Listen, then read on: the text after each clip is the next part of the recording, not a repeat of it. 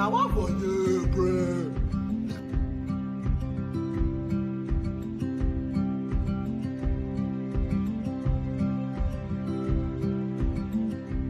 Now what for you? Now what for you, bro?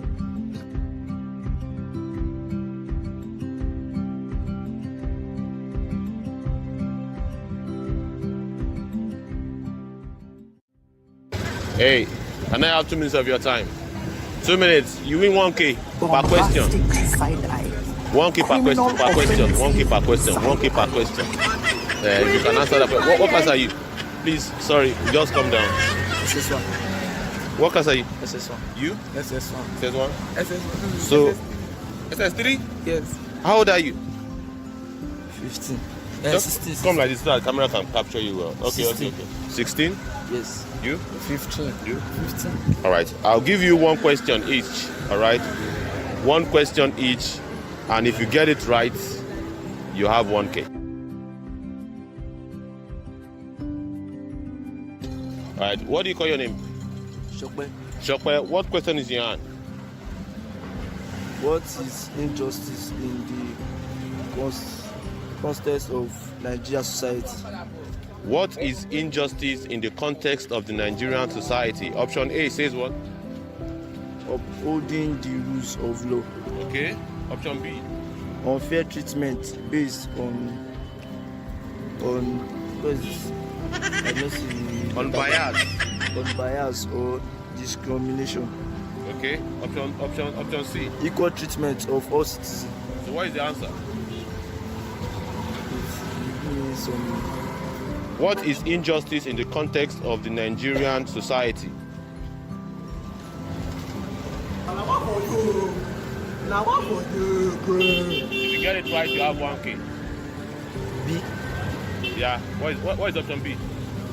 Unfair treatment based on or discrimination. Final answer. What question do you have? Which agency was established to fight corruption and financial crimes? Again? Which agency was established to fight corruption and financial crimes? Welcome, you're welcome to the Option live A. stream. How are you doing, everybody? Option B? EFCC, Option C. NNPC, The right option is what? What is the Yeah. right option? EFCC. What is the full meaning of EFCC? Kasongo yewe Mumbali nanga Kasongo mbona wewe. All right, you are very correct, and I will help you out. EFCC means Economic and Financial Crimes Commission. What do I call it? Economic and Financial Crime Commission. Thank you so much. You've won yourself 1,000 naira. Your next, what question? 2 minutes. You win 1K per question.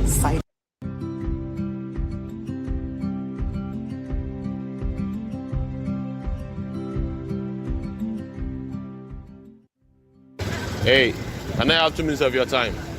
2 minutes. You win 1K per question. 1K per question. Per question. 1K per question. 1K per question. You can answer that question. What class are you? Please, sorry, just come down. SS1. What class are you? SS1. You? SS1. SS1? SS1. So, SS3? Yes. How old are you? 15. Just 16. come like this so that the camera can capture you well. Okay, 16. okay. 16? Yes. You? 15. You? 15. All right. I'll give you one question each. All right.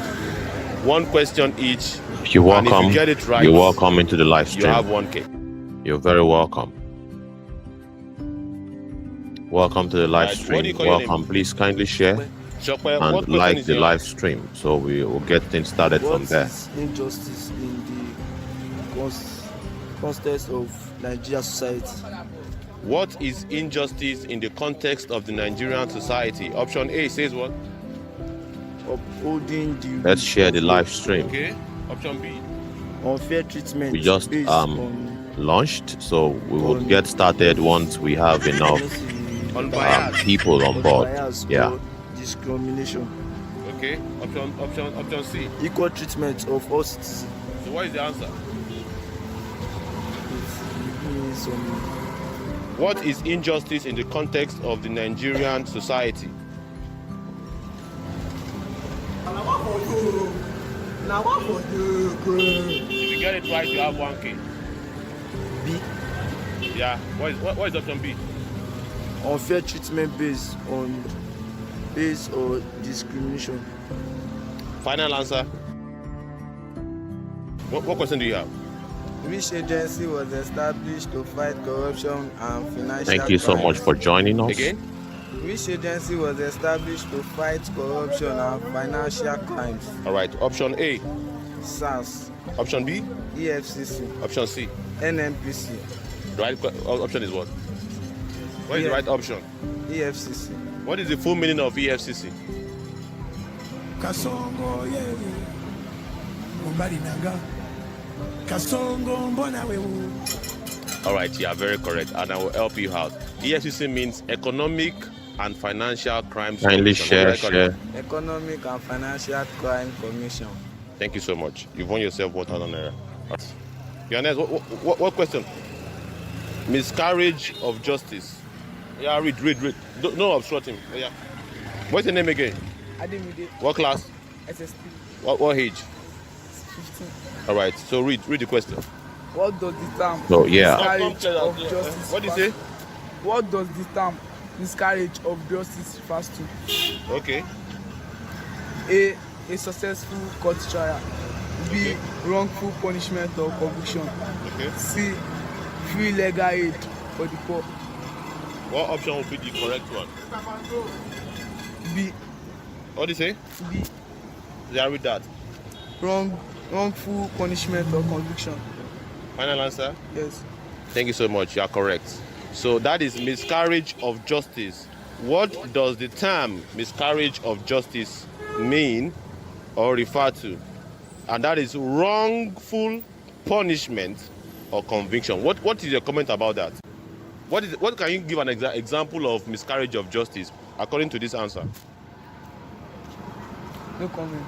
If you do something and you are punished for it, simple like that. Simple. If you did not steal like this now, and somebody said you stole and they punish you for it, that is what? Miscarriage of justice. That is what? Miscarriage of justice. Thank you so much. So you have won yourself 1,000 naira each. Come to the camera, let them see you. All right, ladies and gentlemen, they have won themselves 1,000 naira each and they have answered our quiz questions for today. But before they go, can I have my question back? I'm going to give you a sticker that you go and stick in your houses. All right.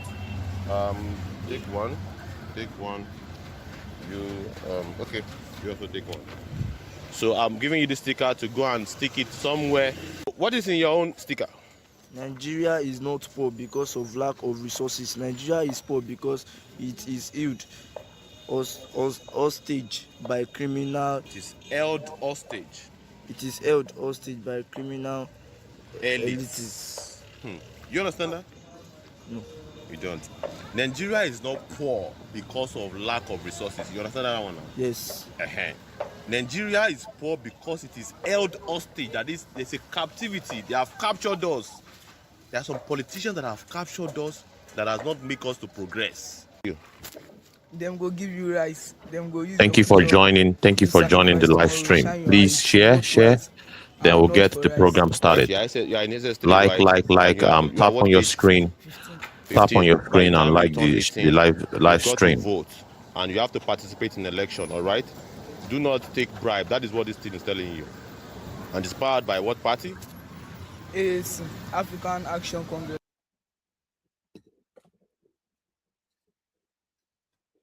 Thank you so much. Now what for you, bro?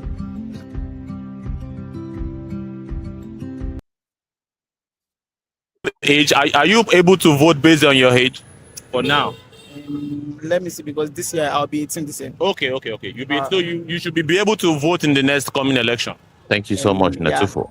Do you know what is called election or around voting or choosing the next leader for Nigeria? I did that to civic education, Civic education. Electing like the president that maybe you know that he or she will be responsible to handle the country's task, perform well, do right to the citizens, and make at least supplies for demands of the citizens, the needs and everything. Have you heard of Omoyele Sowore? No. Showore is a presidential candidate that also wants to actually lead this country. He's revolutionary, radical, that can bring about. He wants to bring about the kind of change that Nigeria needs. Like for instance, now free education. How do you think is cool enough that throughout your university education it is free of charge? How cool is that? Yeah, that would be. Because Yeah, as it is now, it's not free. yeah. It's But not, what do you think about the government that is saying that free education for all youth and even study allowances? For instance, instead of giving you student loan, you are being offered grants like stipends every month, like 100K every month. What do you think about that? at least I'll say that, Kindly you like know, the live If you stream have a and candidate like that, would you vote things for such rolling. candidate? Thank you so yeah, much. you know that most times that some candidate or some people that maybe wants to go into the governance, they may be doing some promises which when they take over the position, they might not accomplish that promise. So But if that is the promise, Yeah. and let's face it, all of us, we are voting just because of where we stand to benefit. And as a student, that is what you stand to benefit. Would you rather vote for such person? yeah. All right, yeah. So African Action Congress is the party. This is a way of introducing the party to new minds, young people like yourself. That is why I'm introducing the party to you. AAC party, you have a smartphone. Yeah, I have a smartphone. Okay, you consider going into aacparty.com. aacparty.com. What do I call it? AACparty.com. aacparty.com and make a decision. You see that it's a very, very digital, youth-oriented political platform. And we need young minds like you whose destiny is going to be shaped. Because you can see all of these babas that are doing politicians all up and down. The country is not getting any better.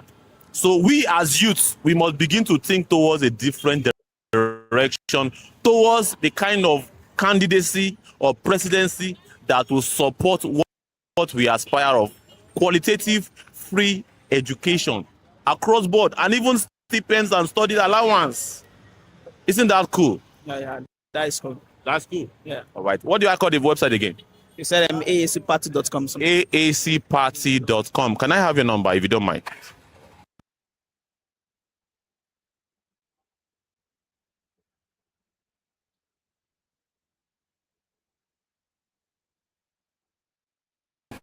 To bury Nigeria after Buhari killed it.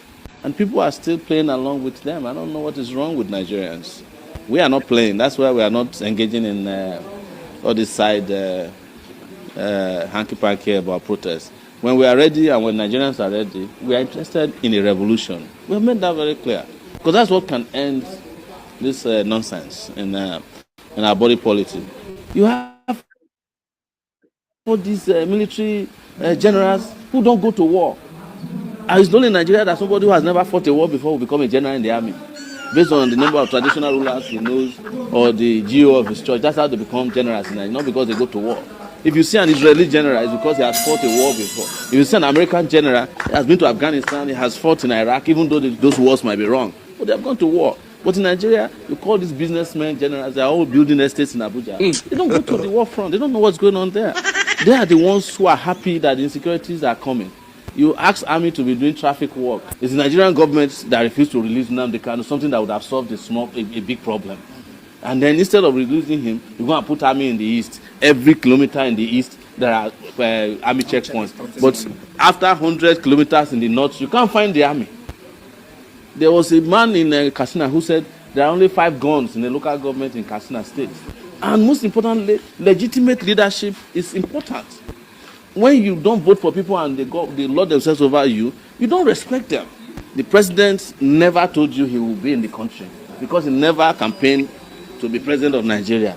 It was INEC that imposed him on you. We told you when he was coming to office that the man is sick. Nobody listened to us. They even sang a song, Baba is sick and he's falling apart. Nobody listened to us. We told you that he's coming to govern Nigeria with his family. You didn't listen to us. Now that he's in power, we are calling him president. And now that he doesn't govern from Abuja, he's governing on WhatsApp. You are worried about it. Start listening to what we tell you so that when the problem comes, you not keep asking us the same question over and over again. And I have told you before that the people who claim to be governing Nigeria now never fought for democracy. I was the one who told you that Tinubu was selling drugs in Chicago in 1993 when we were fighting for democracy with Abiola here in Nigeria. Thank you so very much for joining the live stream, and of course, yeah. Hey there, sir. Fine, sir. So what can you say about what's going on in Nigeria generally? What can you say? What is the comment?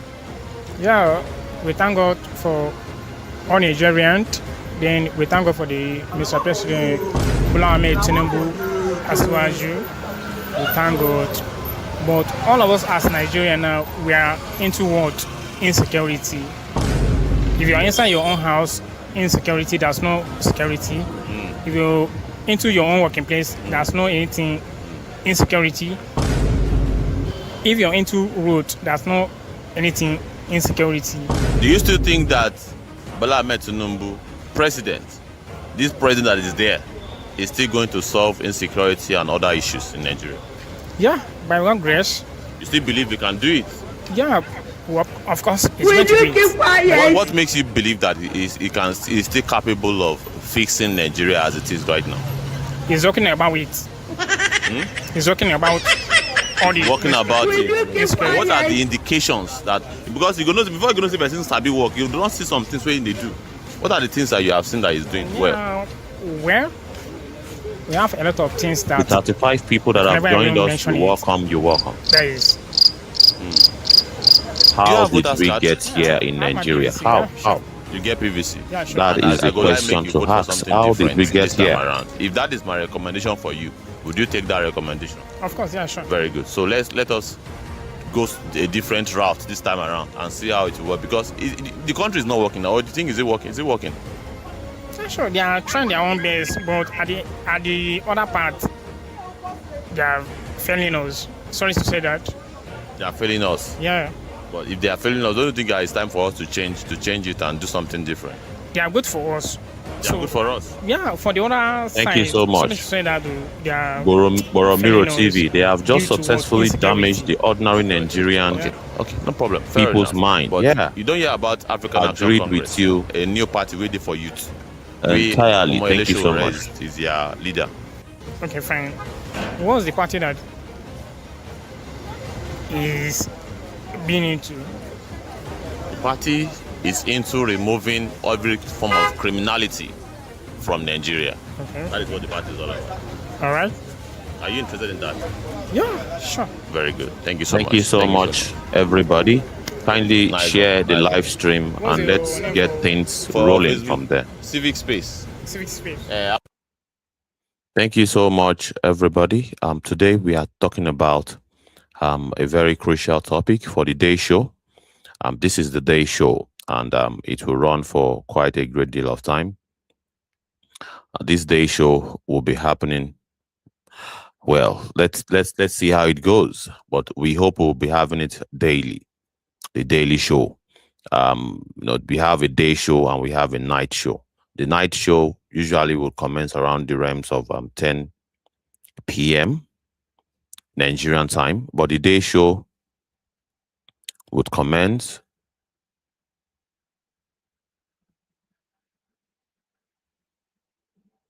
the day show starts around 12 to 1 p.m.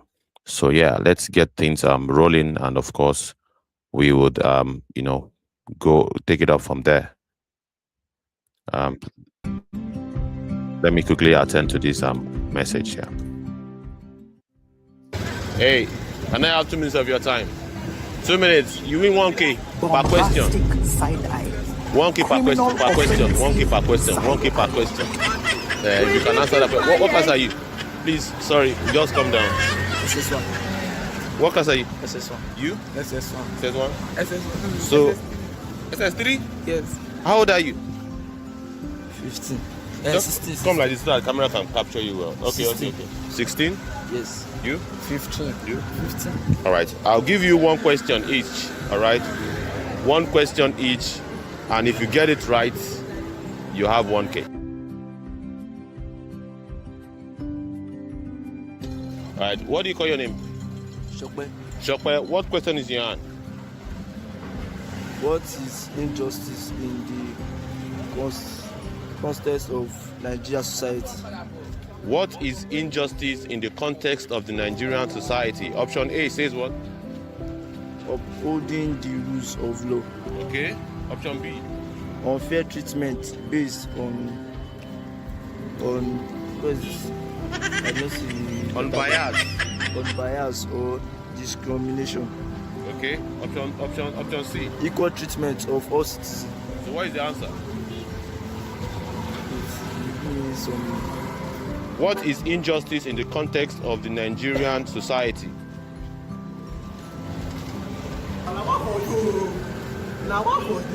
If you get it right, you have 1K. B. Yeah. What is option B? Unfair treatment based on or discrimination. Final answer. What question do you have? Which agency was established to fight corruption and financial crimes? Again? Which agency was established to fight corruption and financial crimes? All right. Option A. SARS, Option B. EFCC, Option C. NNPC, The right option is what? What is the right option? EFCC. What is the full Ebitimi, meaning of please. EFCC? The system is saying you are not turning on your mic, your microphone. All right, you are very correct, and I will help you out. EFCC means Economic and Financial Crimes Commission. What did I call it? Economic and Financial Crime Commission. Thank you so much. You've won yourself 1,000 naira. Your next, what question? Miscarriage of justice. Yeah, read. No obstructing. Yeah. What's your name again? Ademide, What class? SSP, What age? 15. All right. So read the question. What does the term miscarriage of justice What do you say? What does the term miscarriage of justice refer to? Okay. A successful court trial. B. Wrongful punishment or conviction. Okay. C. Free legal aid for the poor. What option would be the correct one? B. What do you say? B. Yeah, read that. Wrongful punishment or conviction. Final answer. Yes. Thank you so much. You are correct. So that is miscarriage of justice. What does the term miscarriage of justice mean or refer to? And that is wrongful punishment or conviction. What is your comment about that? What can you give an example of miscarriage of justice according to this answer? No comment. If you do something and you are punished for it, simple like that. Simple. If you did not steal like this now, and somebody said you stole and they punish you for it, that is what? Miscarriage of justice. That is what? Miscarriage of justice. Thank you so much. So you have won yourself 1,000 naira each. Come to the camera, let them see you. All right, ladies and gentlemen, they have won themselves 1,000 naira each, and they have answered our quiz questions for today. Thank you But so before they much go, for and I joining have my us, question back, Africa in the I'm going Box. to give you a sticker that you go and stick in your houses. All right? Thank you so much for joining us, Africa in the Box. We shall start. So I'm giving you the sticker to go and stick it somewhere. What is in your own sticker? In earnest, Nigeria is not poor because of lack of resources. Nigeria is poor because it is held hostage by criminal. It is held hostage. It is held hostage by criminal elites. You understand that? No. You don't. Nigeria is not poor because of lack of resources. You understand that one now? Yes. Nigeria is poor because it is held hostage. That is, there's a captivity. They have captured us. There are some politicians that have captured us that has not make us to progress. Them go give you rice. Them go use your future. Do sacrifice tomorrow. Shine your eyes. Vote wise, and not for rice. Right. You are in SS3, right? Yes. And you are what age? 15. 15. By the time you turn 18, you've got to vote and you have to participate in election. All right. Do not take bribe. That is what this thing is telling you. And it's powered by what party? AAC, African Action Congress. so there you have it, ladies and gentlemen. Some of our grassroots engagement efforts, and we have so many of them that we have. So many of them All right. And you very specially welcome, Africa in the Box. And of course, Comrade Ebitimi, you're welcome. Big shout outs to you, Ebitimi. How are you doing, everybody? I'm good. Can you Uh, hear me? yes, yeah, you are very, very audible. Very audible. You're very I really loud and appreciate it every day. Yeah, I just shout wish out. we had more Nigerians who have chosen this path of yours, because me myself, even as a student, and currently now that I just finished with my program in school, I've been thinking and also planning. I think I shared some documents with you privately, Yeah. and where I really think it's important that at this time we could be able to mobilize our people, especially the young people, Mm, to these very important informations you get. Because personally, I think the reason why we have a very docile society is because someone cannot react to what is blind of. If a mm. blind man is walking, he can't see maybe the stick on the road or the stone there, so he hits it. And sometimes he keeps hitting it and he gets used to it. So many a times when I see Nigerians react the way they react towards oppression, I get to understand that it's something that they have they have become used to. They have become used to getting oppressed. They have become used to not even they don't even they are now living in a world where they don't even know their rights. So I really appreciate you, Liberation Chat, Mr. Fresh, for everything you do. You come out here almost every day.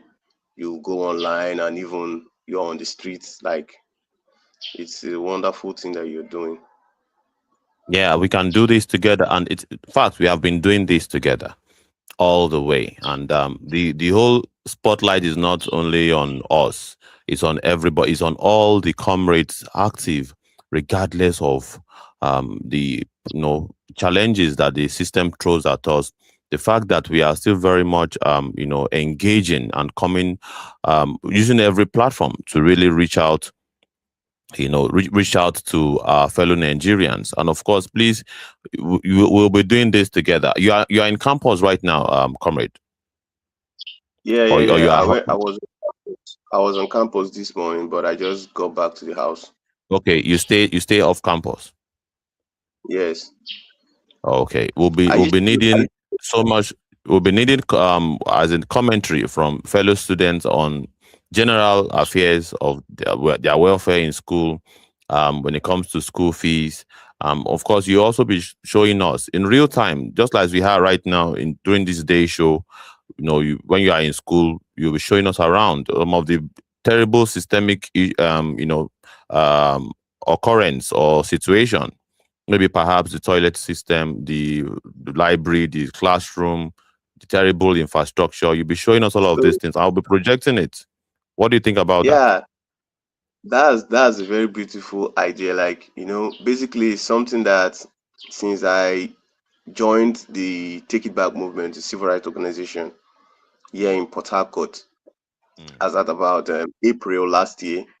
I got really engaged in some kind of student activism, and the Take It Back movement organized protests about twice last year that me myself I was involved in, and as of that time I was still staying in the hostel. So our hostel, the last time the hostels were renovated was in 2015. That was like before President Buhari came into government. So that was the last time the hostel was renovated. I was not a student then, and I came to the hostel, and I could say for perpetuality, like, the room where I stayed in the hostel is just a very tiny, I'll call it a cubicle, and we were about 9 students in that room. So last year, I'm just saying this to reference the power of protesting, and the power of speaking up, basically. So a protest was held, and by the grace of God, I was able to like lead the protest from my school gate with few students who buy to the idea. As of that time, many of us, as students living in this part of the world, we are very scared to speak up. We don't even want to protest, you get. But yet, some of us were brave enough to come out and protest, even though we were confronted by police officers. And eventually, this year, I guess the school authority realized the trouble, because I can remember very well that after the second protest that we did, that was on June 12th, my VC actually called me to his office, and he was asking me basically that why was I leading a movement in his campus and stuff like that. So we just had a cheap chat, and he promised me then in his office that they were going to do something about the boys' hostel. Like, I'm a student of the University of Port Harcourt, and there we have only like 2 boys' hostels, and basically these boys' hostels cannot contain not even a quarter of the students. So eventually now they started renovating the hostels. I think maybe if I go back to campus, I'm going to like upload videos and pictures of it.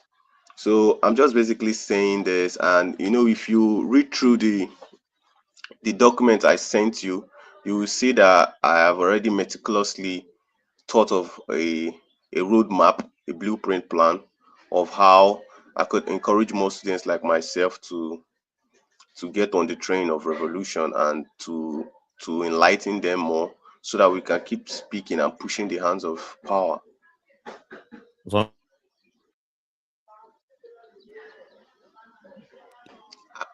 I hope I'm still clear, Mr. Fresh. Yes, you are coming out clear. I'm just trying to make some communication behind behind the camera. But the thing is, yeah, you're very correct. So we'll be doing more of this, and of course, as they arrest people up and down like this now, any small thing we person do in terms of protest, now arrest. We have to explore other avenues of exposing the system. That is why we need to, we just covert operations. We don't even need to make any noise. You camera, you showcase all of this, and we're going to highlight it on these platforms like this. All right. Whenever you see any systemic, terrible issue, you camera it. While we are on live like this, and you see anything, you showcase it. Put the camera there, and let the whole world see it. All right. Or perhaps even if you are not live, just record. You may put your face on it. You may decide not to put your face on it, and you send it to us. We are going to play it live and direct on this platform. So this is how we want to take the activism up a notch. Pretty much, we want to take it up a notch. That is what we intend to do. Commander Bitimi, you are no longer connected with us. Yeah, it's nice to have you join us. Let me quickly go attend to something very, very important. Our gadgets here has indicated low battery, so let me quickly get something done.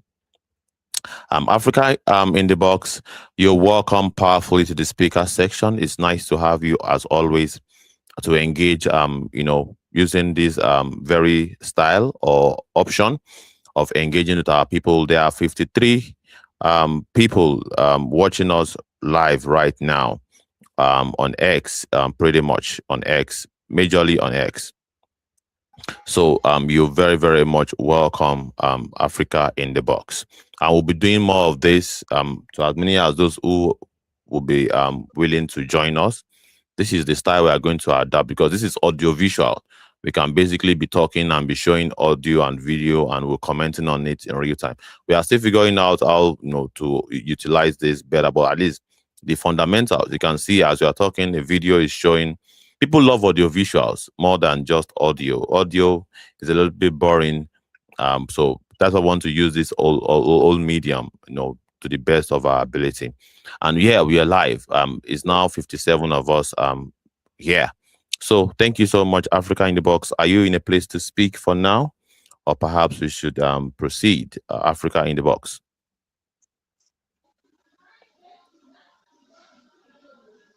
Africa in the box, are you connected with us? Okay. Yes, I am. All right. I'm just getting the hang of this new system we have in place. Oh, good. Yeah. Thank you so much. Okay, I think you're still trying to do a lot of other things. So let's. I want to play this sound bite while I go to figure out some of the things that we have to do technically from the behind the camera. My system is saying low battery, and yeah, I just go and on the gen, then we'll get things started. So while we wait, let's take a listen to this. Okay. Okay, Ebitimi, you are back, I right? just wanted. Yeah, I'm back. I just Are wanted you to of highlight. Okay, please proceed. Yeah. This particular, I think it's this particular interview now with this individual. It Yeah, really highlights how how destroyed the mindset of our people is currently absolutely. now. Yeah. Like he literally said that Tinubu is good for us. Like I was surprised when he said that Tinubu is good for us. I'm like, how? How is Tinubu good for us? And he even tried to make excuses. So basically, this just highlights how Nigerians have really settled with with the situation that they are in, and I don't even think that with that kind of mindset that a nation could get better or could even innovate or even create a better society for itself and the future of its people. Yeah. So and that has been caused by miseducation, not only through the school, but I think like our religious leaders are also a huge part of it. You see, many of us here in Africa, in Nigeria, to be precise, like we reverence our spiritual leaders. We reverence we reverence we reverence our spiritual leaders basically. I could say that Nigerians reverence their spiritual leaders more than any other set of people. Then you see we have like two groups of people: the people who worship their spiritual leaders and the people who worship their political oppressors. So over time, they give the right to education to these spiritual leaders. These spiritual leaders are the ones who educate the people the most. Our people live their life based on what their pastor told them.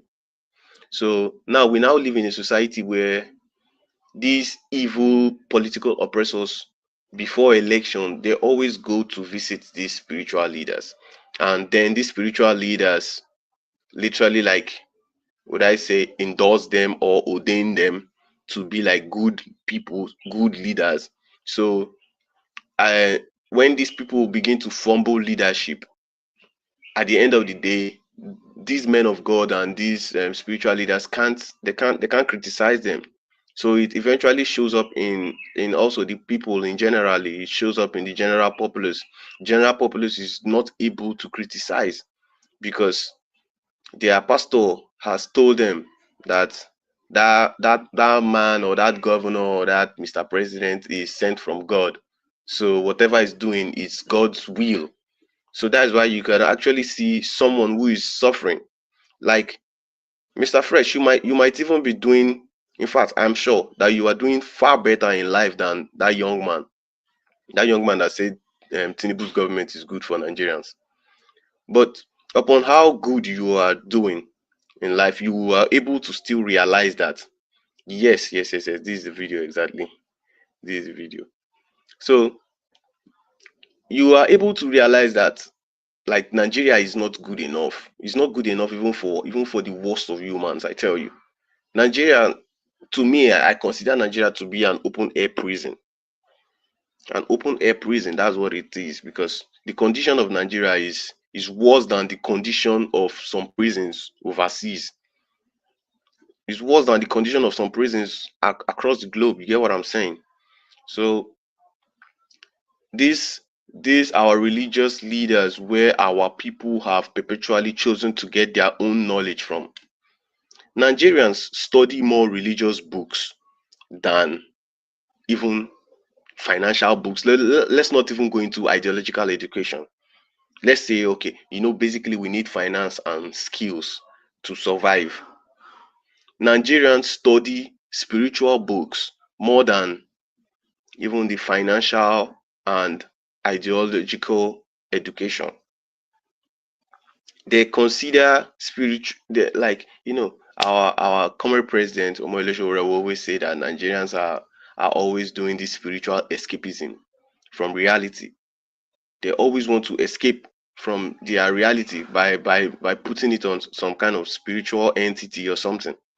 So me personally, I think that majority of the problems that we are facing in this country is false religiousness, very false religiousness, because I'm not sure if Jesus Christ was alive, Jesus Christ will be clapping hand for Tinubu or be clapping hand for what APC is doing to this country. But you could imagine you met someone who I can't even say like might be doing very poorly. The country might have even destroyed his life, but he is able to courageously tell you that Tinubu is good for Nigeria and APC is good for us. And he said the only problem is insecurity, and Tinubu is working towards that. Like, do you know that? Let's even forget about let's not even go into the insecurity part, because lots of people die every day from insecurity in Nigeria. People get kidnapped literally, like every day people get kidnapped. Now let's talk about like accident management. So there was a fire in Lagos, and many people did not even know, like, except maybe you are in Lagos, you might have heard about it, but people in different parts of this country, we never saw it on the news. We never heard about it. We never heard about, if it was not like the social media like X and Facebook, where we get our news from citizen reporters like me and you. We would not know that about 100 and something people died in a fire that lasted for like 1 week.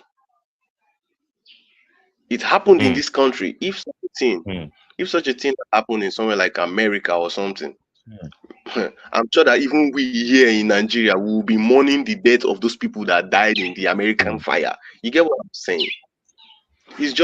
I'm just trying to highlight how much Nigeria and its people are being trained by its government and its religious leader to not value lives. And a society that does not value human life, that society can never be creative. We can never be innovative. We can never create anything that is going to better our society. Instead, we will just keep being financially driven. I won't even say financially driven, because people can be financially driven and develop their self. This one is just greed. Greed is what is driving us. Like today, I just realized that Tinubu's government, in his stay in over 2 years, he has budgeted about 17 billion just for solar panel installation in Aso Villa. Like 17 billion. That's about $9 to something million, bro. For solar in Aso Rock, just for Aso Rock. And since I came back to school, like since I left home and I came back, in fact, when I was even at home, I did not see light. Like light never came. It's not like the house I stay in is not connected to the electricity. It's connected to the electricity, but they never brought light. And even now, since I came back to school, now I stay off the campus. And the place where I stay is not too far from the university campus, but I've stayed for like 1 week now, and I've had light just for like 2 hours in this 1 week. But my president is spending like billions. So sometimes I keep wondering. President wants to go, and they actually budgeted for solar last year in the last year's budget also 10 billion, and they are again budgeting another 6 billion for solar again. Double projects. How terrible can it get? It's obviously a tactics to loot the society. Basically, you can tell You don't need a prophet to tell you that President Tinubu is looting, is stealing the money. Because tell me what kind of solar grid, or what is it trying to create with that amount of money, man? And you now begin to ask, in relation to the topic, how did we get here in Nigeria? Chance or accident? Is it by accident that the presidency is basically, duplicating projects and, budgeting for it, And this is just not a current issue. This has been a recurrent issue over the years when the reckless spending of the government is just too terrible. And, you now be wondering whether or not our issue in Nigeria is by chance or by accident. Big shout out to you, Comrade Alaba Ferreira. Greetings to you. We see you. Thank you so much from YouTube. Thank you so much. And to all the 70 people tuned into this live stream on for the day show, because we are running 2 shows now, the day show and the night show. Thank you so much for joining us. Please proceed, Comrade Ebitimi. So basically, I can't say we got here by accident, because me and you know what accident mean. You know what accident is. Like if you try to use a dictionary, Oxford Dictionary meaning of accident, it's something that was not done intentionally, or something that happened unplanned. You get what I'm saying? Yeah. So I can't say that we got here by accident. No, we did not get here by accident. The corruption in Nigeria is purposely designed. It's purposely designed, and we have so much international interest in it. It's not just all about Nigeria, because I tell you, brother, if me and you today, we have let's just say, that money that President Tinubu is budgeting now for solar panel, it came into Mr. Phipps' account, or it came into my humble self's account. We will be thinking about how we can develop our locality. Maybe you might go into some kind of farm business, or you might go into some kind of massive production. You get that is going to employ so many people. But now Nigerian politicians have been initiated. I will call it initiated into a aristocratic society in Europe and America, where they are given these privileges to own massive estates, and their children are given access into magnificent, flamboyant universities. Because sincerely, I feel like I'm smarter than so many of their kids.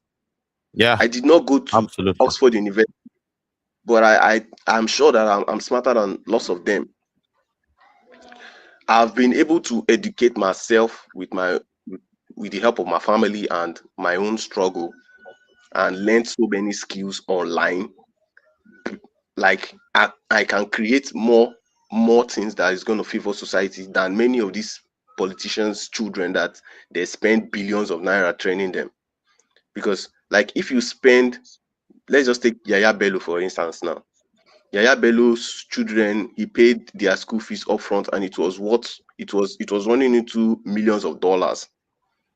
So is Yaya Bello's son going to produce a new car, or maybe a new aeroplane, or what is the invention that his son is going to invent that is going to shake this country? And we know that yes, the money that his dad had spent in the university was worth it. So basically, I'm just trying to tell you how corrupt Nigeria is built on the base of corruption. So we cannot say it's accident. It's not accident. It is done intentionally. They have now designed a society where people glorify flamboyancy. If you drive, like you are driving a Lamborghini in a road that is not safe, you are driving cars in an unsafe environment. So basically, they have systematically made poverty, weaponized poverty in a way where the poor has appeared to be so dumb that they just worship whoever appears to have. They no longer worship value anymore. They have made anything that value, anything of value appears to be not worth it, not worth the stress. So I find people like ourselves who are very intelligent, and it's very easy for you to know who is intelligent and who is dumb. Basically, the person just needs to talk to you. Just have a 2 minutes conversation with someone, you will know if this person is dumb or if this person is intelligent. And majority of the Nigerian politicians are dumb people. So because of the current world order that wants Africa and wants Nigeria to remain where it is, these people, they give financial power to dumb people. So dumb people now come display a little bit of financial power, and the society that has neglected value tend to follow that train. They follow the train of that person who is just performing a shenanigans to me of wealth or affluence, and this person buys their whim. And when he buys it, he gets into power. He has just wasted so much money in trying to showcase his affluence to them. So when he's in that office now, what he's trying to do is trying to basically recover what he lost. So during the last election, President Tinubu shared dollars. He shared literally hard currency, dollar notes. $100 notes were given to people to vote. So imagine when someone shares that kind of money, when he gets into office, he has to replenish where that money has come from. So obviously you have seen it, that it is not accident that we are here. It is not by accident. It's by design. It's most likely by design. It's by design. And like, if you are getting the picture I'm trying to paint, you would see how the design, like, me myself, I do some kind of back end designing. So you will see it that Nigeria was programmed to just move this way. Get it? Nigeria is programmed to move this way. And many times I talk about our art, because in philosophy they say the way to judge a society is by its art. So when I say art, I don't mean only like paintings. I mean our music, our movie, and the kind of art we glorified, basically. So if you go into the Nigerian art world and you begin to like look at this, I'm not trying to throw shades at any artist out there. They are all trying their best, doing what they are doing. But now let's put into consideration the latest banter going on X, where you find people comparing someone like Fela Anikulapo Kuti to Wizkid. So I don't want to talk about the musical part, because if they were only debating about Wizkid is a better singer than Fela, yeah, it would have sounded better. But people now went deep down and they started, young people who are void of their history, they started insulting a legend like Fela, an icon. Fela is not just a musical icon. He is a national figure. Fela would have become the president of Nigeria if the military government did not ban political activities. Fela literally contested on a political platform and held a political rally that gathered 1 million Nigerians. So I don't think that any musician now can even fill those shoes of someone like Fela. But just what I'm trying to tell you, in the government's aim in trying to demonize value, you find all of these kind of conversations, and many of these people are driven by those in the establishment, basically. Now we have a tax law that is fraudulent to the Nigerian people. But do you know that so many of our artists and entertainment celebrities were at the tax office to show their solidarity to that tax law? And they were trying to tell Nigerians that we should comply to that tax law. So we are living in a society that is void of, they are void of the knowledge of their own rights. So it's not by chance that we are here, or our nation Nigeria is like this. It's literally by design, and the evil designers are still designing. They are still designing. They are not backing down. They are still trying to, make value look stupid, make value look poor, make people who are doing the right thing, or people who are saying the right thing, look stupid, and trying to push the narrative of I don't even know what to call it, a shenanigan society, or like we just call it catching cruise, man. It's not all about catching cruise, man. We are becoming stupid gradually in the name of catching cruise. We are forgetting the right things to do. I'm speaking directly to young people like myself who are in the university, because many a times when I try to engage them in in this topic, even fellow student unionists like myself, they will just basically tell me, like, oh my guy, we are here to just try to make money. Oh. Me, I want to. Somebody will literally say he wants to be like Tinubu, he wants to be like Wiki. You get it? Like, you are is it that you don't know that you are suffering, or what? They will even tell you that Tinubu is not the cause of the suffering. They will tell you Wiki is not the cause of the suffering, that Nigeria has always been like this, and Nigeria is never going to change. So you just see it that these are politicians have, and I would say it's not just the politicians alone, our spiritual leaders. And it's because majority of us are, me myself, I'm not too religious like that, so I can be comfortable to say it. Majority of our religious people base their religions from westernized religion, religions that were not developed here in Africa, religion that has nothing to do with our locality. You get what I'm saying?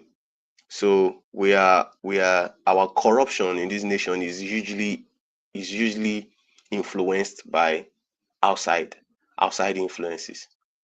So at the end of the day, majority of the Nigerians who are speaking up today so much on the internet about trying to seek for a better Nigeria, you find out that it is those people who have managed to escape from the Nigeria, and they got there and they find out that, man, what they were experiencing in their country is unhuman, because human beings are not, see, in some countries animals are even treated much better than the human beings in Nigeria. They treat animals well than human beings here in Nigeria. So you can imagine people who are going to a federal university. So when I say University of Port Harcourt should sound just like the way Oxford or Cambridge University sounds. You get what I'm saying? So how would, in such a university, you have hostels that are like prisons? Like, even some prisons are even better than it, where you have students literally sleeping on each other. They are just basically trying to tell you that, man, education is nothing. Just get into a corrupt way, man. Try to steal money. Try to be a fraudster, man. Those are the things that are being glorified today in our society. So I think it's a meticulous design, and I cannot blame it and say it's on chance or fate, because that is what our religious leaders try to make us think. They try to make us think that all these things is happening because of, maybe I did not pray to God this morning when I woke up, or God is angry with me, so that is why I'm suffering, man. It's not true. It's not true. So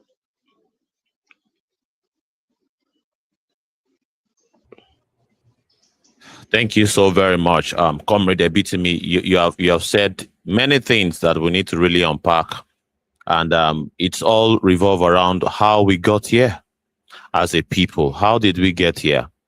By chance, or perhaps by design? And you would know that it is by design when you see the activities of the so-called politicians, those that should be in charge of repairing the ills of the society, or perhaps serving the people, or perhaps providing services to the people. But when you see these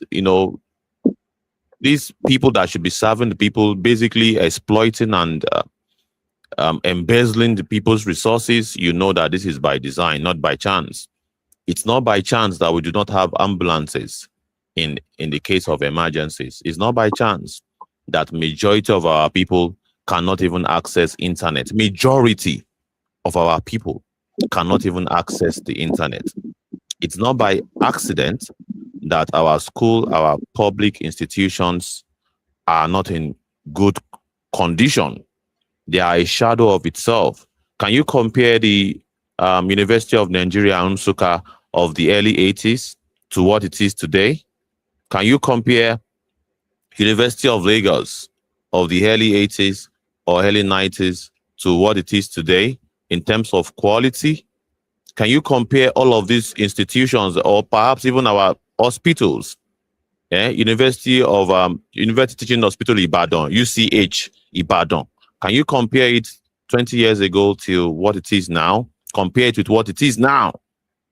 And you now see whether or not this is by chance or by design.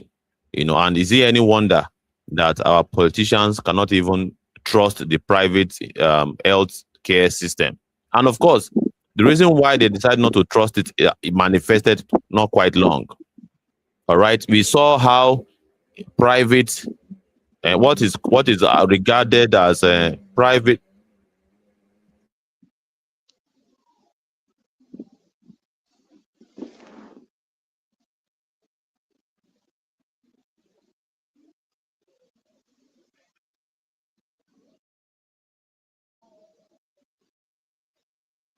We would have to have a different studio compared to, because so many interferences here. But well, and so many annoying stuff will just interfere. But it's all right, no problem.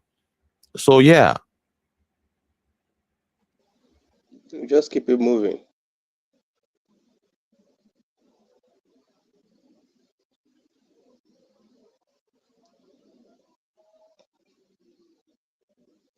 So you can see what Mr. Fresh is sacrificing and going through, despite the condition of where he is. He still tries to come out here and educate people. It is what it is.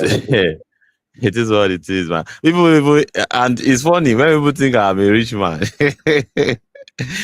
I don't like to hide my reality. I'm not I don't pretend. I don't pretend. I don't like to even try to package myself beyond what is really is in reality. You know that our people are tempted to always try to cover that part of them. They want to hide their suffering, or they want to hide the challenges that they face. So at the end of the day, that is where the self-denial comes in. Yes, absolutely. So they just obviously try to want to be like the oppressors, and at the end of the day, I don't want to sound too political now when I start dragging some people and those coalition of criminals. Those guys are not willing to change anything for the common Nigerians like ourselves. They are just trying to get themselves into the system so that they can also loot just the way Tinubu is looting. It's very simple. It's very simple. So they also still use this same bravado of affluence to drag followership, and that's why people like us on this side will always say we are trying to organize the oppressed, the poor people. We are basically we need the organization and the coming together of the bottom of our society, the poor people, because we are more than them. We are more than them. I tell you, the ones who are living in affluence in this country, they are not up to 2% of our population. they are not up to. So I tell you, if the poor masses, the ones who are being dealt with by this corrupt system, come to their reality, as we are seeing today in our fellow African nation like Uganda, you can see what the people are doing with someone like Bobby Wine, because they have all recognized that this is someone who is so conscious about the systematic oppression that is going on in their state, and they have all come out at his back fighting for their own liberation. And it is the same thing that the AAC is calling for, a revolution. That is also what the Ugandans are also calling for too. They are calling for a revolution. They said what they are doing is a protest vote. I tell you, basically, that is exactly what we need here in Nigeria. Nigeria needs a revolution. It needs it. And it has to be led by people who are in direct contact with the plight of the common man. I tell you, see, if tomorrow, say, Omoyele Sowore decides that, okay, he's no longer going to be spearheading the struggle, I won't think it less to support someone like yourself, Mr. Fresh.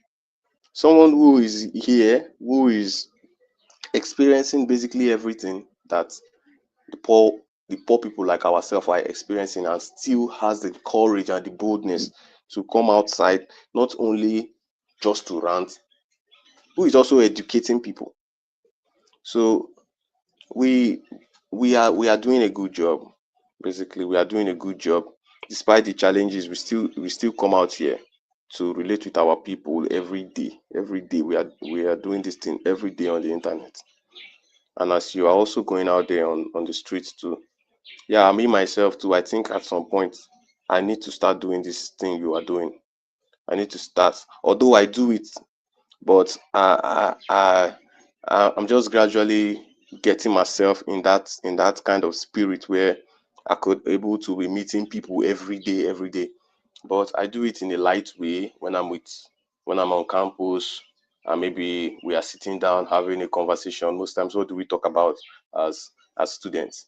I mean, like boys, we discuss about girls and maybe football and all those things. So sometimes I just try to chip in the politics, but I get this pushback from young students like myself. They'll be like, "Guy, every time you are talking about politics," and I'll be like, "Bro, if we don't talk about it, politics is what designs our mentality. That is why they are called government. They govern our mentality. If we don't talk about them, my guy, we would all be overshadowed with this nonchalant mentality." So I really appreciate you for what you do. Please keep it pushing.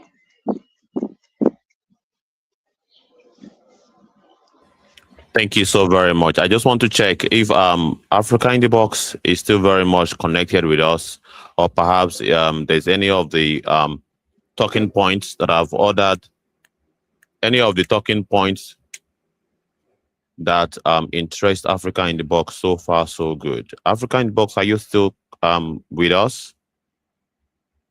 Yeah, I'm still with you. I'm still listening for now. Okay, you're still listening for now. Please feel free to jump in whenever you can. Anytime any of the talking points jumps at you, please feel free to interject. We'll be more than willing to pass the mic and to listen to you address us. So thank you so much. We are also very much streaming, or perhaps we are on Space, on Liberation Chats. So as many of those that cannot join us via video, you can join us by tuning into our audio platform. Also on Liberation Chats, we are on Civic Space, Facebook Live currently, and of course on X we are streaming on radio, Movement Radio. On YouTube, we are also streaming on Movement Radio. Please, also all of these channels are available for us to interact with. And what are we talking about today? How did we get here in Nigeria? How? Many people are wondering how we got here. Is it by chance or by design? Many people are still very much in confusion, but on this side of things, we are not confused. We know that we got here by design, not by chance. It is not by chance that the current ruling mafia got there. They got there by sheer design. They orchestrated and they planned out how they are going to conquer the people, how they are going to bribe the demography of people that will give them the numbers to remain in power. And of course, they're already doing it already now. And it's unfortunate that we just have two sides of the same coin, who has gathered so much blind followership over the years. But well, we are out using every platform, every means necessary to reach out to the people, to tell them, hey, you don't have to be loyal to these current ruling criminals. All right? We are telling our people loud and clear that we don't have to be loyal to the current sets of criminals, that are involved in our sad situation in Nigeria. We can do things differently. All right. And that is why we use every medium. We reach out to the people. We engage with the people. We ask them to ask us questions and we answer. If there's anything that is strange to them, we provide answer to it. All right. We go far and wide to engage with the people. We even engage with upcoming minds, young ones, students. We interface with them and we catch them young. These are what we do. All right. And because talking about the problem is one thing. How about the solution? Solution is a different thing entirely. Talking about the problems, everybody can talk about the problem. But preferring solution is another ball game entirely. So you're welcome to the program, to the broadcast. And of course, we are also very much live on our Liberation Chats space. Yeah, we are on space right now on Liberation Chats. So to as many as those that cannot join us via video, we are creating that avenue for people to really join us across board. And we are going to get better at it. It depends on how committed that we are. We are going to get better. So how did we get here, my people? Do you disagree with us that we got here by design and not by chance? Feel free to use the comment section. Comment. The comment section is very, very much open, and whatever it is that you comment, we shall display it on the platform. All right. We also engage with it. If it's in form of question, we would engage with it.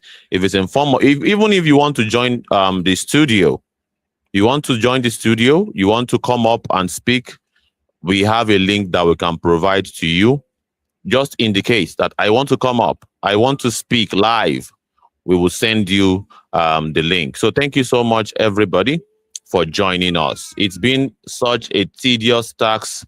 And of course, we want to improve on how we do things. All our platforms, we want to push them to their limits and even scale up. So we are 102 viewers or listeners across board. Majorly on X, we have two people or two individuals watching us from YouTube live and direct. But well, how did we get here in Nigeria? How? By chance or by design? By chance or by design? And do you think, dear viewers, that we need to really, really up our game? Do you think we need to remove those that designed this system to work like this? Or we should leave it the way it is? Should we leave things the way it is, or there is need for us to dismantle this current system of things? Because that is the rhetoric of many revolutionaries. And of course, that is the rhetoric of those that are saying organize with Sowore. Many individuals are saying organize with Sowore.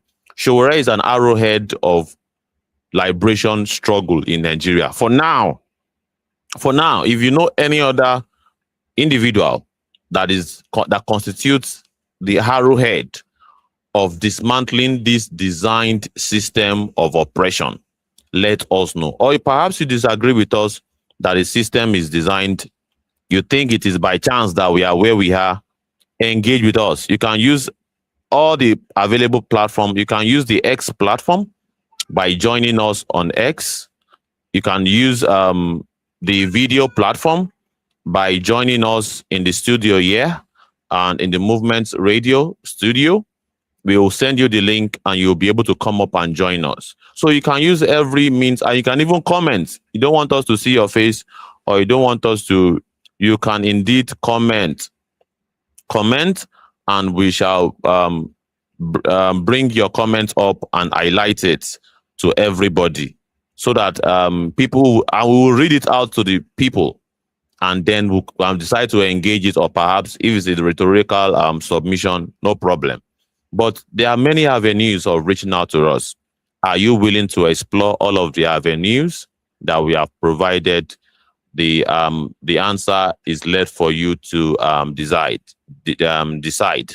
So on a take it or leave it basis, we are saying that the Nigerian system of things and the terrible situation of Nigeria is indeed not by chance, but by design. I can see Engineer Sani.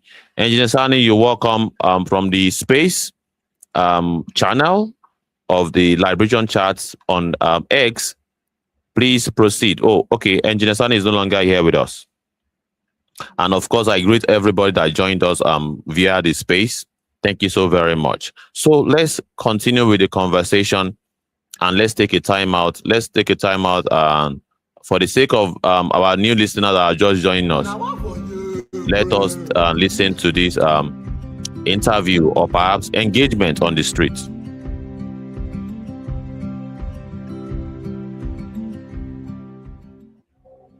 Hey, can I have 2 minutes of your time? 2 minutes. You win 1K per question.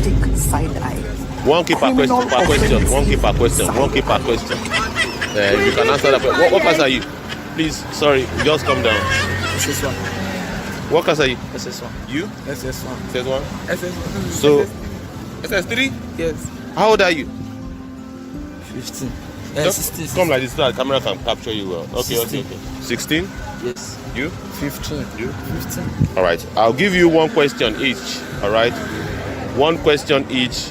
And if you get it right, you have 1K. All right. What do you call your name? Shokwe. Shokwe. What question is in your hand? What is injustice in the context of Nigerian society? What is injustice in the context of the Nigerian society? Option A says what? Upholding the rules of law. Okay. Option B. Unfair treatment based on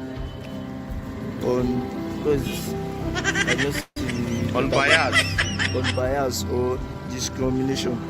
Okay. Option C. Equal treatment of all citizens. So what is the answer?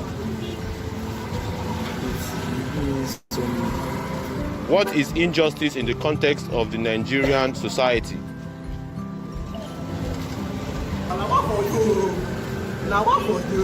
If you get it right, you have 1K. B. Yeah. What is option B?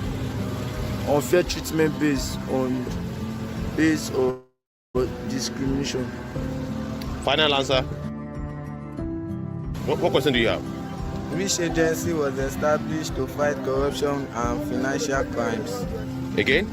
Which agency was established to fight corruption and financial crimes? All right. Option A. SARS. Option B. EFCC. Option C. NNPC. The right option is what? What is the right option? EFCC. What is the full meaning of EFCC? Kasongo yewe Mumbali nanga Kasongo mbona wewe. All right, you are very correct, and I will help you out. EFCC means Economic and Financial Crimes Commission. What did I call it? Economic and Financial Crime Commission. Thank you so much. You've won yourself 1,000 naira. All right. You're next. What question? Miscarriage of justice. Yeah, read. No obstructing. Yeah. What's your name again?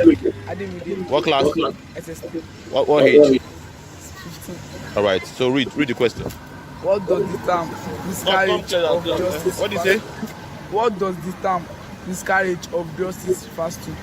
Okay. A successful court trial.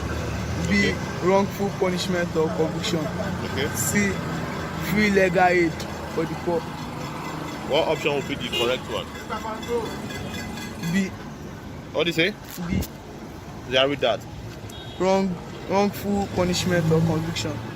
Final answer? Yes. Thank you so much. You are correct. So that is miscarriage of justice. What does the term miscarriage of justice mean or refer to? And that is wrongful punishment or conviction. What is your comment about that? What can you give an example of miscarriage of justice according to this answer? No comment. If you do something and you are punished for it, simple like that. Simple. If you did not steal like this now, and somebody said you stole and they punish you for it, that is what? Miscarriage of justice. That is what? Miscarriage of justice. Thank you so much. So you have won yourself 1,000 naira each. Come to the camera, let them see you. All right, ladies and gentlemen, they have won themselves 1,000 naira each and they have answered our quiz questions for today. But before they go, can I have my question back? I'm going to give you a sticker that you go and stick in your houses. All right. Take one. Okay. You also take one. So I'm giving you the sticker to go and stick it somewhere. What is in your own sticker? That was a street engagement. That was a street engagement that we had not quite long ago with students. And of course, this is what we need to do going forward, because it seems as though all of the adults, their minds are made up. And the more you really engage with the adults, the more they double down. You know, their defense mechanism just kick in. Their defense mechanism will just kick in all of a sudden, and they'll begin to argue with you, arguing uncontrollably with you. Even though you have a superior data, or perhaps you even have a superior information that really counters whatever position that they hold, they would still, double down. All right, and remain ignorant. So I think the next line of action for us now is to really engage with the students, the new minds coming up, hoping that their minds will not be polluted by the adults that they live with, because these students, they live with adults, they live with parents. We just want to hope that their parents will not poison their minds, and of course, as they become older, the seeds of truth that we have sown into their lives would germinate, and they'll be able to be conscientized and indoctrinated and poised for their own emancipation. It's very, very important that we have this important, distinction, because we take this work very, very seriously. The work of spreading the words of liberation. It's very, very important that we spread this word, we make it popular, and we'll make it, an undeniable and unignorable. You cannot ignore an idea that is staring at you in the face. Now we are 101 people joining us on this live video. And my question to you, dear viewer, is Nigeria here by chance or by design? Interact with the comment section. If you cannot interact with the comment section, tap your screen, like the live stream, so that the algorithm can push the live stream to as many people as possible. It is very, very important. So is either you reject this liberation effort or you support it. Now, one you go choose, and there are many ways of supporting it, and could be as simple as just tapping your screen. It could be as simple as just tapping your screen. It could be as simple as just attending a space or a live stream. It can be as simple as sharing the live stream. It can be as simple as having a fair share in commenting, all right, or coming up to speak. It can be as even high as financing it. So it goes in a wide range of ways you can actually have your own support to the struggle. But are you willing? All right? Are you willing? And of course, won't you be part of those that will be complaining tomorrow that Nigeria is the way it is, when you are not even participating in any way, shape, or form? You are not participating in any way, shape, or form, and you'll be the one to complain that Nigeria is the way it is. So are you not contributing to the design, all right, to the design of failure? The design of failure. Because as it is, it seems as though with the evidence staring at us in the face, Nigeria is designed to be like this. So are we going to look and fold our hands? That is, okay, now the option we did with that. Are we going to sit down, fold our hands, and accept our fate? Or we are going to basically, do something about it with the hope that we stand a chance of winning when we try than when we don't try at all. We stand a chance of winning when we try than when we do not try at all. All right? You did not put up a fight or at all, and you think you want to win a battle. Or perhaps you have already in your mind considered defeat, because so many people in their minds, they're like, well, there's nothing that they can do. They have to just raise up their hand.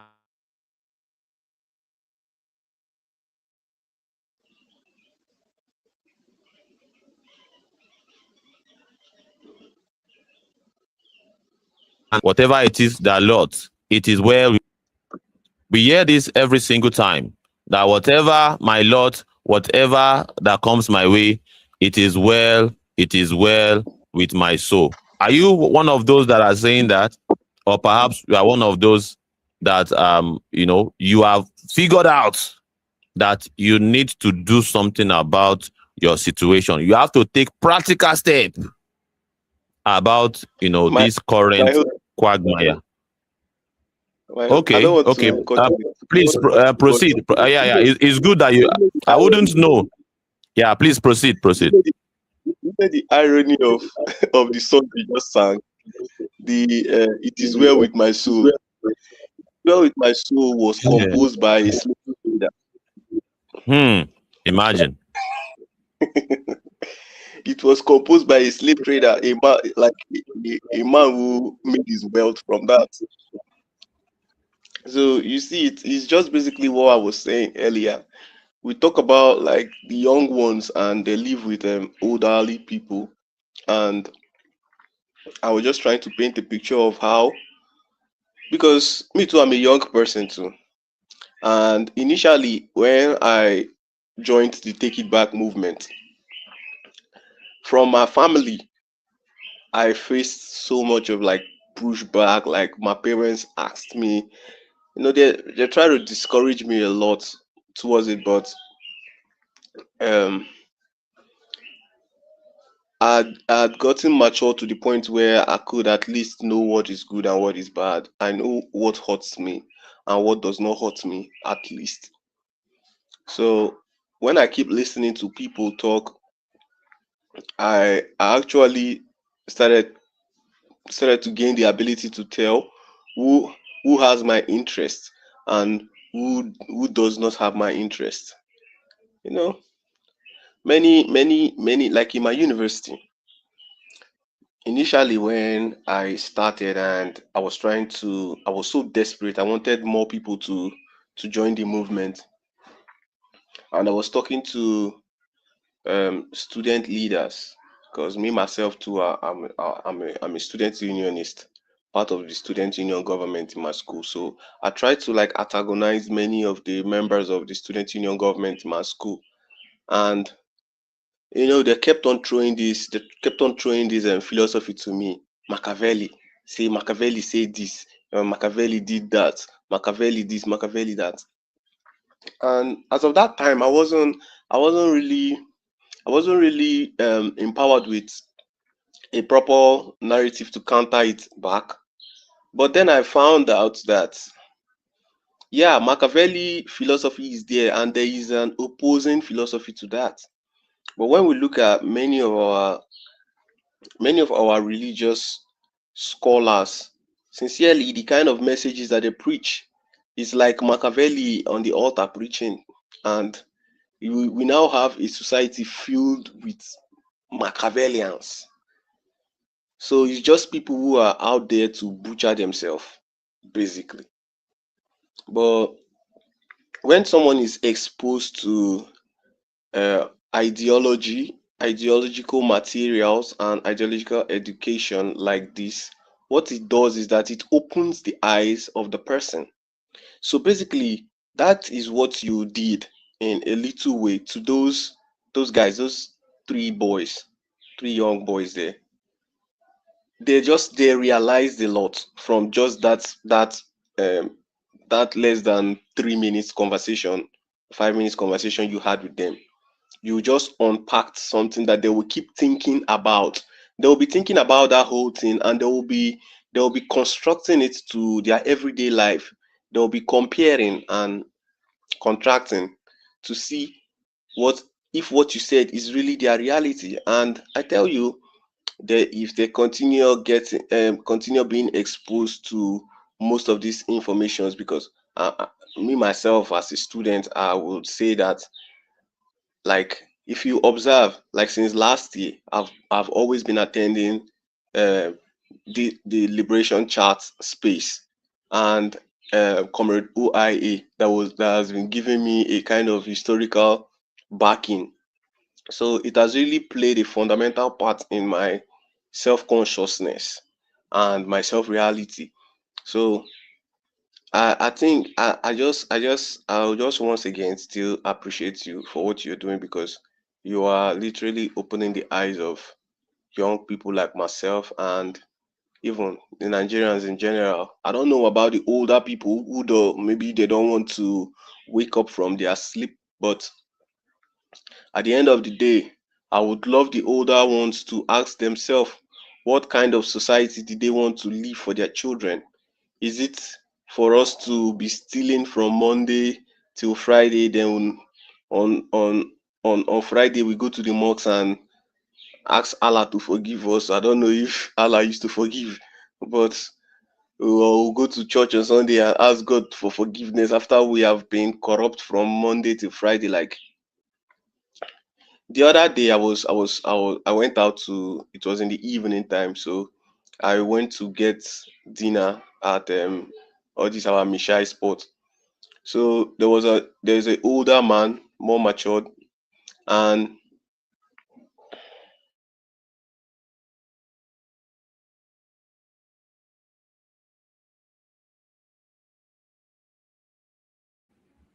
Are you there? Comrade Debitimi, are you there? It seems as though we have lost connection with our speaker. It seems as though we have lost connection. Well, but yeah, I agree with you that, well, our people need to pull themselves out of the doldrums. And of course, we can actually facilitate it. And that is what we are doing right now. Facilitation of the orientation that is needed for liberation. Basically, we are facilitating what is needed, the kind of orientation that is needed for liberation. And of course, big apologies to the space community for the noise. It is what it is, you know.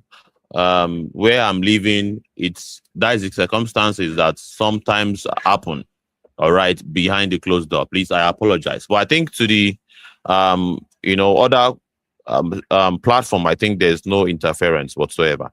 So thank you so much.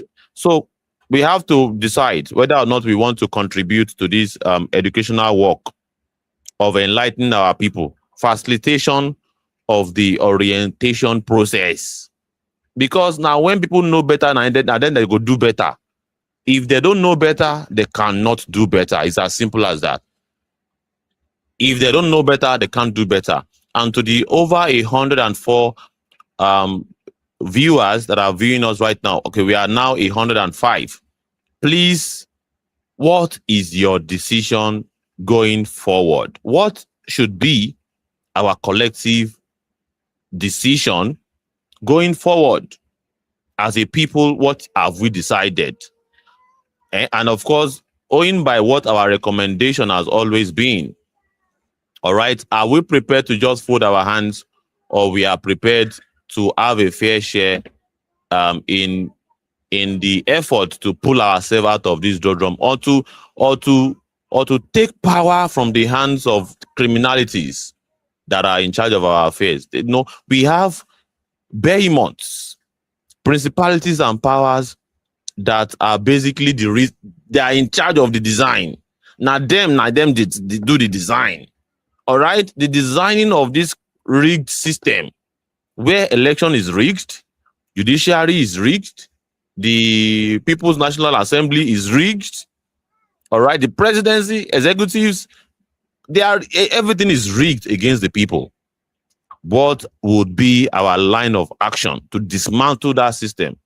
Or are you one of those that say, well, we still have to work with some of the, those that contributed to the design, who have painted a facade of repentance, and as they are repenting, they are not even saying, yes, I repent, I forsake all the associations that I have with my fellow colleagues that are, we own up. Me, I own up. If them, no one own up, say, now we destroy this country. Me, I own up, say, now we destroy the country. And I have severed, I have cut ties with my fellow colleagues that we both had in hand in this destruction. And I am willing to submit myself to work for the people and work against those of us that destroy the country. They're not doing that. They are rather working with themselves. So as many as those that fell out of PDP and APC, they are working together with themselves and painting an illusion of fixing the system or serving the people. So is that faction of fake opposition, is that where your own allegiance is? Or would that be your own solution, dear listeners, dear viewers? Is that your own position? Or you are prepared to organize with the conscious community of people who have politicized their struggle, all right, and formed a political party that is pro-people, that is anti-corrupt system, that is designed by some principalities and powers that that I know. This is my call to action today. My call to action is very, very simple. What is our decision going forward as a people? We have decided from this side of things to organize with Sowore, because Sowore constitutes the arrowhead. All right? Sowore constitutes the arrowhead to the people's liberation. He is carrying the struggle, all right, and is leading the way.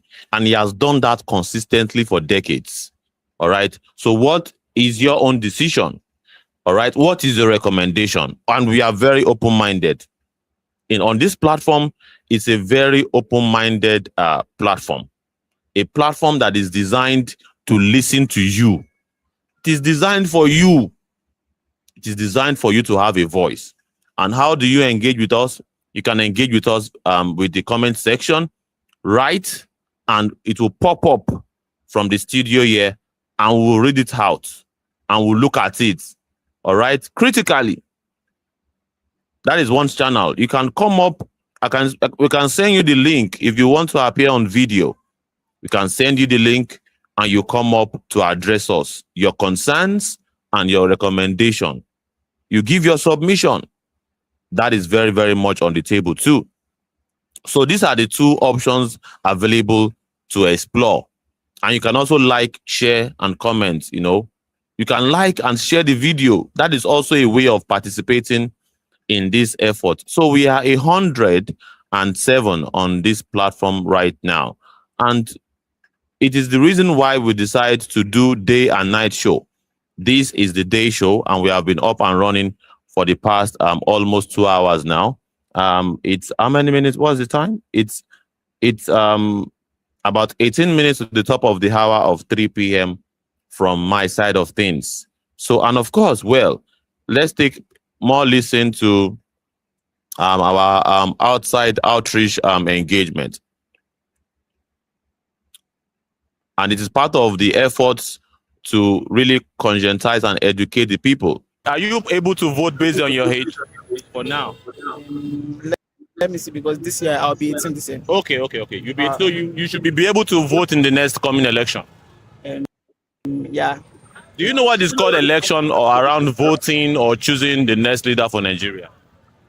A kind of, I did that in civic education, yeah. Civic education. Electing like the president that maybe you know that he or she will be responsible to handle the country's task, perform well, do right to the citizens, and make at least supplies for demands of the citizens, the needs and everything. Have you heard of Omoyele Sowore? No. Sowore is a presidential candidate that also wants to actually lead this country. He's revolutionary, radical, that can bring about, he wants to bring about the kind of change that Nigeria needs. Like for instance, now free education. How do you think is cool enough that throughout your university education, it is free of charge? How cool is that? Yeah, that would be. Because as it is now, it's not free. Yeah. It's but how do you, what do you think about the government that is saying that free education for all you, and even the allowance? For instance, instead of giving you student loan, you are being offered grants like stipends every month, like 100K every month. What do you think about that? At least I'll say that, you know, if you have a candidate like that, would you vote for such candidate? Yeah, you know that most times that some candidate or some people that maybe wants to go into the government, they may be doing some promises which when they take over the position, they might not accomplish that promise. So but if that is the promise, and let's face it, all of us, we are voting just because of what we stand to benefit. And as a student, that is what you stand to benefit. Would you rather vote for such person? Yeah. All right, yeah. So African Action Congress is the party. This is a way of introducing the party to new minds, you know, young people like yourself. That is why I'm introducing the party to you. AAC party, you have a smartphone? Yeah, I have a smartphone. Okay, you consider going into aacparty.com. aacparty.com. What do I call it? aacparty.com. aacparty.com, and make a decision. You see that it's a very, very digital, youth-oriented political platform, and we need young minds like you whose destiny is going to be shaped, because you can see all of these babas that are doing politicians all up and down. The country is not getting any better. So we as youths, we must begin to think towards a different direction, towards the kind of candidacy or presidency that will support what we aspire of: qualitative, free education across board, and even stipends and study allowance. Isn't that cool? Yeah, that is cool. That's cool. Yeah. All right. What do I call the website again? You said aacparty.com. aacparty.com. Can I have your number if you don't mind? All right. Yeah, there you have it. One of our most recent engagement on the street with a young lad who happens to be a new speaker, a new voter, I mean to say. Apologies. Not a new speaker, but a new voter. And we have to have more of this kind of conversation, and of course, interview and have interaction, and of course, convert. We convert minds like this, new voters, before their minds get polluted. We convert them and we bring them to the side of liberation. All right. So this is what we plan to do, and we are going to achieve our aim. And of course, one of the things that we do on this platform also is to listen to people and engage with our fellow Nigerians, in other discussion platform. All right.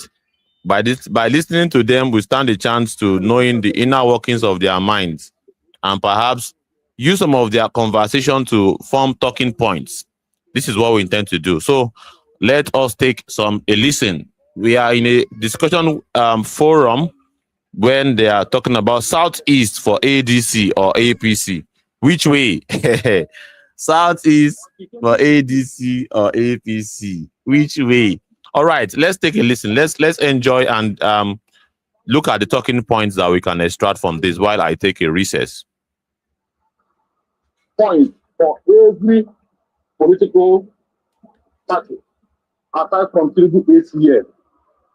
So Tinubu was in his opposition for 16 years. Nobody counted him for being in opposition. Interesting. The only credit I give to him, and I will always give to him, is him seeing by riding on Buhari's way to say, oh, let me make it right. That was the only thing. Otherwise, people would have still been in his opposition till today. That's all. So in the Southeast, we run a game that benefits everybody. We don't say whether you be outside, you be Yoruba, you be Igbo, you be East, under PDP. So that's Southeasterners said they're not joining APC. I mean the majority, not Southeasterners did not come out and say we don't like that. People don't like APC in Southeast does not mean that the people of Southeasterners don't know how to play. People of Southeast don't know how to play politics. That is a big half lie, right? So we played national politics. So we are not in APC table now. That doesn't mean that. So we are going to test another political party, ADC. Hey, we are going to test another political party. Imagine. ADC. If we think. On our people say they want test another party. It's as simple as that. If we think. Can you imagine? These people are prepared to sync with APC or sync with ADC. Did you just get that? Clip that. Did you just understand what? Just get that our people are prepared to sync with ADC.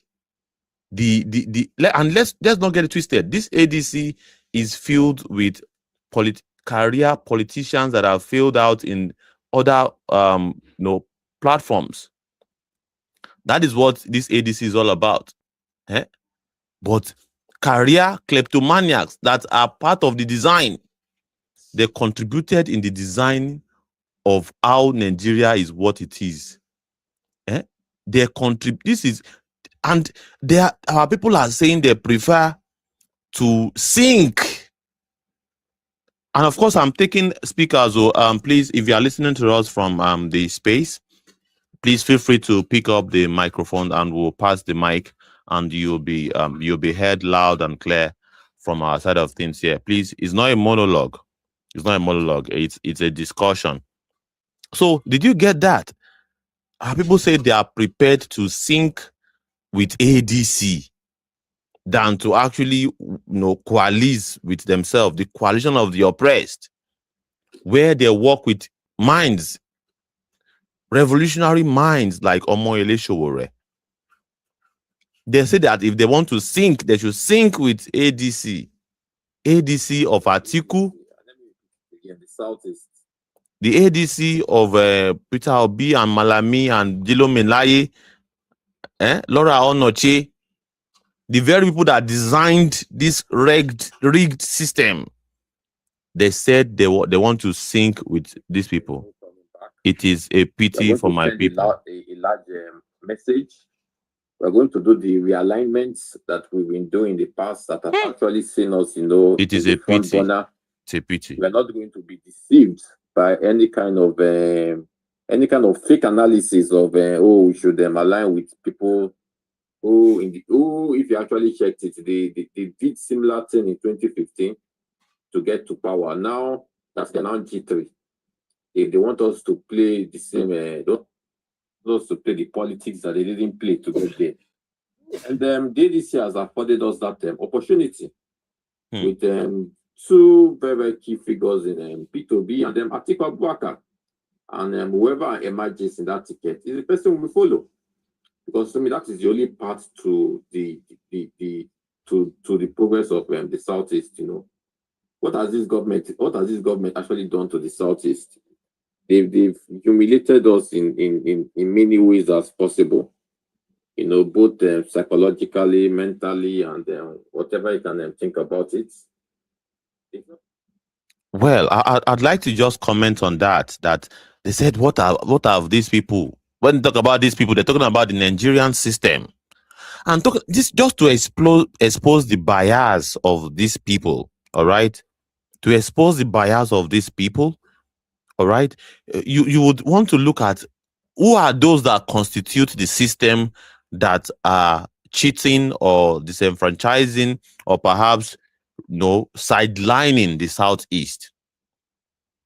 Is it just some tribes, or perhaps even their tribes people are among? They are Southeastern politicians whose interest it is that Nigeria remain the way it is, and they are part of those sidelining the process that would give everybody equal footing in the scheme of things in Nigeria. But these people, they want us to believe that their own politicians that constitute the major politicians in their region, they are not part of the system. They want to absorb people like Okekze Ikpeazu. They want us to absorb people like Charles Soludo, Peter Obi. They want us to exclude David Umahi. They want us to exclude what is the name of this governor that came forth? That one in Imo State. They want us to remove all of these people from the system as if they're not part of the system. So what are we talking about here? This is a systemic rot that every tribe is represented. All right? So nobody should claim victim when in actual fact all of the politicians in your region, they're not playing victim. They are playing the game with the system, and they are not even representing you. So these people on Spaces, they will paint a picture, and the picture that they are painting is not the picture of the people. The people are affected quite all right. The people in Igbo land, in Yoruba land, in Hausa land, they are affected. But who are the culprits? The politicians in those regions. The politicians in those regions are the ones responsible for the mess. And these very idiots online will come and said they have been disenfranchised, and in actual fact, they are actually representing the same politicians in those regions that are bringing suffering on their people.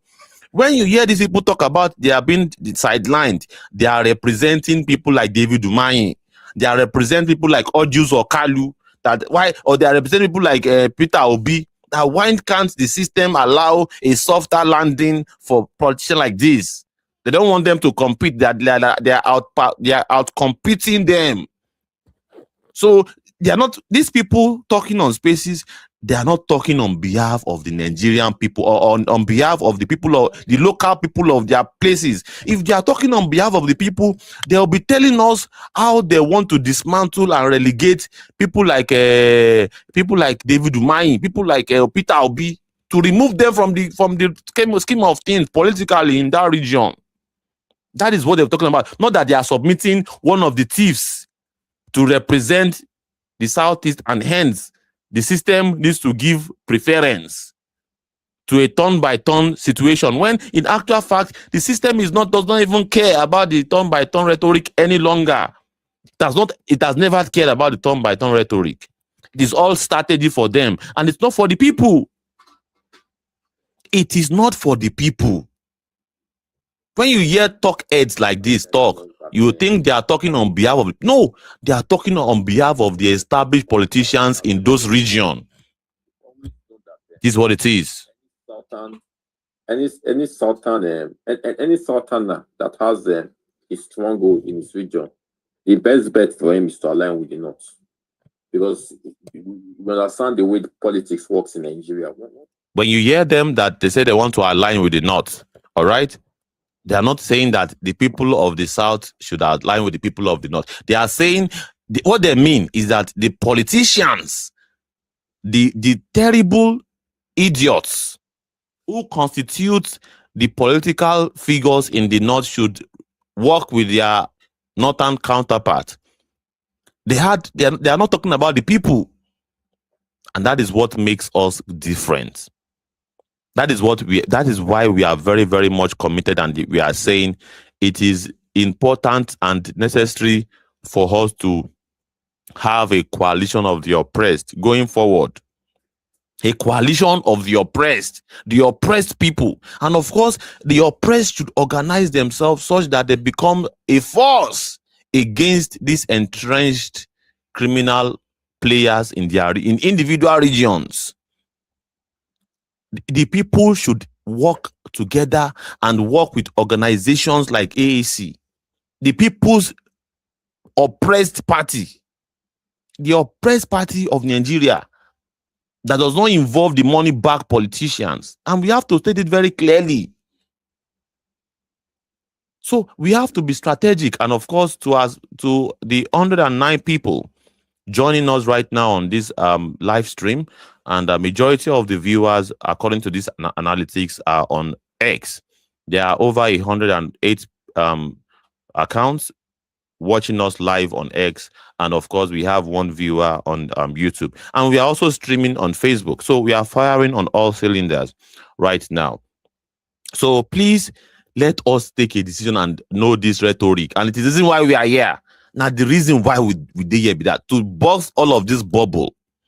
We are going to debunk all of it, because these people, the established politicians, they are pumping ×3 of the amount of money that they pump out in previous elections and in previous years to actually facilitate the confusion in the minds of the people. And we have to bust that bubble and, set the record straight.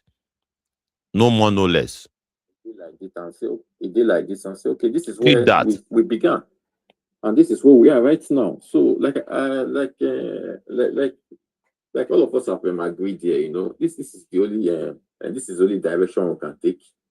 I don't think there's any other direction for us, and I still believe that it's not just only the south, the core south, but with time everybody would actually realign, with the north, and every people who feels that this country is going in the wrong direction, and we need to tilt that direction, whereby we'll start noticing progress, we'll start noticing security, we'll start noticing better governance, because right now we're not getting that from the center.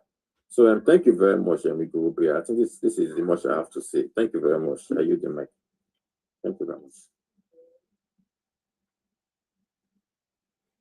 If we are talking about the center, they are talking about the establishment center. The rigged system in the center that they want their own terrible politicians to be a part of. In the minds of many of these people, they will have loved the situation where someone like Opus Odima, someone like Charles Soludo, someone like what is it called? Many of these people, David Umahi, and many of them, they want these people to be represented, in their own view. These people have performed very well. All right. Hence, they need to be given a slot at the center in the presidency. All right. Even though they are already a player in the presidency, David Umahi is your current minister now. All right, and many other southeastern politicians having a role to play one way or the other in the center. But what they're talking about in essence is that presidency. That's what they're talking about. And of course, every Nigerian have the right to the presidency. But is it meant for every Nigerian? Is it as it is now? Are we going to talk about regions or talk about merit? Now, one we go choose. See, unless we want to deceive ourselves, are we going to talk about merit or we're going to talk about just sentiments and ethnicity? And any fool can be popular and can occupy leadership position. And we can see the ripple effect, the danger in that kind of rhetoric. The danger in that kind of rhetoric. If you disagree with us, pick up the mic and let's have a discussion. Pick up the mic and tackle us. And let's go head to head. Let's go head to head. In Nigeria, what we are fed up of morons. Just because of a regional arrangement that is not even supposed to be a requirement. All right, we have to come to a round table and either agree that we need to work together as a team and allow the best of us to take up leadership roles, or we allow absolute morons who are popular to keep on hijacking the reign of power in our country, and they are misusing it. Obviously, it is the reason why Nigeria is the way it is. How can you have a bunch of morons heading or leading you and you want progress? How is it going to be possible? How do you want it to happen? How do you want it to happen? How do you want to actualize that? I am very, very much interested to hear from people. And I can see a request from the space. Spiritual, are you there? Spiritual Hub. Yeah, greetings to you. Greetings.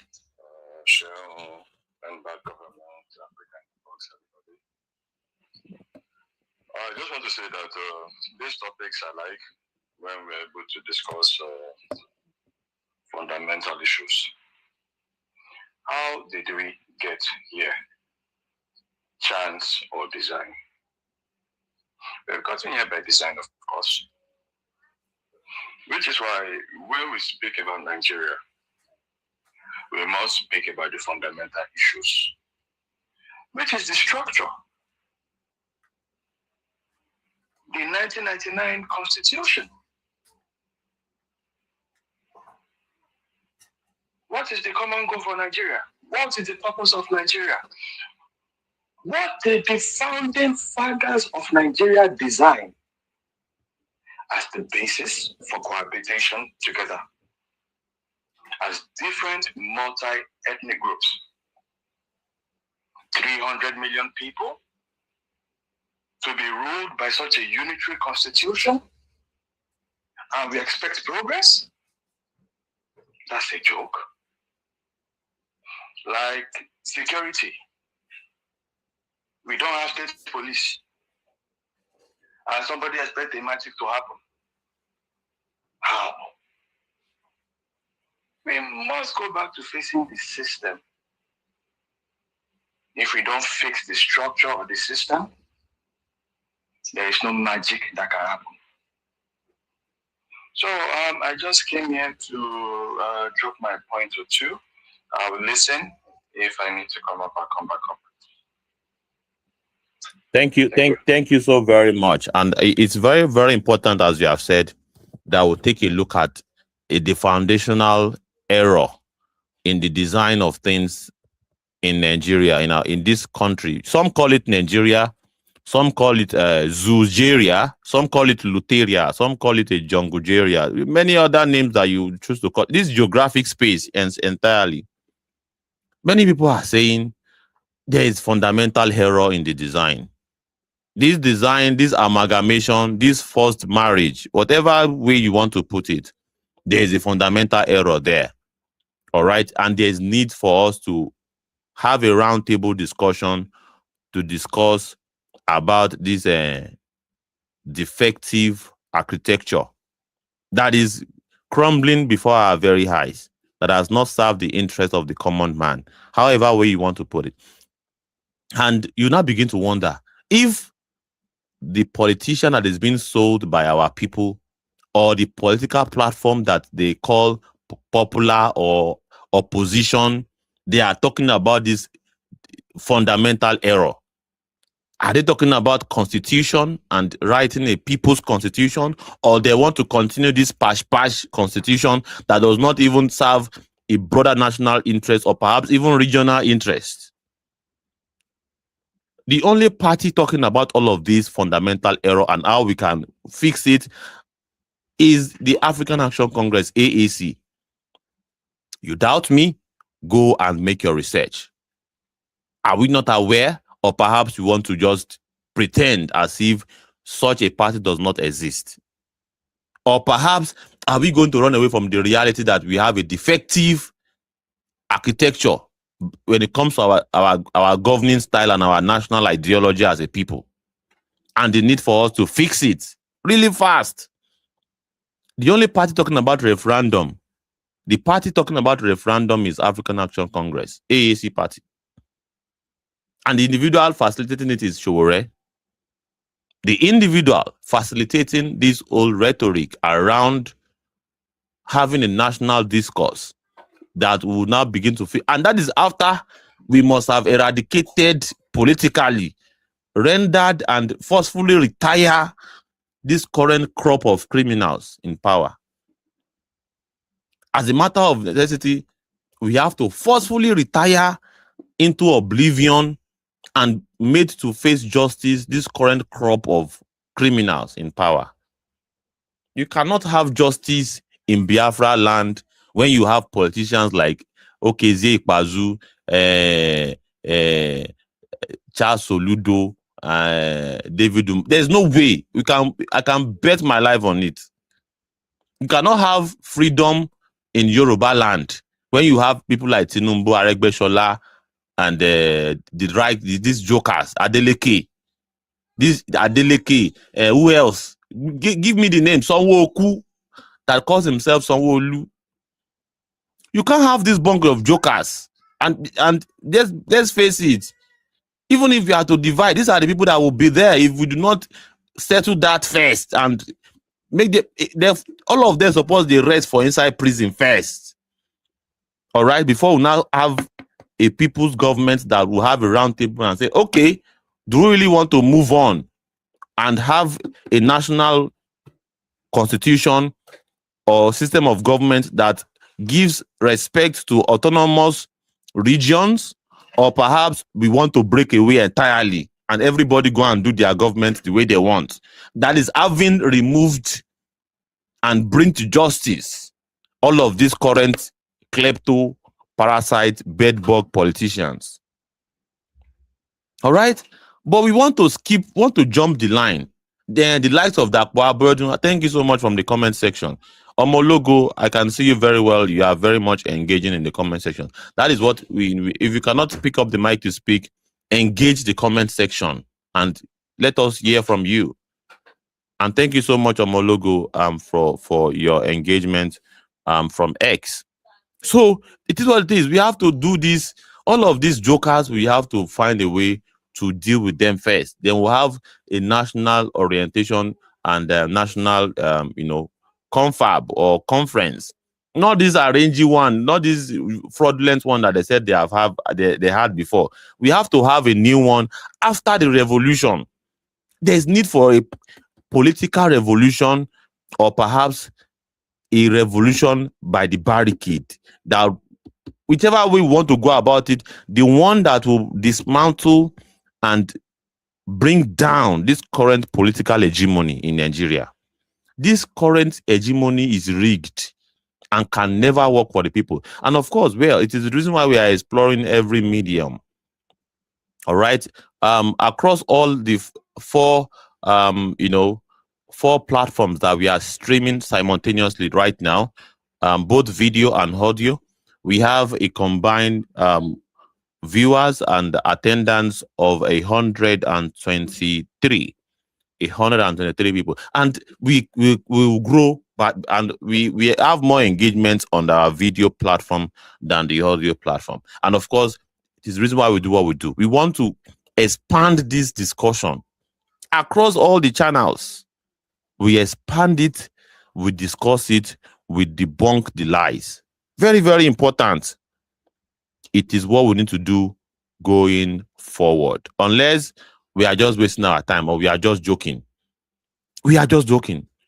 This is revogelism, all right? The evangelism of revolution in Nigeria. If you think there's any other idea that we can explore, let us bring it to our attention and let's discuss that idea and the viability of it and the effectiveness of it, or how we can even work on it and scale through that particular idea. But any idea that does not involve the very first homework that we have to do of getting rid of these current criminals in power that forms that the ones that people that designed the system, people like Atiku that contributed in the design of this rigged system. Any design that does not remove all of the hands and influence of these people is a joke. All right. And of course, we'll take a listen more to what people are saying. Then we'll move the conversation from there. In the absence of speakers, I cannot see speakers on X here. And of course, no speaker have picked up the link. Okay, yeah, I think I will send you the link, Comrade Chinua Ilara, if you can. I will send you the link to join the studio on the live video. If you can, please join us. Let's have the discussion live on our live video. Yeah, it is important we spread our tentacles across board. All right, and yeah, utilize every means available. And of course, recently we have the privilege of having access to a platform that allows us to stream in multiple platforms at the same time. So we are going to use it. I have sent you the link, Comrade Chinua Ilara. Please explore it if you can. All right, and of course, once I see a speaker pick up the mic, I would pause whatever it is that we are doing and we attend to you. So let's take a listen and we comment from all of the sound bites moving forward. They will have on people, because no matter what, they have their supporters. They have people who believe them. And when they start convicting people for Tinubu and the APC, Tinubu may not lead 100% vote or even 50% vote, but 40% or even winning. I agree. I agree absolutely with that. I agree completely with that. A lot of people believe that Tinubu needs a lot of votes to become the next. It does not need too much. All he just needs is just an addition to just a few addition. Let's say he wants, maybe if he can scale to 10 million votes. He got 8 million plus votes in the last election. 8 million plus. All right. And he got that even when he's not the incumbent. All right. But let's face it, look at the level of defection in APC right now. And if you know what it is, the game of politics in Nigeria, you know that governors have influence. Incumbent governors, they have resources, they have networks of people that they can pay, even down to the streets. They have the names of every street. They have the name of every representative in every street they are looking at on their table. And all they need to do is to calculate, okay, per street, we wire 30 million to each street for them to gather a substantial amount of people that will represent on the ballot. All right? And if you look at it, do the calculation and tell me whether or not APC cannot afford it. Do the calculation. And all they need is just like a few percentage of the population. Let's say less than 10%. And also what we are calling also from this side of things is all people that are conscious to also come on board. And it is not asking for too much, that let's say 10% of us that knows what's up and knows what is happening and the solution to the problem. Let us come on board in African Action Congress, the People's Oppressed Party.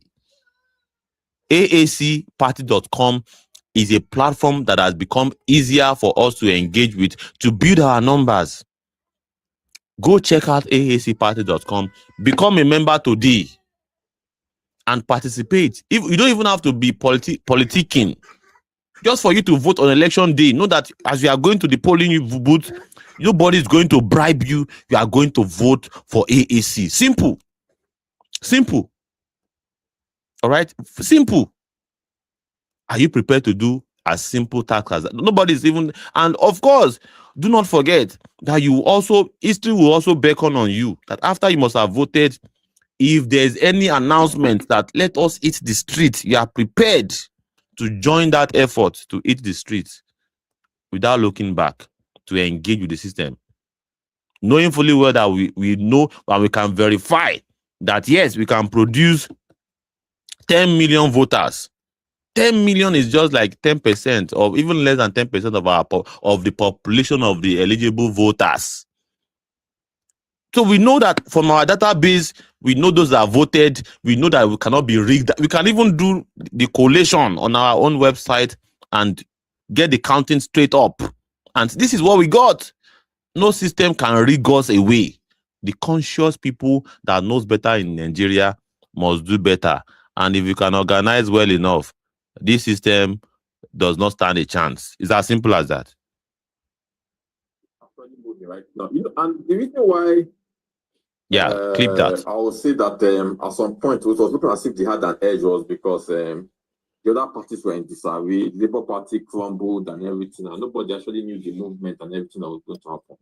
But now that the ADC has been formed, and the key player in that ADC, P2B has actually made himself known, and even in his declaration that he even did it. Make honor, they deceive on ourselves. I think that it was symbolic for him to have done that declaration in the Enugu, and he didn't just do it on his own.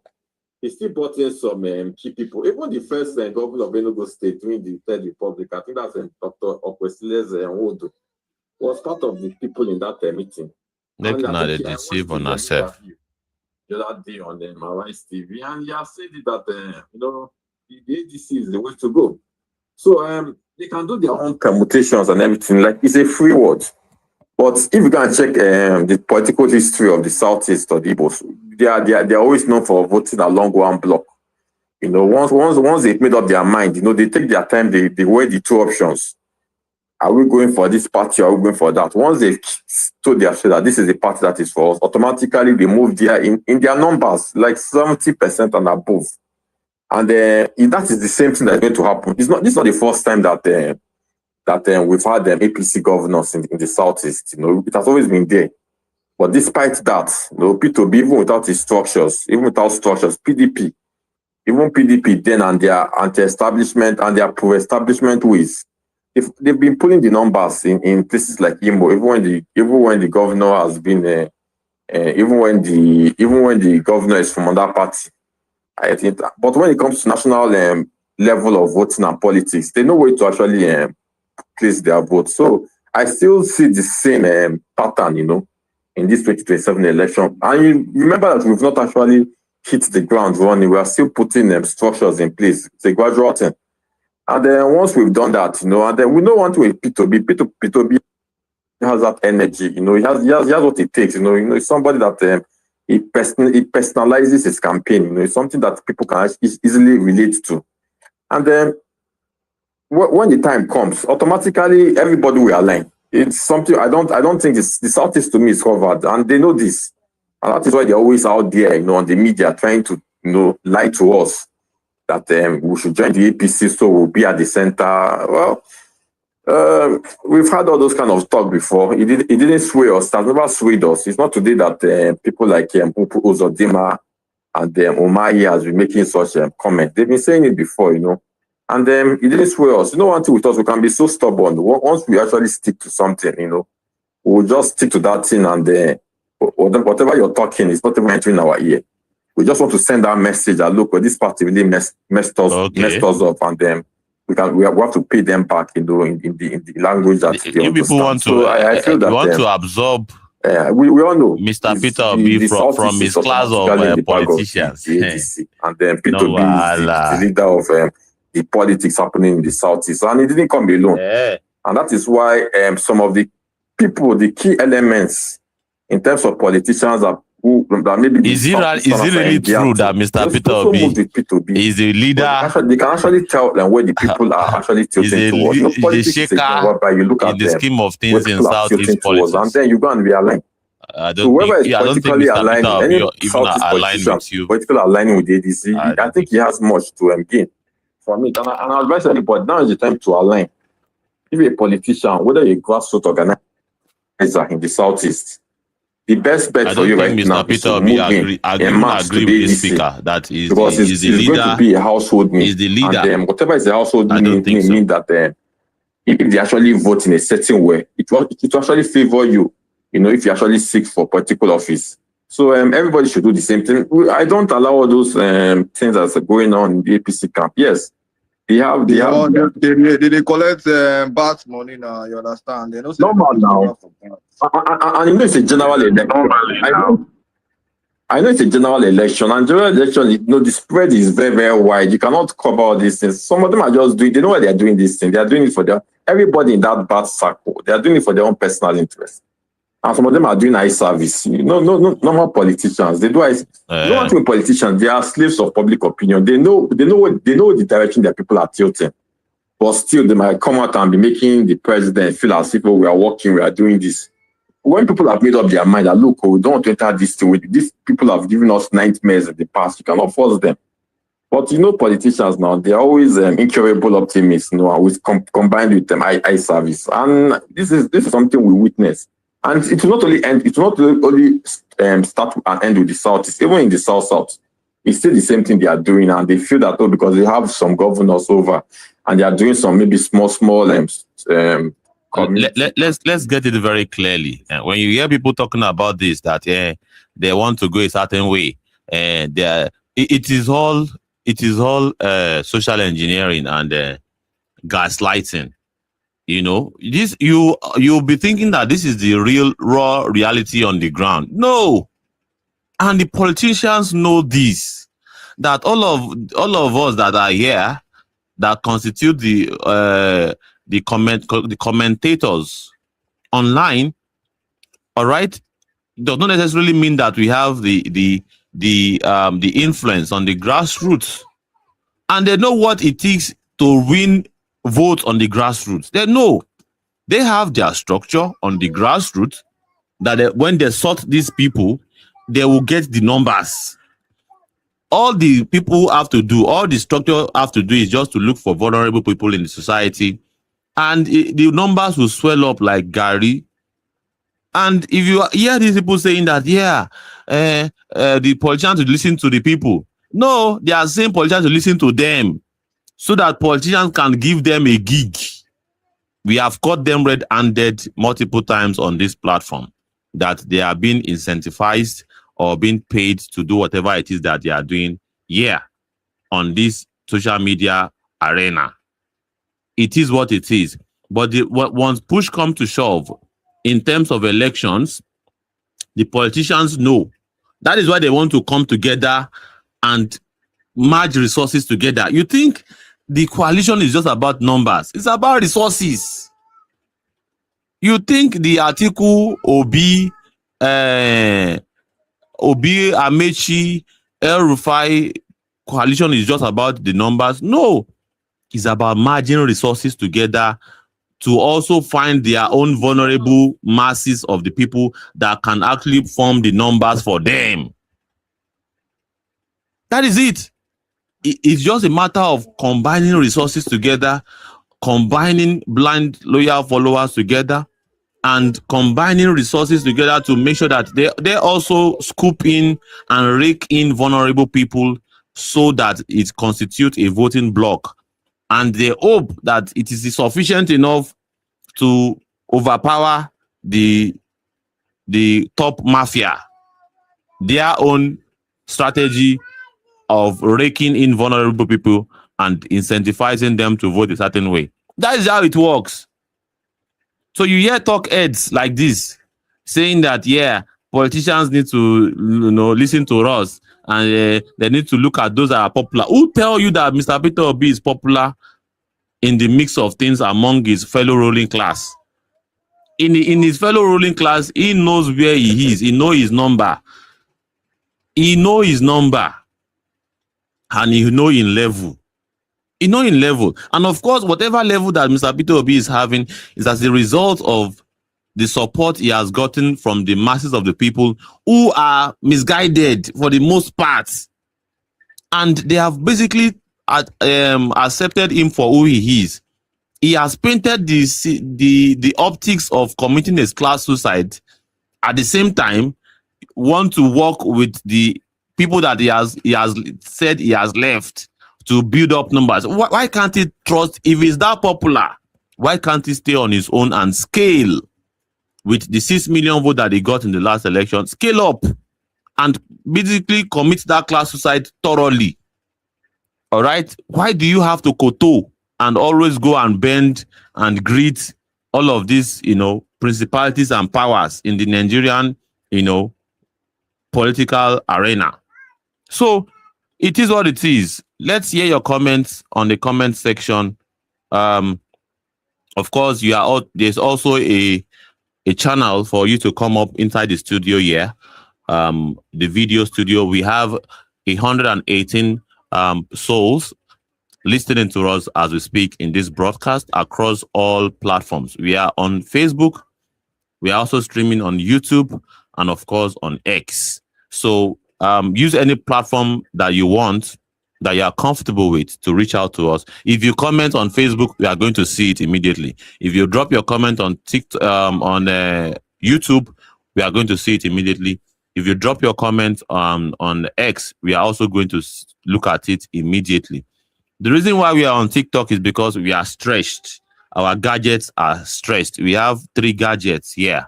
All right. We use the system to connect Facebook, YouTube, and X. But of course, we have to use another device to come on X here for what is it called? For the space. Yeah, this space is another device. And the device that we are using to tune into other spaces and hear what they have to say is another device. That is making 4 outlets that we have stretched already. So if we are, and this streaming platform does not give room for TikTok. So if we are going to come live on TikTok, we would need another device to be able to come and engage on TikTok. Maybe perhaps we'll have to figure it out one way or the other, or perhaps if you have a device or a system that you're no longer using and you want to donate it to the movement or to this effort, let us know. Hit us up. You don't need to give us money, all right? Just the gadgets. Either a very good phone, a very good smartphone, or perhaps a very good laptop. It will be very, very well appreciated. And of course, we need multiple data this time around. You don't need to send us money, send us data. We'll provide number that you can send it to. All right? Money needs to be exchanged hands. Just if you want to support this, because this is huge consumption of data. Huge. I did the calculation yesterday, and yesterday we used up to 13 gig just for yesterday alone, just because we want to stream across all platforms. So, well, I believe we can get it done. And well, let's keep up. Let's keep up with what we have right now. So, we're talking about how did we get here in Nigeria, by chance or by design. Pick up the mic if you can, and in the absence of speakers, we will keep listening to what others have to say. On show your hands. They want to use the FCC to intimidate you. The thing is into Malami now. Malami showed his hand early. He came out and entered into the ADC and said he also want for governor. But most of them have learned, so they are just waiting, waiting for the right time, and then you will not be seeing the movement, because you cannot tell that everybody in that party are happy, like just staying there, doing fully aware that they were there. They had their own personal ambition. They are doing the groundwork. All of a sudden, you started bringing, strange faces because you wanted the governors to come to the party. I know APC's policies that once a governor comes, automatically the entire structure of the party in that state is handed over automatically to the governor. So all those people, all those people in the South that were laying all those groundwork, do not do things. What do you think they will do next? Like I said, they're in for a shocker, you know. That's one thing. This year alone is primary season, you know. Most of the primaries all the old primaries will be held this year. From presidential primaries to governors primaries to senatorial primaries. And most of them that feel that, we stand no chance in this place, they would find an alternative. And then in ADC, there's an alternative. And these are tested grassroots organizers, not people like governors that feel they have money coming to them and they can relax. So they should just be. They will be taking. That the shock is there. They will be taking. They'll be taken aback. You know, like I said, let's be calm. Let's do our work. You know, like we know where our stronghold is. Our stronghold is all over the country. That is just the truth. That is our strong. The entire country is our constituency. But yes, we have some places that we think we have more advantage points over the more than the other place. But we'll try to maximize all our vantage points and everything. And we'll still bring more people to join. So I don't really bother with what is happening. But the question now is, what are the advantage points that, as a people, all right? As a people, what are the advantage? Do we really have advantage points?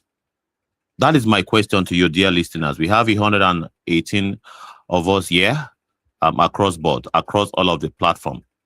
Do we have an advantage point? What is indeed our advantage as a people? What do we stand? What do we stand to leverage on? All right, the politicians have the leverage of resources, unlimited resources. In fact, if they run out of resources, they have financial institutions that they can approach, and they'll provide. They have corporations that they can approach. They have all of these big guys like Dangote on speed dial. That is their leverage. And in a society where majority of people are poor, you cannot underestimate the power of resources and money. In a society where you can give somebody just a little amount of money to go buy a drug or perhaps smoke weed, and you tell the person to go and destroy anything destroyable, the person will not even ask you, do not even flinch, you will go do it.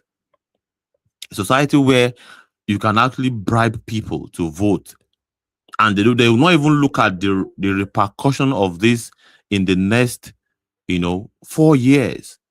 4 years of just 10,000 naira. But because that 10,000 naira is enough to even buy them the next meal, they are hungry enough. They are so hungry that they have to just do what you are. And of course, the system will supervise them to go and see whether or not they voted in the way that they wanted to vote. They'll follow them to the voting cubicle and ensure they either vote for APC or this other fake, corrupt coalition. So they have a leverage. So what's our own leverage? I believe our own leverage is our coconut head and our numbers. Our leverage is the critical masses of the people. You that you are watching us right now, and you believe you cannot be bribed with 10,000 naira. You cannot be bribed. You are priceless.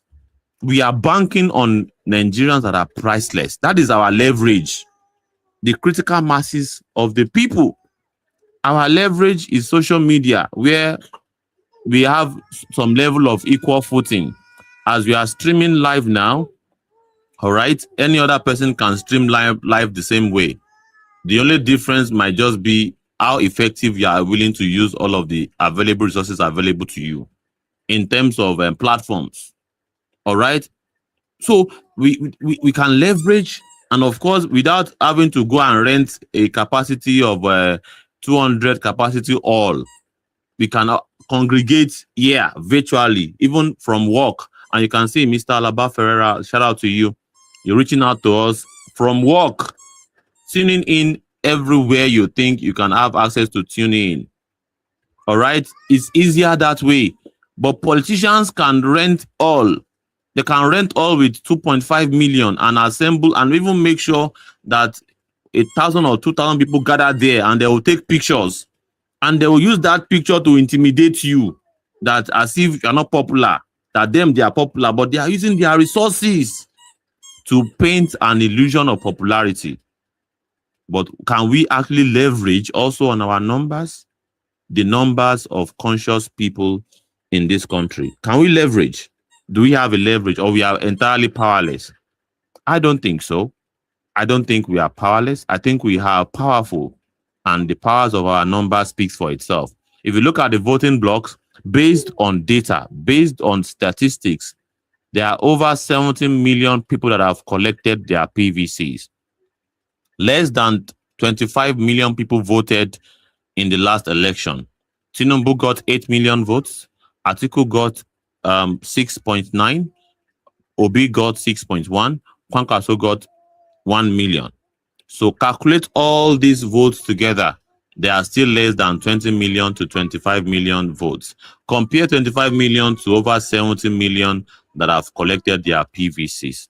It is still a very, and we have millions of people who have decided not to just use that PVC to vote. As simple as just voting. Imagine just 10 million out of the over 50 million people that have decided not to vote, just 10 million of these people deciding to constitute a force, a very neutral force that will not vote for any of these criminals in power, but will vote for a neutral party or a neutral entity like Sowore. Imagine a conscious majority voting for Sowore and organizing behind a Sowore. And of course, if you know any other another symbol of resistance in the Nigerian scheme of things, if you did know any other symbol of resistance in the Nigerian political scene, let us know. We are very open-minded in Nigeria in this particular platform, and that sets us apart. We are not pushing an agenda, a dogmatic agenda. All right? We are pushing the truth to the general public. And of course, we bow to facts. We bow to superior argument. And it's the reason why we debunk all of these sound bites going around. This is a space right now of over how many people? Over 100 people on this very space. And they are shoveling down propaganda down their throat. All right? And this is the reason why we also want to constitute and to feed people with a kind of information or content that would actually facilitate wholesome conversation. So there are other, we are on space right now on Liberation Chats, and we have quite a number of our people there. If you want to come up to speak in the studio, please reach out to me, reach out to us. We are going to send you the link to come up and speak. If you want to speak on this space, you can simply just ask for the mic request and we'll bring you up. When we bring you up, you'll be positioned to speak. All right. Yeah, I can see your comment, the Bish, on the space. There's someone else as well. Who is the someone else? Let us know. All right. And I can see your comments on my logo on the space, Liberation Chats. Omoyele Sowore. Yes, Omoyele Sowore, the paragon of resistance. In the Nigerian scheme of things, this is the resistance. And of course, I can see your post, End Bad Governance. The journey of 1,000 miles begins with a simple step. Are you ready to take that decisive step that could entirely change the course of your life and perspective? Hashtag civic space, hashtag revogelism. Thank you so much, End Bad Governance. Thank you so much for your comments. And of course, we are reading comments. All right. Yeah. The Bish, you said, I know an individual that can dismantle the system. Please kindly provide us with specifics. Let us know. Who is that individual? All right. Please. Who is that figure? All right. That can actually represent and dismantle this rigged system. And of course, yeah, we are streaming live on the Movement Radio. Feel free to send in your intention to feature live in the StreamYard studio, in the studio that we are streaming from, and we'll bring you up, and you'll be able to address our audience across all platforms. We have 120 souls joining us currently. That is the update. 120 souls listening to this wholesome conversation. Thank you so much, everybody. And of course, we just got started for the day show. We have divided our shows into two: the day show and the night show. The day show will run for 5 hours, maximum of 6 hours. And of course, we'll have a night show that will also run for 5 to 6 hours. The day show would usually start by around 12, maximum 1 p.m. Nigerian time. All right. So it will run till 6 or perhaps maximum 7. Then we'll take a recess while some of our people that would not join us live will go and replay. Then we'll go live again by 10 or latest 11 p.m. Then we'll run it till 3 a.m. or perhaps 2 a.m. So that is the night show. So the morning show, we have that, then we have the night show. Based on what is our plan. And as it is now, it seems as though we may run out of resources very, very soon. I can see your request, Comrade Shion Ayilara. Let's have you address us. Are you there? Comrade, are you there?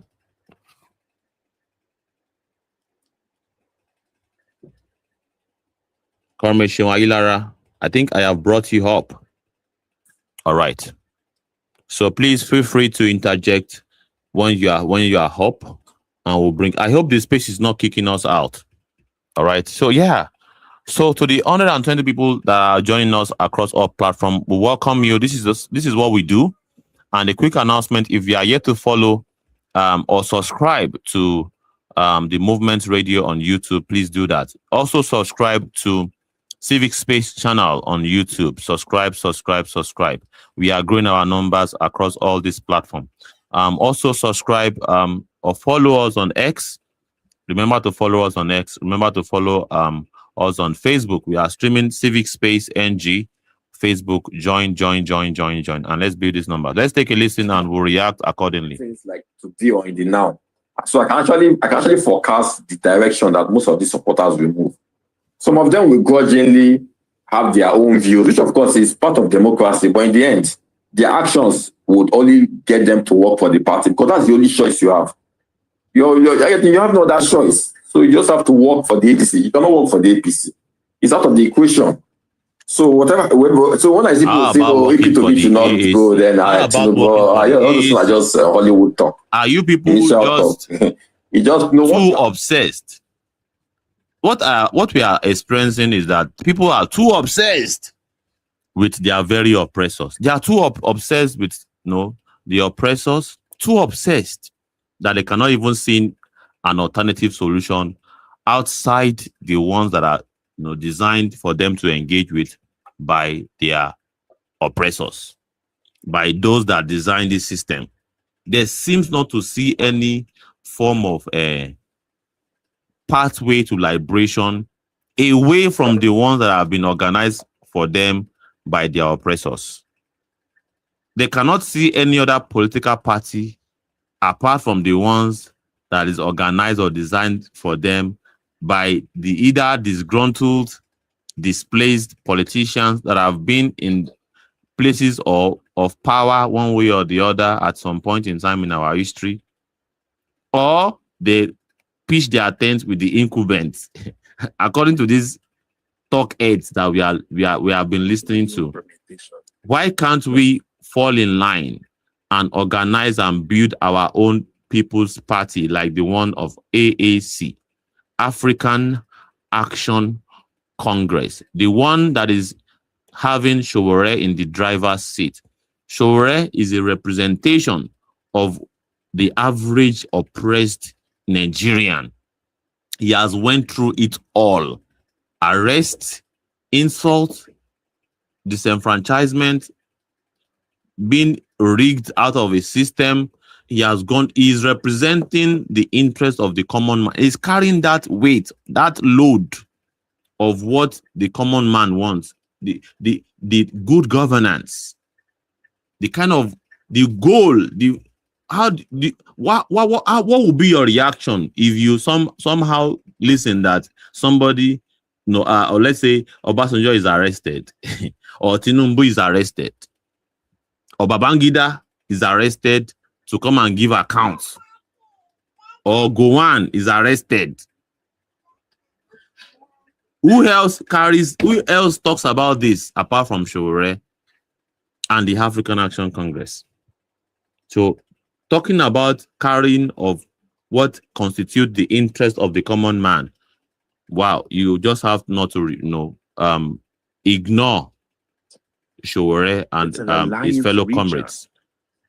So the reason why it looks like these people are born to rule, which I hate that phrase, but the reason it looks like they're always in positions of power is because they are in alliance with each other. The Fulani, the Kanuri, the Hausa, some of the other groups, Shura Arabs, and all these different groups in the north, right? They are in alliance. So how can one Igbo go against 8 different ethnic group alliance? Are we joking? Obviously, they will have the advantage, which is why they were military and power for 40 years. So we in the South have ourselves to blame because we're not able to form an alliance that will give us power. We're always bickering against each other. They don't bicker against each other. They form unites, they're politically structured, and they take it. They take the power, and they have a lot of different states and a large population that they control that will give them a whole big old block vote. When we say the same in the South, we can. Hold on. But hold on, Chuka. The Eastern Alliance also had the BBO, Aquacross, and the Joe. Like, if you look at the Jonathan, for instance, when we backed him, right? That was the Eastern Alliance. You understand? Yeah, but they also have an alliance with people in the Middle Belt as well. That's the reality. You also have alliance with people in the Middle. At least you see the Plateau, the Nasarawa, the FCT, right? Is it enough for us? Is it enough for us to make the kind of for me one block? Yeah, it's enough, but then you now need another block. Exactly. Right? Yeah. So if you look at Shagari governments, right? Alex Ekweme, an Igbo guy, the Senate president from the Aquacross, Joseph Wires. That was an Eastern Alliance. The speaker, an Igbo guy. So it was a Northern and Eastern Alliance. So yeah, I just wanted to correct you there. No, I understand that, but I wasn't really speaking on that. I was talking about people saying that the North is born to rule. It's because the North, they have different ethnic groups that they are in alliance with. And as a result, they tend to be more prepared to take over leadership because they're structured better than we are in the South. And the Middle Belt that you're talking about, they're not always in alliance with the Easterners. That's not true. They tend to align with the North as well. Right? More than us. This last election was kind of an anomaly because usually they're voting with the North. During the many times that Buhari was running, they always voted with Buhari. They didn't vote with Obasanjo like that. A couple of states did, but for the most part. That is not true. That is not true. Oh that is not true. If you look at the election results. They voted for Jonathan. They want to start arguing again. And of course, we are not signing in for their argument. We are signed in for their hot takes or perhaps their orientation about the political situation in Nigeria. And their orientation is very, very simple. They are obsessed with the recycled politicians. That is just it. It's as simple as that. They do not want that. If what is stopping people like this, people like Shuka that just spoke now before I lower the volume, what is stopping him from becoming a force in the Southeast region? All right. Can we even say that brilliant minds, because if you look at the way he speaks, this is a very brilliant person, but his brilliance is put to question because he still believes that it has to be the political hegemony or nothing. Do we have to cower or always be being subservient to the hegemony? Does our politics have to revolve around these career politicians and they maintain influence forever and ever? If people like Shuka decide not to get themselves involved and they are selling to us that we should always, stay loyal to the popular ones, then where is the salvation? Where is the salvation? When are we going to unite together as oppressed and form our own or support a platform that is pro-people, a pro-oppressed platform? But they will tell us, and the reason why we are having, building our own platform is very simple. You go to their space to have interaction with them, they don't want to listen to you. They kick you out, they misrepresent what you say, they twist what you say and kick you out. So, in fact, you are aiding and facilitating their propaganda. They need you, and they will use you to water their propaganda, because they will twist and to their stupid audience who lack discernment. They listen to whatever it is that they tell them. That is the tragedy that we face, in Nigeria. All right? It is what it is. And of course, we are here to debunk it.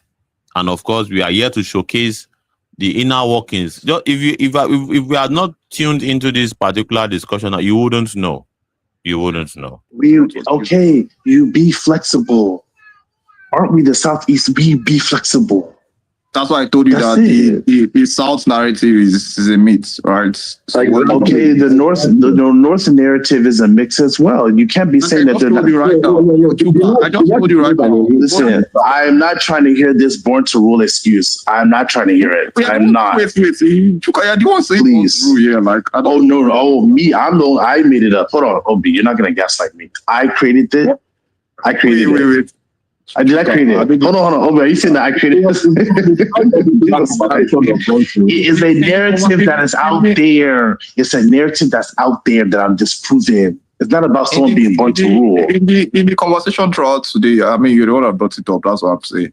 In Nigeria, that's why you're laughing. That's why you're laughing. Listen, Chuka, because I'm trying to tell you that in Nigeria, hold on now, no one blog can become president without this support. I'm not arguing that. I agree with you. I'm just saying that let's kill the born to narrative mindset we have in the South. It's trash. It's because somebody is more prepared.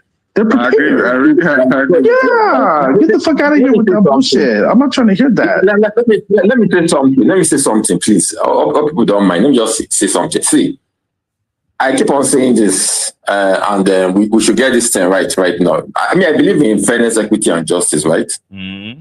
But to me, we are actually witnessing two born-to-rule mentality. When power comes to the South, a certain region wants to... Oh my God, stop this. Stop it.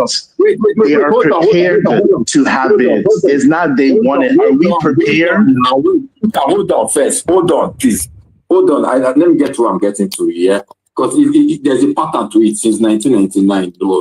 We have a region that has been president for 12 years, VP for 8 years, and if you leave them again, they are winning again. So if he actually wins, that means his region will be there for like 16 years, 8 years. And what happened to the regions in the South? So we are noticing a pattern. I didn't say that there's a pattern already to it. Once it comes to the South, And I agree. Hold on. And then when it goes to the North, almost similar pattern. But like I said, I don't want to. But you should understand something. And when you're talking about Southern unity, I will tell that geographical is just a geographical thing on paper.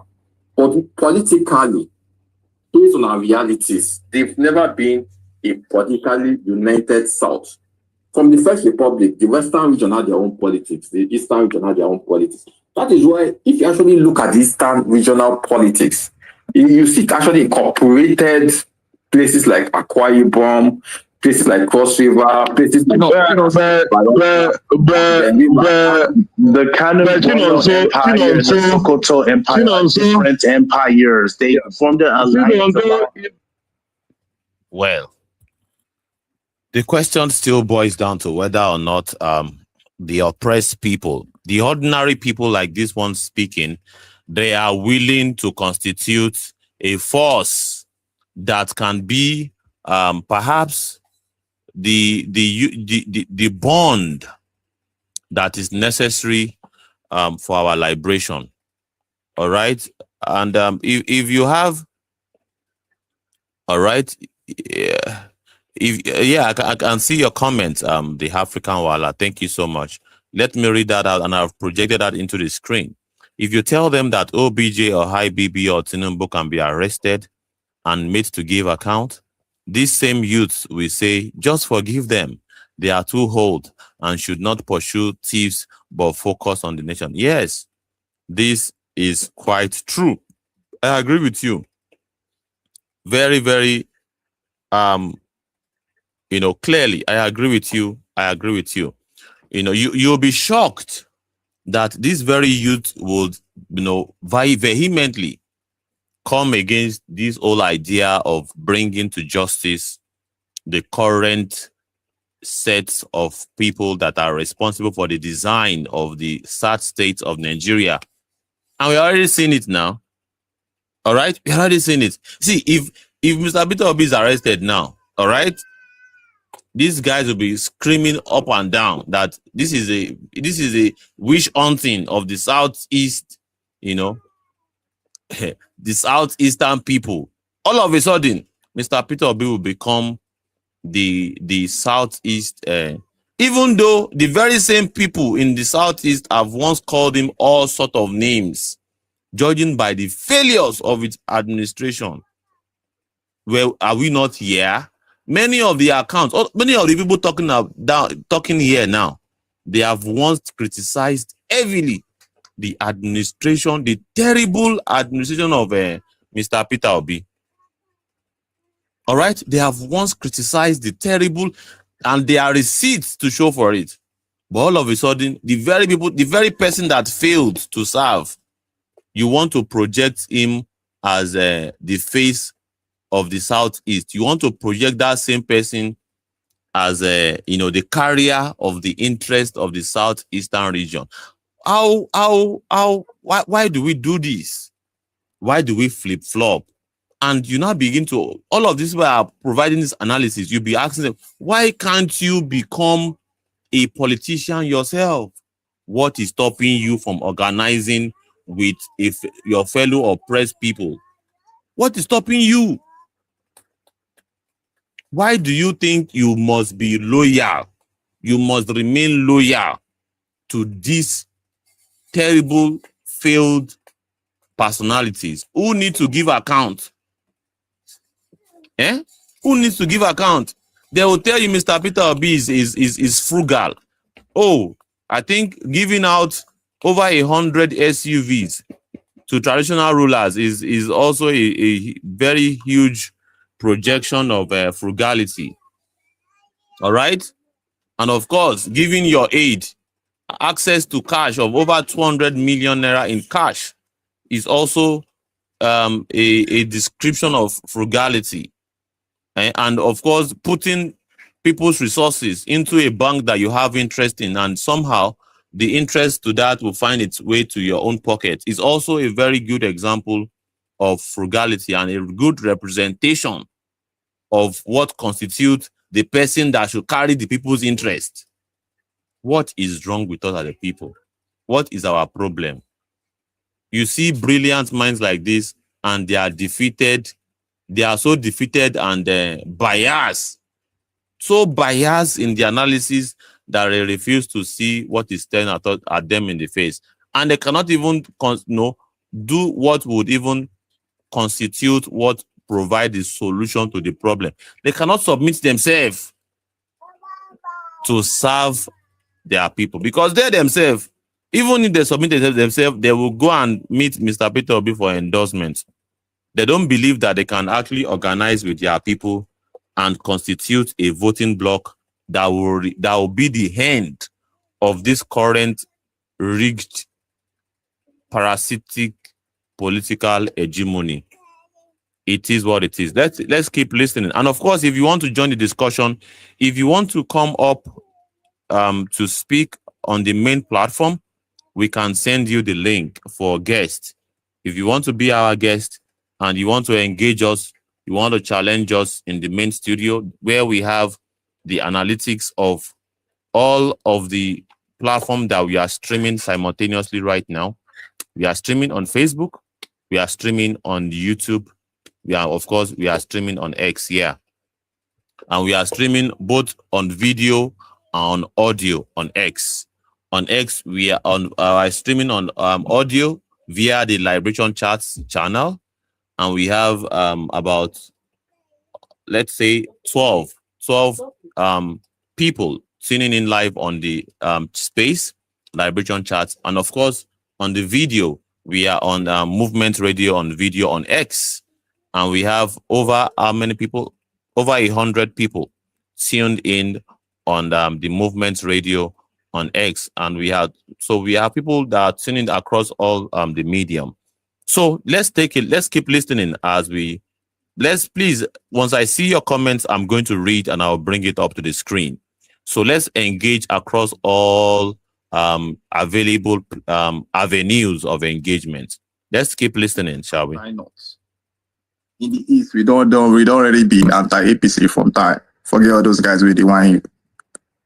Right? Now, this is an alliance. Are going to probably contest in the primaries. Whoever wins will also now make concessions. Appeal to see. There is no alliance until the primaries of ADC. Exactly. Nothing. Yeah, I agree. So Chuka called the talk with me. I know yet. I know everybody hates hearing that. I get it. I understand your sentiments. Okay. But it still needs to be said because we tend to be playing sentimental politics in the East. I hate it. So you understand. In the First Republic, we get 6 cabinet ministers. We collected Senate presidency. We collected speaker. We still collect honorary presidency. They tell me they want to rule here. Bamba, the way they get different my brother, that honorary presidency is just the same as the vice president. No, it's a lie. That's a lie. This is what I hate a lot. That is a big lie. It make I know they push this thing. They bust my head. A big lie without. I beg. That at least that's how it's perceived. But you can correct us if you have better information, Obi. All right. What was the role of the prime minister? Go and know the difference between House of head of government and head of state. Now in a presidential system of what are the roles of the prime minister in our own system? In the First Republic. In the First Republic, Balewa was only the head of government, right? In this current system, the president is both. The head of government is in charge. Zeke was just the vice president. In this current regime, Tinubu is both the head of state and head of government. So how can you now say? Are there 2 heads? We are there 2 heads in the First Republic. We are there 2 heads. Hold on. Is the vice president of Nigeria, Kashi Shettima, is he the head of state? We are there 2 heads in the First Republic. May we know they deceive ourselves now. I just asked you a direct question right now. And of course, we don't want to be caught in this argument upon argument and back and forth from these individuals. We don't want to be caught in the back and forth. All right, the back and forth of the argument of the First Republic, the Second Republic, the Third Republic. What about the current republic? What we have now? What do we want to do to solve the current quagmire staring at us in the face? Let's leave history for history. And are we really willing to learn from history, or we want to repeat it? Do we want to learn from history, or we want to repeat history? That is one of the questions that we want to ask our people. Now, a person will not even know history well. Now, ain't go learn from it. Now, ain't go repeat history. Are we still very much not following the line of political dynamics that is still very much similar to the First Republic? And perhaps if it's our desire that we want to return back to the First Republic, let's make it a matter of, active participation. Active and in a political platform that is neutral enough to respect the dictatorship of the people. And the only political platform that respects the dictatorship of the people is the African Action Congress, AAC. That is, the people can assemble together and basically say, well, this is what we want. And from a very, realistic and factual basis, we adopt it. At some point, people were talking about having a mixed capitalism or socialism, but with the look of things, with the vehement, pushback from the people, we can see that we reject this old mix. We want socialism. Socialism is what we want to adapt. It's the nearest to what has always been our ideology as a people. That is the communal living. Communal living. Why do you want to sprinkle exploitation into welfareism? The welfare of the people, you want to sprinkle, exploitation into it, where you have players that want to come and exploit the sweat and blood and resources of the people. We don't want that mix. We want socialism. We want our assets to be nationalized. And we want people to have equal footing in terms of opportunities. Opportunities in terms of even becoming the leader of your community. Everybody have to have a very equal chance to not be say na person will get money pass. No, it's about person we won't carry the interest of the peoples in that area or in that nation or in that state. And you will not be given the ticket of the party just because you have more money. No, you are more ideologically driven. And that party, the AAC, is an institution, not just a political platform. An institution that would bring about the best of the best of the best to lead. That is what we are saying. But you will have people that speak grammar like this, not willing to build behind such a very wonderful institution, political institution at that. But we want to argue about First Republic and how, Opus Odinma is more popular and Mr. Peter Obi is more popular and hence automatically qualifies to carry the interest of the southeastern people. How did we get here? How did we get here? It is because of talk heads like this. That is how we got here. Talk heads like this brought us to where we are like this.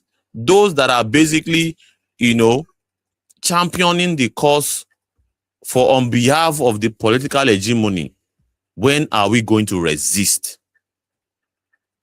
When are we going to resist? And the question to ask yourself is simple. Are you not part of those representing or carrying the interest of the political hegemony? Or you are part of those resisting and wanting to dismantle this rigged, defective, parasitic system? Are you one of those that are calling them excellency?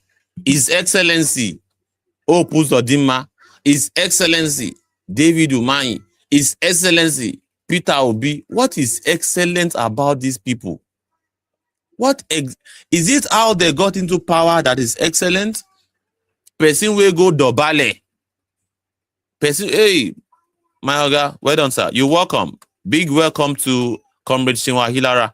Comrade Chinua Hilara has joined us in our studio here, and it's very, very nice to see such great minds join this conversation. Of course, all our viewers in the video platform can see him live and direct. And of course, you can't compare voice and video. It's two different things. It's two different experience, and people love audiovisuals. People indeed love audiovisuals. So, yeah. So, what was I even saying? So, let's be able to push all of these things in perspective. Putting all of these things in perspective is very, very important. What is excellent about these people? And hence the need to actually push this excellence. What is excellent? And we have young minds, basically championing the cause of maintaining the continuation of this rigged, parasitic political system of things. We want to dismantle it, and we don't hide that intention. And of course, it is the reason why we go out. We go all out. All right? We go all out. In the streets, as you are seeing on the screen right now, we also engage on audio, as the Liberation Chats channel is hosting so many of our comrades. Audio, all right? And of course, we are live on Facebook and on YouTube and of course on X. On X, we are doing double combo, both audio and visuals. And of course, in Facebook, we are doing the same thing. And on YouTube, we are very live also. So the only platform that we are not live currently is TikTok. But of course, we are going to work on it and work it out very soon. So big welcome to our great guest speaker, Comrade Seun Ayilara. Let's have your opening remark. What part of the discussion have jumped at you? And where are you seeing it from? What's your perspective on all these issues happening at the same time? And just give your general comments. Let's hear you, sir. We'll pass the mic to you. And let's see your face. We like to see your face if you can.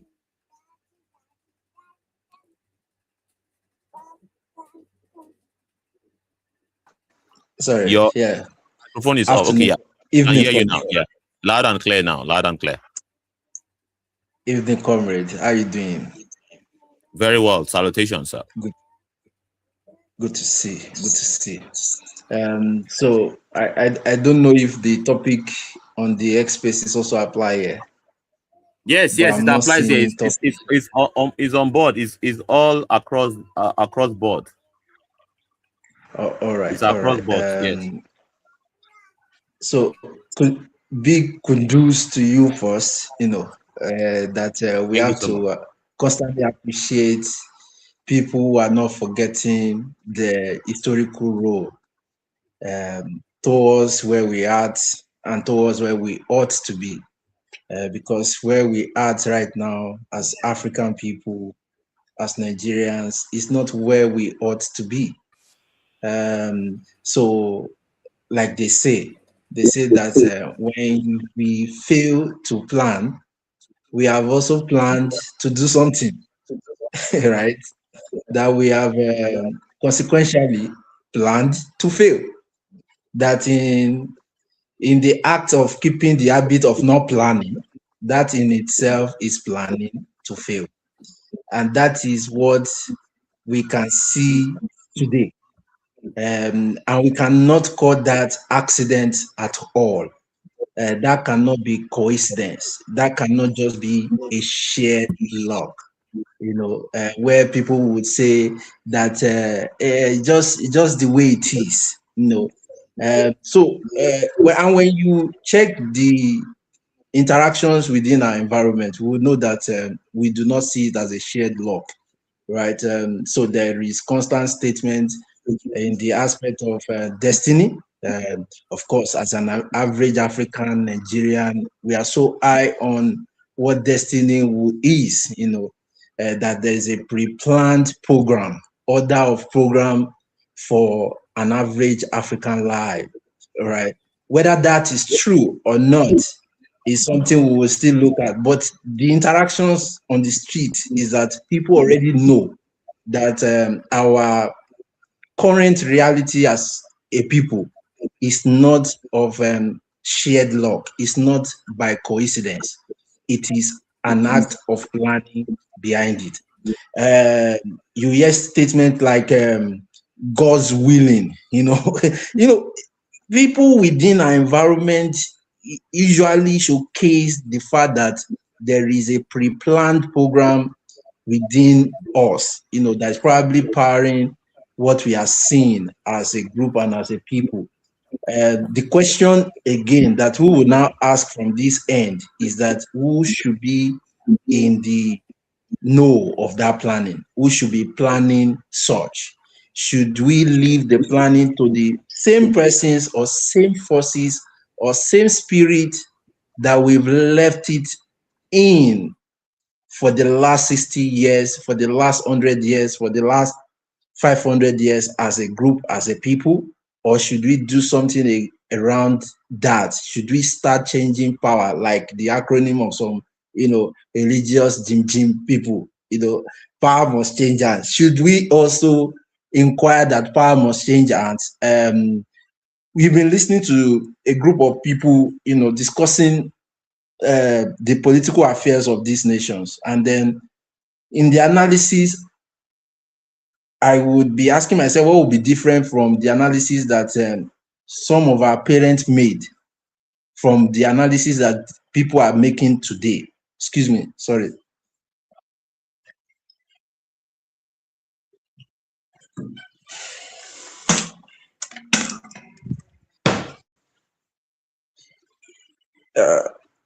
Sorry,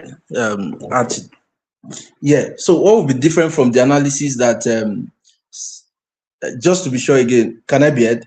Is this still clear? Yes, you are audible, yes. All right, thank you, comrades. So what would be different from the analysis some of our parents had made? Is it different? So if it is not, me, I can't see anything different in it. The only difference there will be the terminology and the grammar.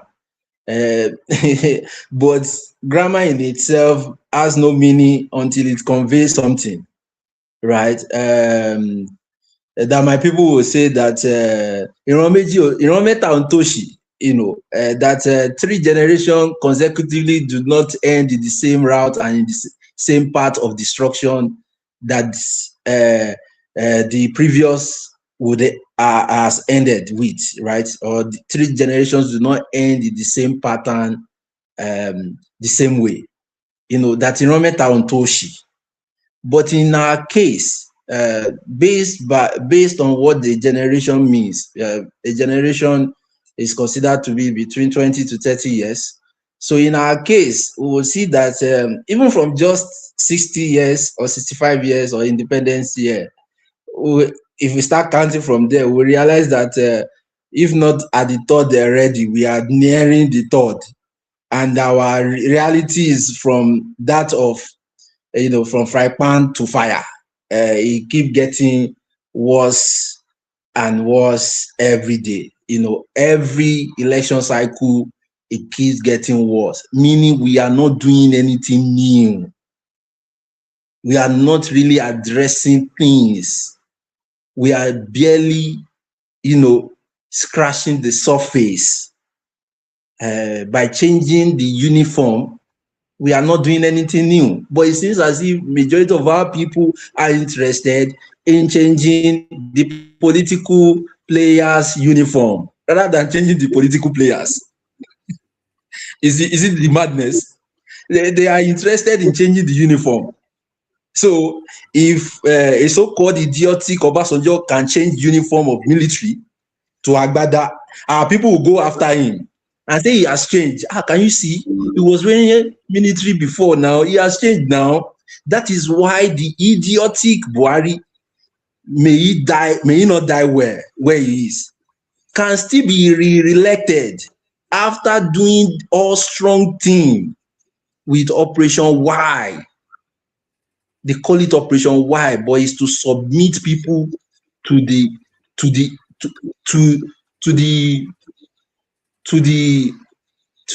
size of the ground, to bend the knees of our people. It bended the knees of our parents. It made them coward. They flogged courage. They flogged courage out of them. They flogged dignity out of humans. They made humans think animal, like animalistic tendency became normal. So I'm not surprised when some of the children behave in the same way that they behave. We are just coincidence of a planned system, because you can break people's spirit. You can.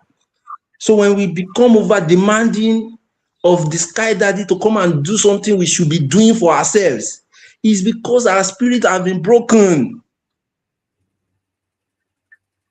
So Nigerians are more interested in going to meet a sky daddy that they have not seen, not known, would never speak back to them, had never in any way communicated back to them in any shape or form, but they are still interested to go and do the same cycle of madness year in, year out.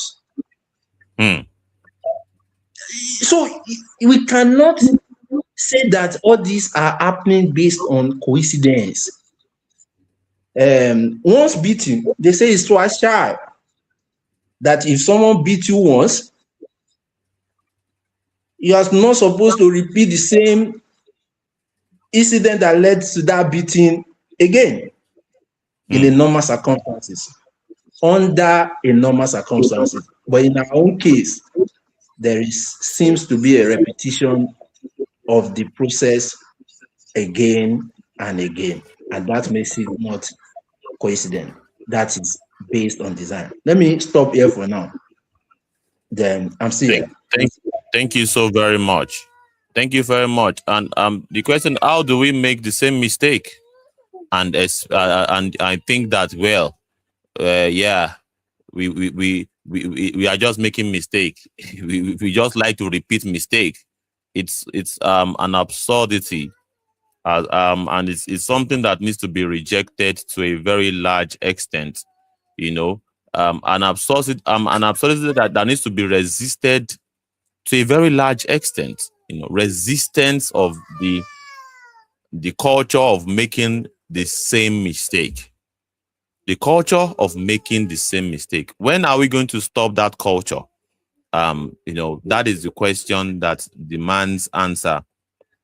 It is the question that needs to be answered by the people who seem to be attached to the system, which seems to be attached to the system, like a toxic relationship between the system and the people that does not see salvation in themselves. When are we going to see salvation in ourselves as a people? All right, it's important. It is very, very important. Let's take a let's keep listening to what these sets of concerned Nigerians, sets of people of a particular concern. Let's hear what they have to say. Put in the last election and you lost, whether he was rigged or not, and you feel you want to do the same thing again. P2B to me is an effective person. Any conversation that means P2B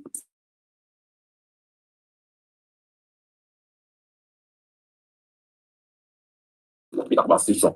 He doesn't want to experience that same experience of maybe all night on the judiciary, every day going to go to the judiciary. He doesn't want that. And I don't know why his supporters do not want to see that. That he wants to make people into a winning strategy, and then you win the election, because in the end, if you're not winning the election, you're wasting your time out in a political party. He's actually creating, he's actually molding. You have to do things differently, because me, I have been to that process of defeat, whether it was illegal or legal. But now I want a different distance, a different route to this. If I'm on the ticket, fine. If I'm on the ticket, fine. But in the end, wherever I am, that is the people that will make the center. This is the message that people be sending to these people. But some of them, they don't want reason. And they are really seeing a roadmap to victory, and he's following that roadmap. But you people want him to deviate to go where now? To go where? So when I listen to these people, I tell myself, do they really settle down? All those spaces that P2B has given, do they really listen to him? And what is not saying? Read between the lines. What is saying and what is not saying. Automatically, every politician that is going to a presidential parliament, because they want to energize. They will not tell you we are going there to play second fiddle. Go and check. They will tell you we are going there to win. I'm not going there to waste my time. I will be on the ballot box. They will tell you that. And that's what they talk. They want to create that confidence in their supporters. So, but if it doesn't turn out to their own way, they will still come out to another option for their followers. So what are these people voting for? Yeah.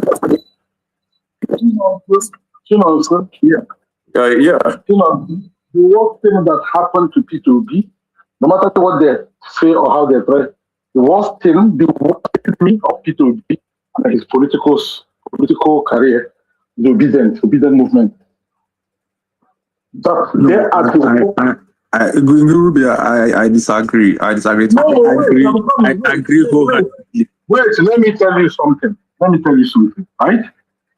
Most of them are young kids who think it's a game of boys. Oh yeah. They think it's I don't know whether your generation were there when there was boys. Oh yeah. There was something they called boys. Oh yeah. Boys oh yeah was a movement that Onitsha people used in those days to chase criminals and kill most of before Bakassi.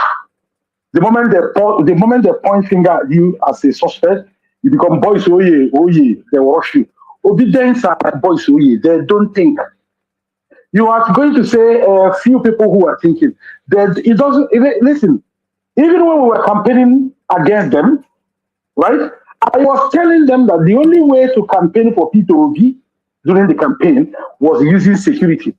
The achievement of P2B when he marched.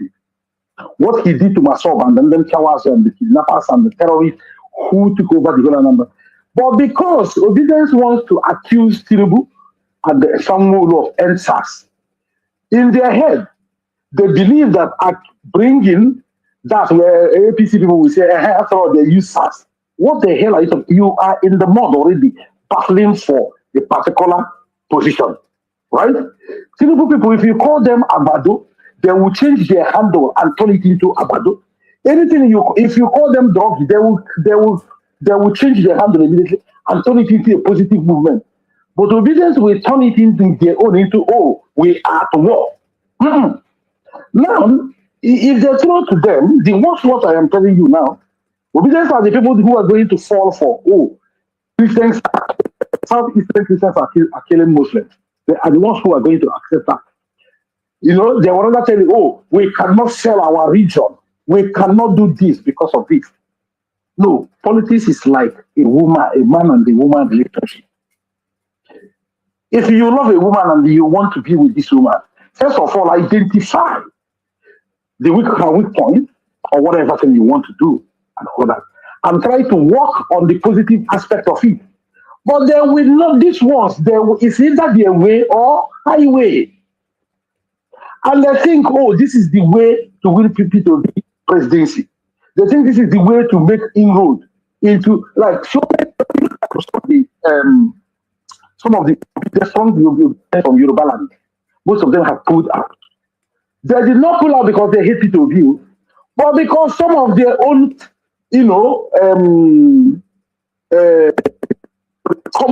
obedient movement were found in the coin thrown by APC where they play cyber politics. So you fall in the name of, I am defending my territory, I am defending my people, P2B can go to hell, let me be. Who told you to defend? P2B is not defender of any people. So don't use P2B handle. You have picture of P2B on your handle. You have everything. Then you go out in the name of you are being bigotry Olympic. Are you insane? Do you really think you have P2B logo on your handle? At the same time, you are attacking openly, boldly, attacking those you want to vote for your candidate. If you are pointing this out to them, they will tell you, after the whole Nigerians will suffer. They will mean they suffer. So Aisha Yusuf, you made mention of, when she was in Obedient, I will tell you this.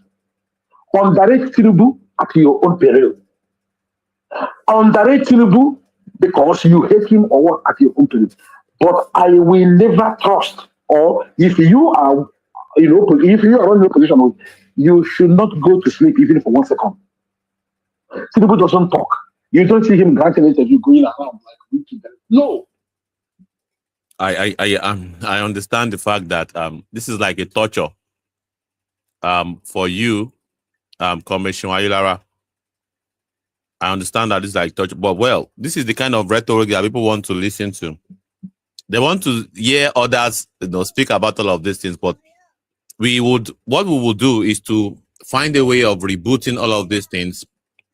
And of course, you can see them calling themselves out in terms of the tribal rhetoric that is being, that is being propagated by the followers of Mr. Peter Obi, sanctioned by him. You can see very clearly that this old tribal rhetoric is not being called out vehemently, because it seems to serve his interest, because the major part of his voting bloc come from a particular region, and it does not. He believes that fanning that flame keeps that base, intact. All right, but well, what are we going to do about this whole ethnic agenda that is flying up and down? Are we going to allow it, facilitate it, or we hate it? Or we are going to encourage it? Now, one we go choose, all right, and that is what we stand for from this side of things. That what are we going to do politically to bring about good governance in our society, in our country, Nigeria? What is our strategy? Is it by going tribal? Is it by going tribal, or by going ideological? An ideological standpoint is unemotional. It does not have to do with sentiments around attachment to ethnicity. No, it has to do with whether or not this is what is needed at this point in time. In terms of what Nigeria needs right now, does Mr. Peter Obi represent that? And if he does his association represent that? The fact that he is associating with the likes of Atiku Abubakar, Dino Melaye, El-Rufai, all of these guys that are in the ADC, that association, as far as don't you think, their audience, that this association already sells out or defeats the overall intention of the rhetoric that they want us to believe, or they want us to project, or they want to project on Mr. Peter Obi? This is the reality that we will have to live with, or we have to analyze as a people. Or perhaps the likes of Sowore, all right, who have painted the rhetoric of resistance to oppression and liberation, economic and political liberation. So which one we need? Say now all of these dramatic, questionable history, personalities and political party that we need, or a very clear pathway to liberation that AAC and Sowore represents? Now the thing where we want to ask our people be that. Now the thing where we want to wait in ask our, and by and large, if you go to their spaces, they will not allow you to, engage. All right, because they have an agenda. All right, so hence the need for us to tune in, as they want to use us to confuse their audience. We also want to use them to educate our own audience. Checkmate. All right, checkmate, and clip that. It's that simple as that. And of course, let's keep listening while I have my Gary and Ekpa as so let's take a listen. And of course, big shout out to we have brought we have welcomed our next speaker, the African Wahala. Big shout out to you, always joining this conversation and lending your voice. And of course, our audience really appreciate your inputs. Yesterday, we were together for the most part to dissect some of these issues. And today, again, we are up and running. Thank you so much, African Wahala, for being here. We are very poised to listen to the perspective that stares at you, that you want us to look at it from. While we wait for you to reconnect back with us, we are very much, we appreciate, your input yesterday, today, and always. Thank you so very much, dear comrades. And of course, I can see you that you are back with us. Let's bring you up. All right, let's play this link while you settle down. The GO of his church, that's how they become generals. We shall reconnect with you. And people are still playing along with him to bury Nigeria after Buhari killed it. And people are still playing along with them. I don't know what is wrong with Nigerians.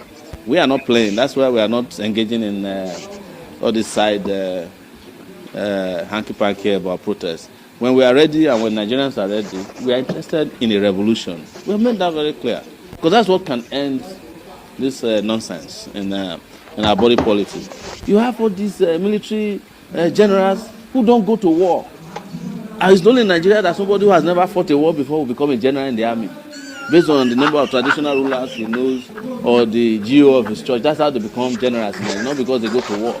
If you see an Israeli general, it's because he has fought a war before. If you see an American general that has been to Afghanistan, he has fought in Iraq, even though those wars might be wrong. But they have gone to war. But in Nigeria, you call these businessmen generals, they are all building estates in Abuja. They don't go to the war front. They don't know what's going on there. They are the ones who are happy that the insecurities are coming. You ask army to be doing traffic work. It's the Nigerian government that refused to release Nnamdi Kanu, something that would have solved a big problem. And then instead of releasing him, you go and put army in the east. Every kilometer in the east, there are army checkpoints. But after 100 kilometers in the north, you can't find the army. There was a man in Katsina who said there are only 5 guns in the local government in Katsina state. And most importantly, legitimate leadership is important. When you don't vote for people and they lord themselves over you, you don't respect them. The president never told you he will be in the country because he never campaigned to be president of Nigeria. It was INEC that imposed him on you. We told you when he was coming to office that the man is sick. Nobody listened to us. They even sang a song, Baba is sick and he's falling apart. Nobody listened to us. We told you that he's coming to... I'll be eating the same. Okay. So you should be able to vote in the next coming election. Yeah. Do you know what is called election or around voting or choosing the next leader for Nigeria? Yeah. I did that to civic education, yeah. Civic education. Electing like the president that maybe you know that he or she will be responsible to handle the country's task, perform well, do right to the citizens, and make at least supplies for demands of the citizens, the needs and everything. Have you heard of Omoyele Sowore? No. Sowore is a presidential candidate that also wants to actually lead this country. Revolutionary, radical, that can bring about, he wants to bring about the kind of change that Nigerian is. Like for instance now, free education. How do you think is cool enough that throughout your university education, it is free of charge? How cool is that? Yeah, that would be... Because as it is now, it's not free. Yeah. But what do you think about the government that is saying that free education for all youth and even study allowances? For instance, instead of giving you student loan, you are being offered grants like stipends every month, like 100K every month. What do you think about that? At least I'll say that, if you have a candidate like that, would you vote for such candidate? Yeah, you know that most times that some candidate or some people that maybe wants to go into the governance, they might be doing some promises which when they take over the position, they might not accomplish that promise. So, but if that is the promise, yeah. And let's face it, all of us, we are voting just because of what we stand to benefit. And as a student, that is what you stand to benefit. Would you rather vote for such person? Yeah. All right, yeah. So African Action Congress is the party. This is a way of introducing the party to new minds, young people like yourself. That is why I'm introducing the party to you. AAC Party, you have a smartphone? Yeah, I have a smartphone. Okay, you consider going into aacparty.com. AACparty.com. What do I call it? AACparty.com. AACparty.com and make a decision. You see that it's a very, very digital, youth-oriented political platform. And we need young minds like you whose destiny is going to be shaped. Because you can see all of these babas that are doing politicians all up and down. The country is not getting any better. So we as youth, we must begin to think towards a different direction, towards the kind of candidacy or presidency that will support what we aspire of: qualitative, free education across board, and even stipends and study allowance. Isn't that cool? Yeah, that is cool. That's cool. Yeah. All right. What do I call the website again? You said AACparty.com. AACparty.com. Can I have your number if you don't mind? Thank you so very much. That was a street engagement. We play it again and again for a particular reason, because we have, for the sake of new listeners or for new viewers, we will have to play it intermittently like that, so that they can also not just see the movement of the video, but hear the sound bite of it. So big shout out to you, the African Wahala. I believe you are very much connected with us now. And of course, one or two of the discussions have jumped at you. And of course, our people are listening to you on X, on Space. People are also very much connected also on YouTube and on Facebook. So big shout out to you once again. Thank you for joining us. And of course, we are poised to listen to your perspective today. Thank you so much. Thank you so much, Civic Space, Liberation Chat.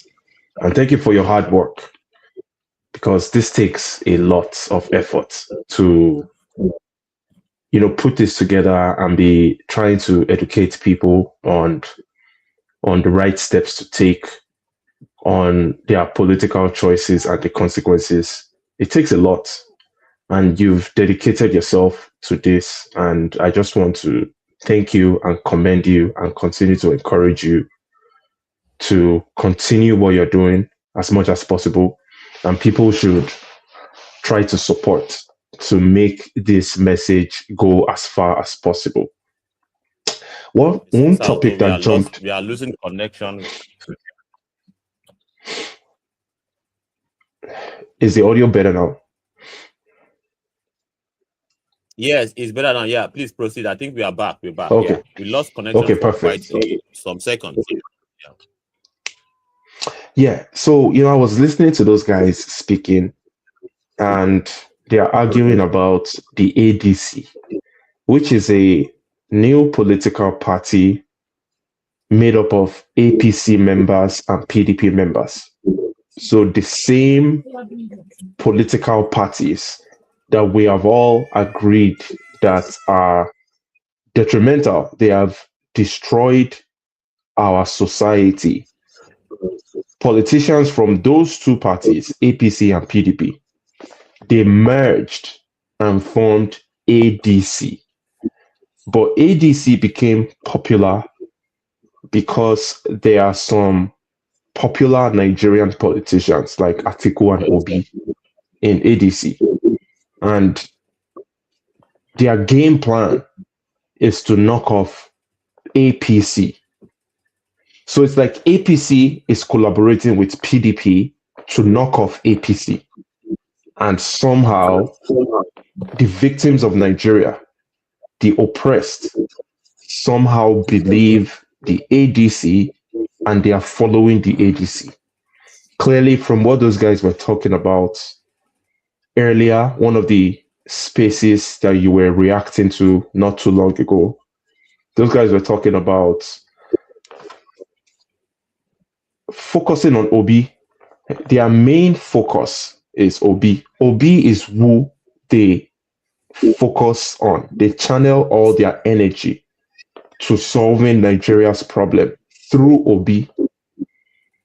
Just based on their conversation, their back and forth, you can tell that it's Obi over anything else for these people. And it's a problem. If people can throw away everything that they stand for as individuals, if they can subcontract their thinking ability to someone else, if they can willfully submit themselves to an individual and say that it's either this individual or nothing else, that shows a psychological problem in our society. That shows that as people, although we might be intelligent, we might be educated, we might have PhDs, doctorates, master's degrees, but we still don't have the ability to be critical thinkers for ourselves. Because if you have willfully submitted your responsibility to someone else, you make that choice by yourself, and you're saying it's either this individual or nobody else can take me to the promised land, then you have failed yourself as an individual. Yes, we can have mentors, you can have people that you look up to that inspire you. In fact, from a religious perspective, people will tell you things like, it's either going through this individual in a religious context or nowhere. If you don't go through this man, you're not going to heaven. It's a religious doctrine. And it's the same way that people are applying this to their lives here on this planet. Obi deserves to have followers or fans.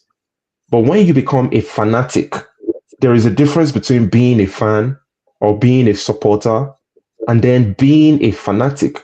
Once you become a fanatic, you've crossed the line. You are no longer someone that can think for yourself. Because let's be honest with ourselves here. If you genuinely believe that Obi is the solution to your problems, now that Obi is associating with people that you don't like, how come you are forgiving Obi? You're like, you know what? I trust you so much, Obi. Feel free to align with this individual that contributed to my suffering. For example, let's say you're from Southern Kaduna and you're an obedient. You are from Southern Kaduna, you are an obedient at the same time. That's fine. But then you see Obi forming an association with El Rufai, the same El Rufai that is responsible for the mass killings in Southern Kaduna over the last 10 years. And then when you realize that association, isn't it the right thing for you to do? To question, to start asking questions about, am I really giving my support, my followership to the right person? Or for example, you're from River State, or you're from Osun State. This is even better. You're from Osun State. You were a Aregbesola victim. Aregbesola completely destroyed the economy of Osun State. Osun State went into bankruptcy under Aregbesola. Aregbesola was an APC guy. He eventually metamorphosized into ADC. And the only reason why that happened is because him and Tinubu, they clashed. They have a beef. So Aregbesola, for his own personal interest, switched to ADC because he has a personal beef with his former godfather, Tinubu. Now he's an ADC member and an associate of Obi. So you that you're from Osun State and you're an obedient, you saw what Aregbesola did to your state, made you go bankrupt. You became extremely poor. You had absolutely nothing. To add to the lack of basic amenities, lack of infrastructure that you're already suffering, and the perpetual poverty.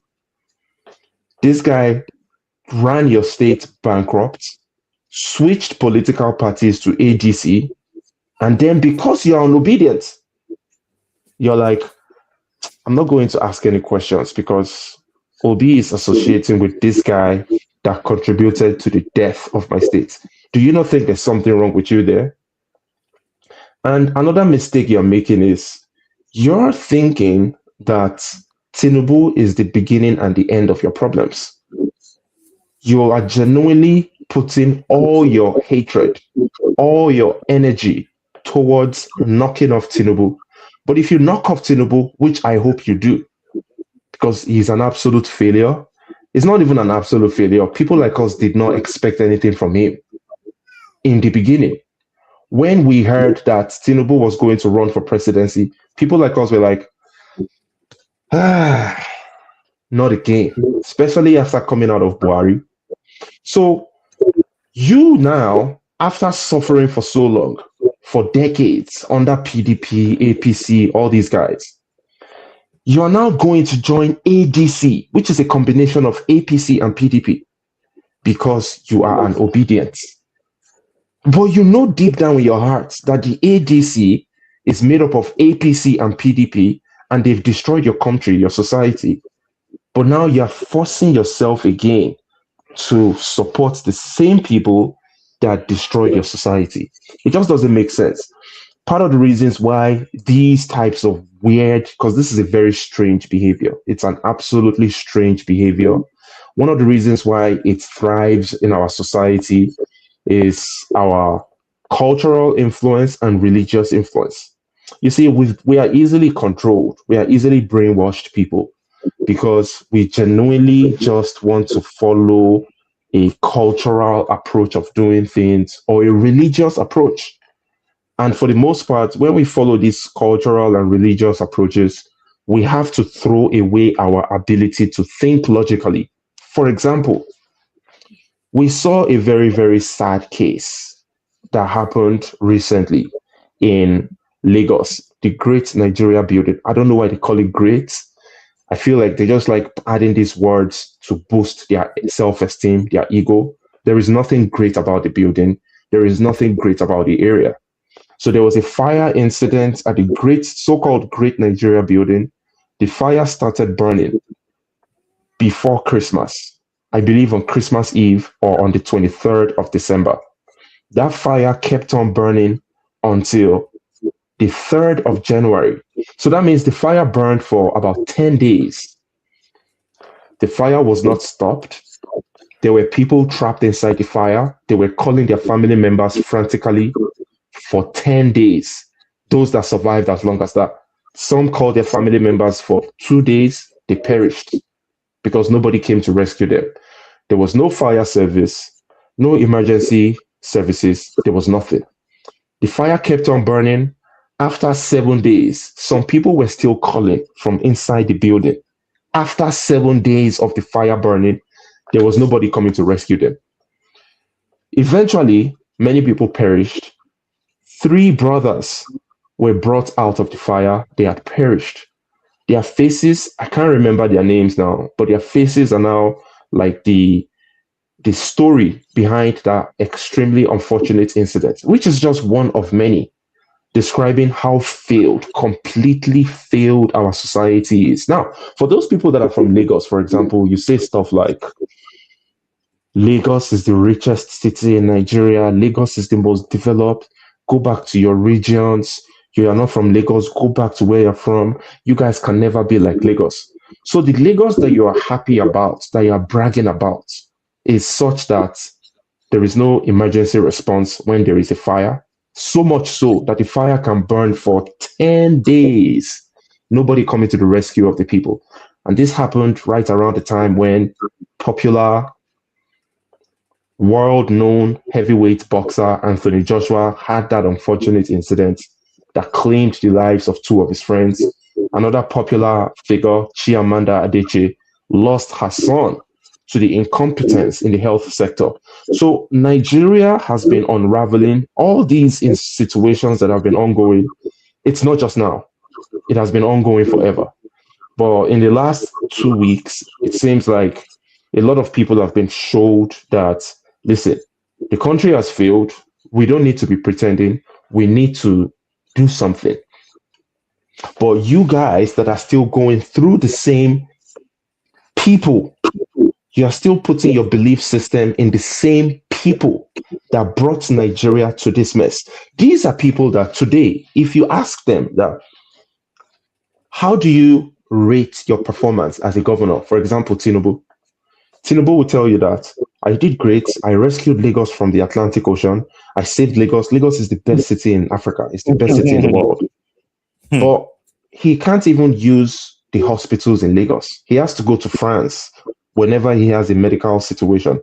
And there is no emergency response for victims of a fire. And even multi-millionaires, popular world figures like Chiamanda Adeche in Lagos could not have her son saved in a preventable situation. Anthony Joshua's situation happened in Ogun State, but it's still the same. You can still juxtapose that whole scenario to Ogun State. You're a multi-billionaire, you have trillions of naira, you get involved in a car accident, there is no access to emergency services, no access to nothing.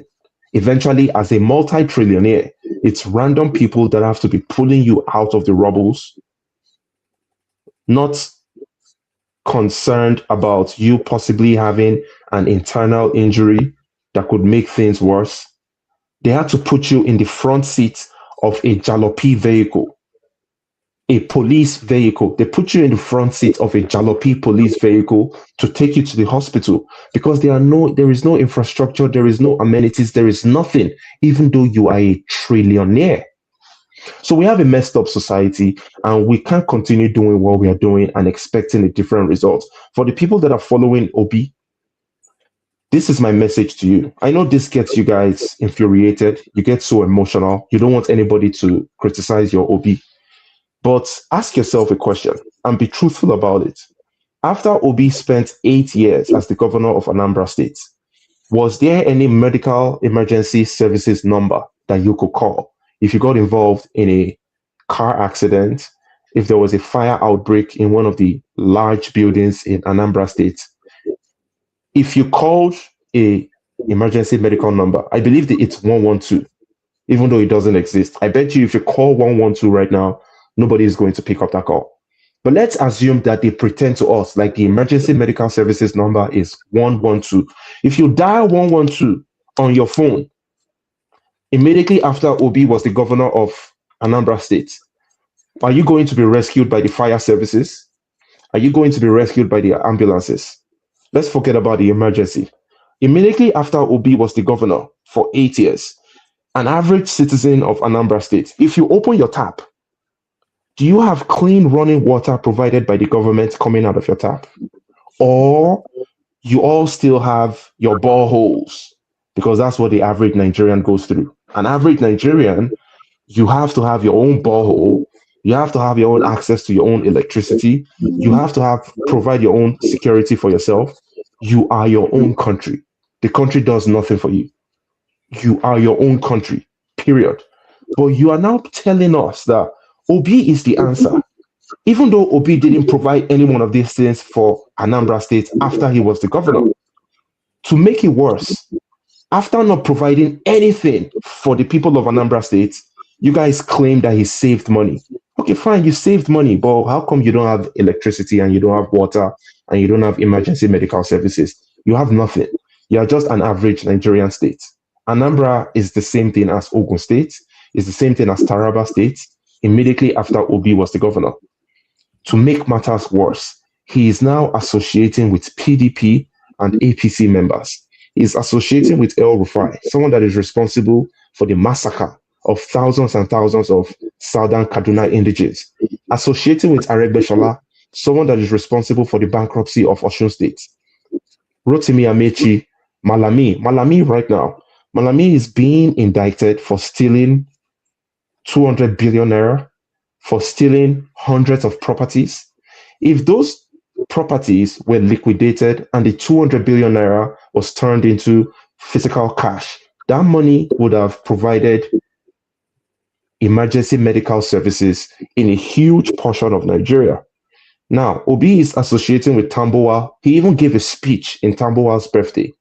Tambuwal was alleged to have stolen 189 billion naira. One of his commissioners stole another 15 billion naira. Tambuwal pardoned that commissioner. The guy went scot-free. The 15 billion naira completely unaccounted for. Tambuwal, his own 189 billion naira, gone.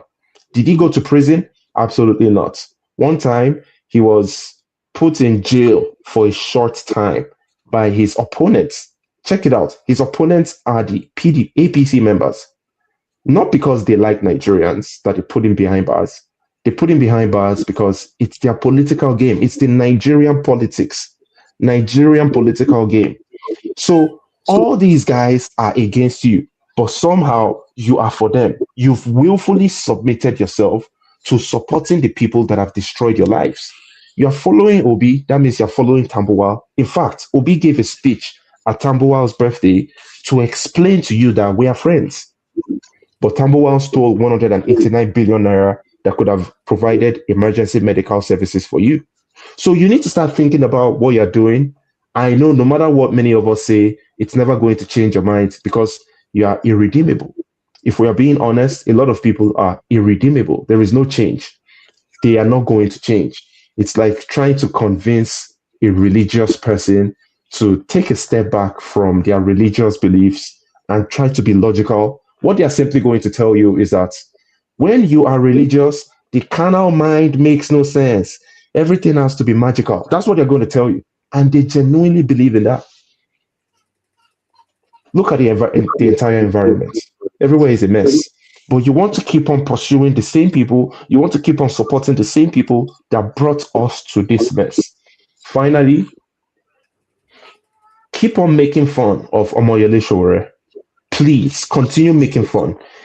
It makes the journey sweeter because eventually Sowore, people like Sowore, and he's not the only one. There are many other people that have revolutionary ideas and they are trying to build their solution through an organization of people in a political party or in a movement.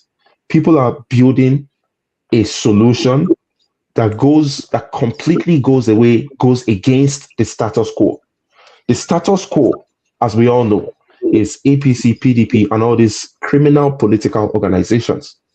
Sometimes they metamorphosize into new groups. They call it ADC. They always just move around. They metamorphosize. That's what happens.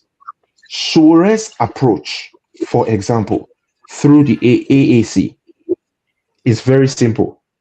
We are a coalition of the oppressed Nigerians. Everybody is invited. However, before you run for a political party, a political role, you have to go through a certain training to make sure that you are ideologically aligned with the party. And if you don't succeed in that training process, then unfortunately, you're not going to be one of the flag bearers. It's not about money. You see, in all these other political organizations, it's about money. All you need to have is billions. Because once you have billions, unfortunately, an average Nigerian is a clout chaser and they will love you. So once you have money, an average Nigerian already loves you. They would already love you because you have money. So you will get some support from that. And then if you can bribe your way and pay the escorts of the political party, pay them billions, pay them hundreds of thousands of dollars, they'll give you the tickets to represent that party, not because of what you bring to the table, but because of the money that you pay them. That is the exact opposite of what the AAC represents. The AAC is such a political party where if you don't have money, you don't need 100 million naira to buy a presidential ticket, for example, or you don't need millions and millions to vie for the position of a commissioner, governor, or whatever. You simply come, bring what you bring your intellect, bring your ideology. Once you're aligned on an ideological basis, then you can join the party and you can run. But it's going to take time for the party to build a critical number that will be effective in the political space. It's going to take time, but that time is already ongoing. The process is ongoing. If you notice, the AAC, for example, the numbers are growing fast. And the reasons why the numbers are growing fast is people can see what the AAC has done. They can see the genuine opposition stance that the AAC follows. I haven't heard any other politician in Nigeria that says the truth about Tinubu, for example. Yes, he's a drug dealer, or rather, he was a drug dealer. He used to sell drugs in America. He's a criminal. You won't find any politician in Nigeria say that. If you say that in Nigeria as a politician, you've committed class suicide. Is any one of these guys that you guys are supporting, are any one of them willing to commit that level of class suicide? Of course, the answer to that is no. They are always going to be careful. They have to tread carefully. The reason why they are treading carefully is because they are afraid to lose what they have. And if they are afraid to lose what they have, then they are not ready to change the system.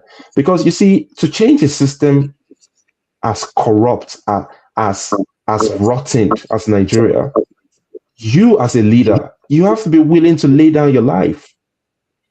Because there are going to be so many forces that are trying to kill you at all times. And if you're not willing to lay down your life, talk less of willing to lay down your status, committing class suicide, then you're not ready. You're just utilizing the emotions of the people, because unfortunately, most of the people, they are unable to think for themselves. No matter how educated they are, no matter how old they are, you find people in their 60s. You find people with PhDs, professors, they still can't think for themselves. They need a savior. They always need someone to come and save them. And a society such as that, where people are always looking for someone to come and save them, then you would have a huge percentage of the population that can't think for themselves. And that's why they remain obedient. In a corrupt system, you choose to be obedient. You are an articulate and you are a Baptist. You are a Baptist, even though you can fall victim tomorrow to one of the deficiencies of the society. You can just be in one of the so-called great buildings in Lagos. Oh, I'm a proud Lagosian. Asiwaju is my leader. I'm a Baptist. You can be in one of these high-rise buildings. If a fire breaks out, you're going to perish because there is nothing coming to save you. And I know you know that deep down in your heart. You know that. If your child falls sick, you might have to jump on your private jet and fly straight to Europe, even though you're a Baptist. You've been a Baptist for 20-something years, and in 20-something years, there is no hospital that could have been built to save your child. You are claiming, I'm an obedient, but you can't jump on a plane and go to Anambra State for vacation. You can't do that. So you're claiming, I'm an articulate. Atiku does not even live in Nigeria. He lives in Dubai. He only comes around to Nigeria during the election cycle to try again. The guy has been trying for almost 40 years to become the president. The only thing that Atiku has not said is Emilokon. Maybe he has said it in his language, but his mindset is Emilokon. He wants it to be his turn to be the president, not because he cares about Nigeria or because he cares about you, but he wants to put it on his resume. That's it. So you guys that are following the same people that have brought us on our knees, good luck to you. Eventually, if you guys succeed, my prediction is by 2028, 2029, you are going to be missing Tinubu. People are going to be like, man, I miss Tinubu. Ah, God, at least when Tinubu was here, at least that time we did buy one egg for 600 naira. Now we did buy one egg 2.5. That's what's going to happen. And let me just drop the mic for now. People need to start thinking for themselves. You need to stop allowing religion and culture to determine how you live your life. It can be they can be a guidance mechanism to an extent, but you can't let it be the end all be all. You can't allow the same approach that you use in your religion. You can't use that same approach in your political life. In your religion, it's winner takes all. You give your entire support, your entire life to a religious being, and you worship that being, and that's what you believe in. You believe that once you die, you're going to be blessed for following and worshiping that being. Don't make that same mistake in your political life. In your political life, this is real life. This is not a fairy tale. This is real life. We can see the poverty all over the place. We can see the hopelessness. Use your own brain. If you are following an individual and that individual decides to associate with criminals, then use your brain and disassociate. If you can't do that, then you have willfully submitted yourself to be a slave. And that's my contribution. Thank you so much, Liberation Chat. Thank you so very much. Thank you so very much, the African Wahala. You have indeed educated us today. And of course, however painful it might be, that it seems as though we have to repeat the same thing over and over again every single day. Well, it is the painful reality of, of involving in educational work. Repetition, it is one of the painful reality of what we will have to do. And of course, I would like to address, there is this comment by Fabian on the space, on the Liberation Chat space. It says, spreading ethnic lies would never help your life. How did PO sanction tribal hate? Are you afraid to call out a particular account that he tagged, Andre Mitinumbu, who are known Yoruba ethnic bigots? Well, we have always called out every ethnic bigot on this side of things, all right? And we would not cover, of course, we've mentioned many names here. Of course, there are ethnic bigots in every region in Nigeria, and we all know who they are, all right? And we knew how, so far so good, the movement where ethnic bigotry is basically a section in that movement. In Mr. Peter Obi's movement, there's a section of ethnic bigotry. And of course, with due respect, Fabian, you are also a very huge stakeholder in that particular section of the obedience movement. And you don't even hide it. No? And Harry the Trigot, because he was initially known as Harry the Bigot, he's your friend. You sanction whatever it is that he does. All right. And of course, there's this idiot too that calls himself Bayo the Obedient. Also does the exact opposite in the Yoruba realm of things. He also, calls out bigot, churns out or dish out ethnic bigotry content, accusing Igbo and calling Igbo all sort of names. So this is just a very terrible precedent that we have set for ourselves as Nigerian youth, So, and the fact that Mr. Peter Obi cannot call it out, and the fact that even you, Fabian, you should know better because you are very exposed. And I'm very sure you're a very exposed person.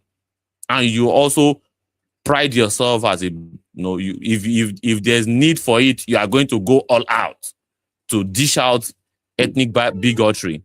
I think we should rise beyond that.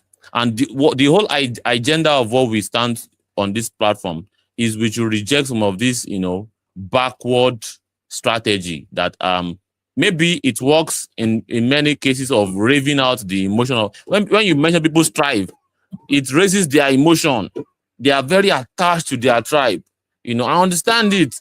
But the fact that you want to use it as a strategy to really, fan the flame of blind loyalty and basically, capitalize on it to maintain relevance, it's just somehow. As a politician, you should actually call out even those that associate with your movement that are doing stuff like this. And Mr. Peter Obi has never called this guy out. Is he going to pretend he's not aware of the activities of the Arida Trigot? Or are you going to also pretend, Mr. Fabian, that you're not aware of the activities of Arida Trigot, a very huge obedient supporter with thousands, tens of thousands of followers on X? That is the only thing that I dished out, ethnic bigotry. So, and of course, secrets don't they leak now.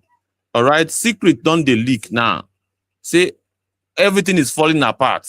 And I love the drama even between Arida Trigot and David Hundeyin. I love that drama. It is revealing so many things that we are here to know. And of course, you have picked the mic. Ladies and gentlemen, let's pass the mic to Fabian. Fabian has picked the mic, and we are very, very more than willing to engage with Fabian. Yeah, let's pass the mic to you. Fabian, please proceed.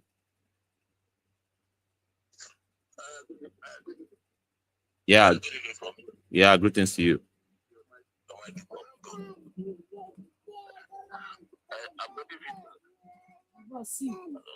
Yeah, you are audible. Please proceed. Yeah, very audible. Yeah, because I'm getting feedback from you. Okay, yeah.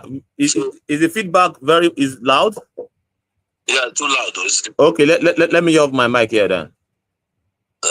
So I decided to come and listen, but when you read my tweets, that was when I decided to pick up my mic. I'm not hiding. I'm a bigot. Bigot, not 100%. I do bigotry when you attack my tribe. That is why I do my bigotry. I don't just come and attack people like that. So that is my own style. And secondly, you said His Excellency PWB should have called out those things out. I was expecting you to tell Bola Tinubu to call out Bayo Onanuga. Bayo Onanuga did his own playing on TV. Bola Tinubu did not even say a word, but you decided not to call out Bola Tinubu. Moreover, this Bayo Obedient is not the APC guy. He's not the real bigot now. You know, you come online instead, you see their tweets. We have plenty of them. From Wuye, that one that works with the Ministry of Agriculture, to Ogbeni Dikpo, to Aino, to Citizen Olu, to Victor Abisoye. I can give you all their names and you know them. So invariably, when you call them out, because when you were speaking, you were just hammering on obedience. That was why I tweeted what I tweeted. Because maybe I don't know if you pretended not to hear what Remi Tinubu said about Igbo people, or what Bayo Onanuga said. And when you read my tweet, you just said a handle that I tagged. If you read the name of that handle, you know that it's Bayo Onanuga's handle, but you just omitted it. That was why I had to put his name there, so for people to see who I'm talking about. I deliberately tagged him so he will see my tweet. I do that for a living. If you go to my timeline, I do that when I have time off work. Now I'm on holiday in Nigeria, I still have time. So when I come online, I see what I see, I speak. See, let me clarify one issue. I don't know the last guy that spoke before you. I believe maybe he's on your the other side. He said something that I want to debunk. He said, quote, but anyway, those things he said about electricity, P2B, this is old story. That is 2022, 2023 talking point. That is old story. It does not hold water anymore. APC have tried it, it did not work. So let me clarify something he said. He said, who will take a vacation to Anambra State? It's quite unfortunate. I don't know his state. I believe when you come online, before you speak about other people's state, talk about your state. I'm from Anambra, proud man, Anambra man. So let me tell the guy, he's not here. Two of my friends, Shola and Latif, they came to Anambra State when I came back from abroad. I invited them. They're my old-time friends. When we were in secondary school, still kept contact. I was born and bred in Lagos State, so let me keep it out there. And I speak Yoruba very well. I read, I speak, I write Yoruba. I invited them to come because I've not seen them for more than 5 years. They came to Anambra State. I went to pick them at our airport. They stayed in my town for 5 days. 5 days in Agbata local government. I took them to Oka. One day we spent in Owerri. Then from Owerri we drove to Aba. From Aba to Enugu. And they flew back to Lagos. That is 7 days complete in the southeast. So they came to Anambra State for vacation. So when you come online, don't just say things because you just want to talk down on somebody. I'm a rational human being. You understand? Like I said, I love to come to listen to your spaces just to chill and pick one or two. You understand? So when we speak, just to you all those things, this what is that? Water, electricity, this and that. It is still because when you guys started, I was asking myself, what is the point of this space? Because you were complaining about people joining ADC, some obedient joining ADC. Me, I've not joined anyway. People know me. I've not joined because I'm not sure that I will join. Anyway, so I asked myself, what is the main issue? Do you guys want obedient to parley with you people? Or I wanted to ask you before you read my tweet, what is the thing? Are you guys angry that some obedience are joining ADC? or you guys are angry that P2B joined ADC. You understand? Because I believe, let me not tell you, it's Liberation Chat. I tagged you on one topic about Bola Tinubu corruption. I told you that if you want me, I would prefer, or maybe you might not take my advice, but let me say it here. If you want like obedience, some obedience like me, for instance, because I was the time you guys hosted spaces, we are much. Even engineer was here, Lumumba was here. Many obedience commonly come to your spaces. We share, ideas and talk about what is happening in Nigeria. If you guys can open spaces like every day, there are stories about Nigeria, corruption about Bola Tinubu, about APC. If you like look at the budgets that just came out. Even Sahara reporters, they are giving us weapons to fight APC about the corruption of budgeting and how they are putting money for Asura, for solar, for generator, whatever. Those kind of topics will bring people like me here, because before you know it, obedience will be coming. Like a person like me, I come to your space. People will be coming. They'll be buying your ideas, buying. But before you know it, you can get like people like me that are not in the ATC. You might say, okay, even though AAC they are not so popular like that everywhere, at least people can still buy idea. But when you come here, you talk from now to obedient this, obedient that, obedient. I will ask myself, do you really want obedient to come to your side, or you just want to talk? You understand? So I will advise, if you can do topics about calling out corruption, like we obedience when we open spaces like Dodo Space, we talk about Obi or nothing, but we still talk about the tax issues, the corruption about Bola Tinubu. So we mix everything together. It will be an interesting space. Then we just hammer one particular issue, hammer from now. It's just stale. It is stale. You understand? But I will advise, so if you listening to me, just bring out topics about what's happening in Nigeria. Like for instance, all this insecurity, corruption. Many things. There are many lies that is coming up from these APC people. It will be nice. You understand?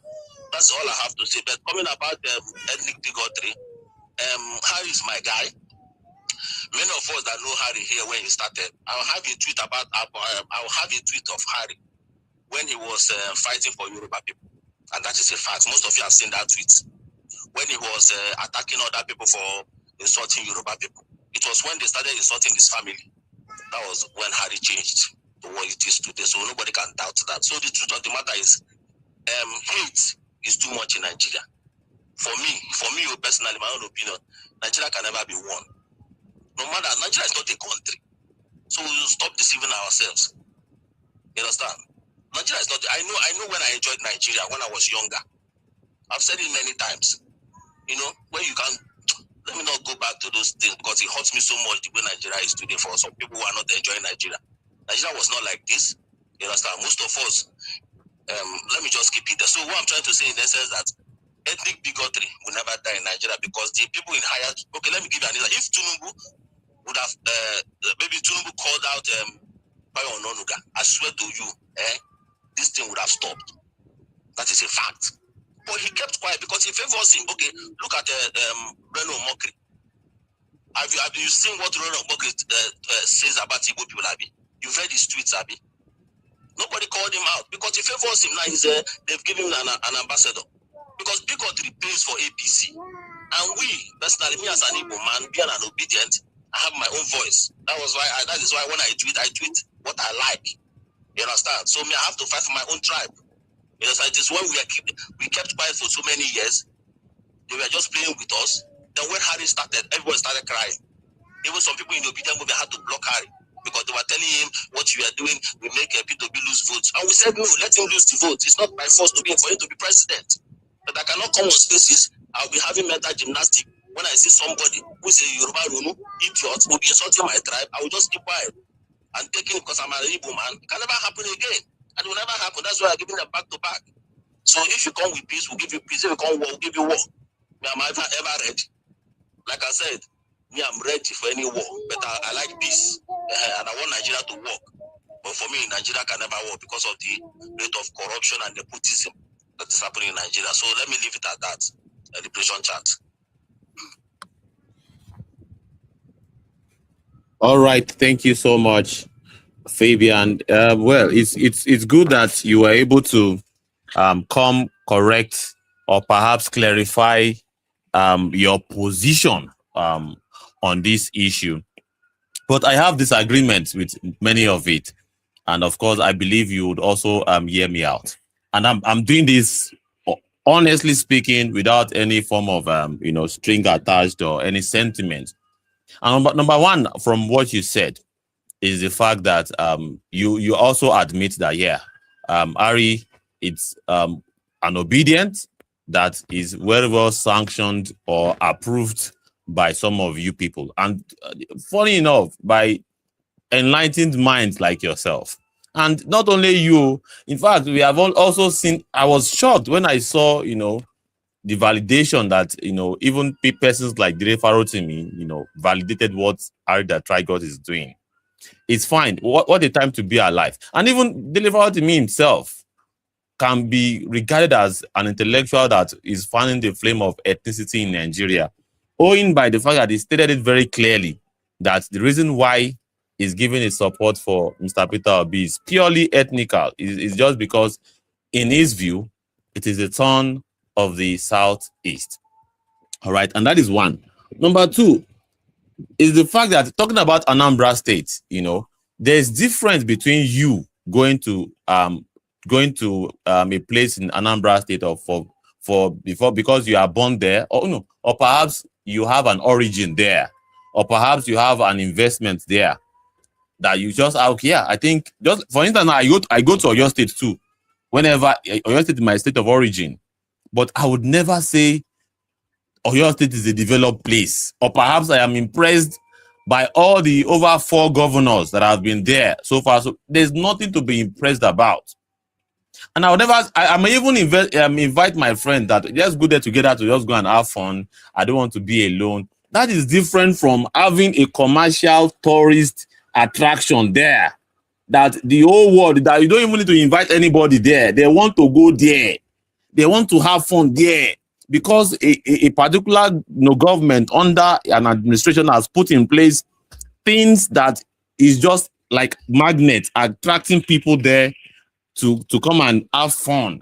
Or perhaps even if it's medical tourism, maybe there's a world-class hospital there that, well, because instead of me to travel to UK, let me go to Anambra State because I heard one hospital is there that is as standard as wherever I want to go to.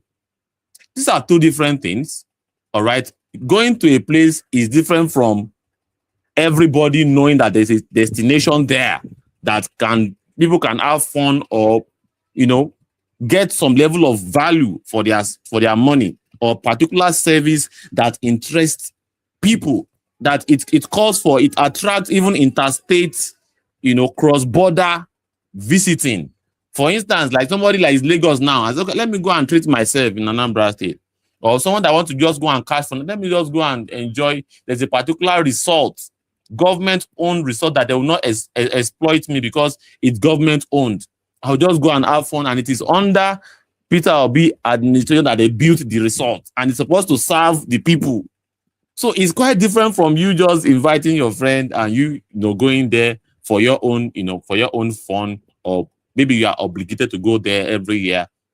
That is two different scenario entirely, and I would like to clarify that. All right. So when it comes to Bayo Ononuga, everybody knows our stand about Bayo Ononuga, and of course, maybe perhaps it's not every time you turn on your, you come on our spaces. Let's face it, you are not a regular. It's just pretty much recently that you are beginning to come on our spaces regularly. You are not a regular.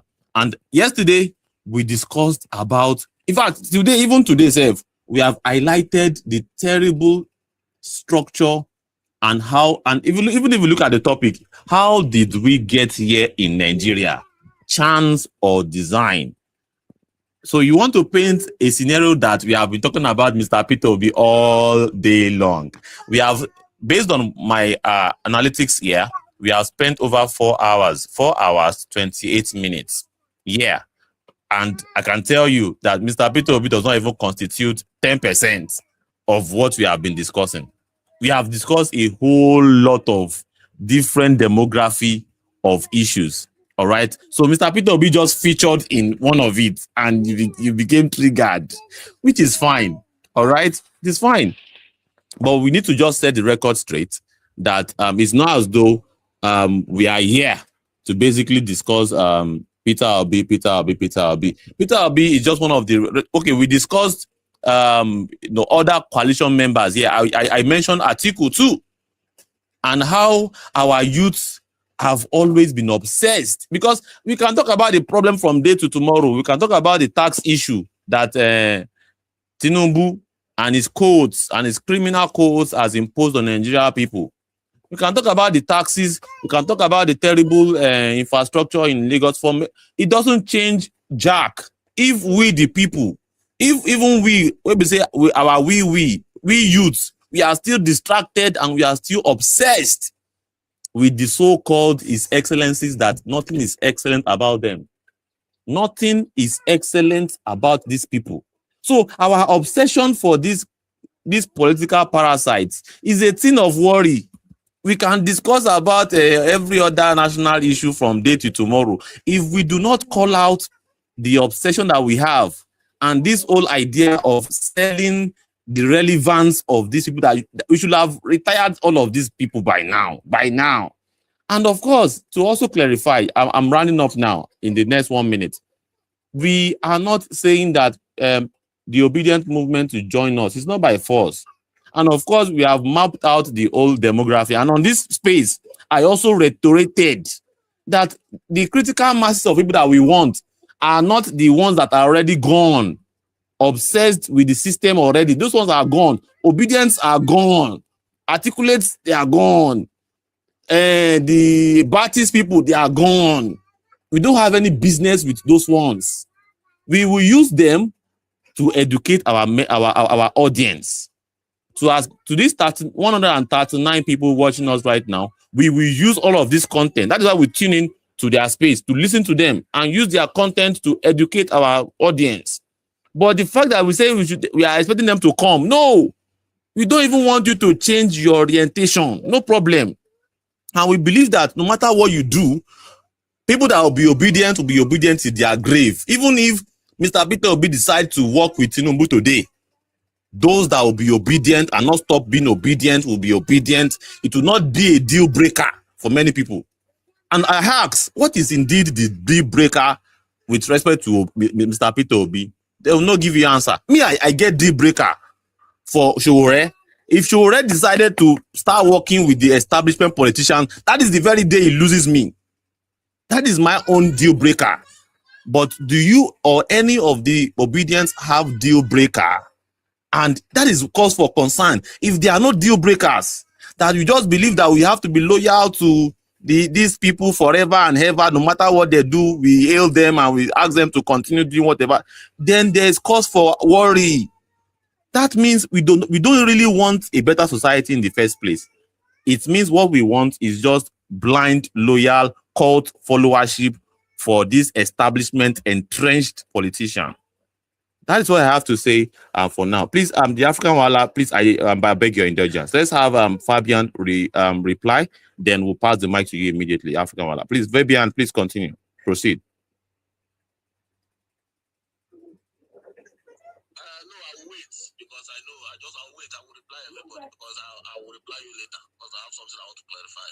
Yeah. Proceed now. Proceed and reply me. That's why I don't want to hesitate to pass you the mic.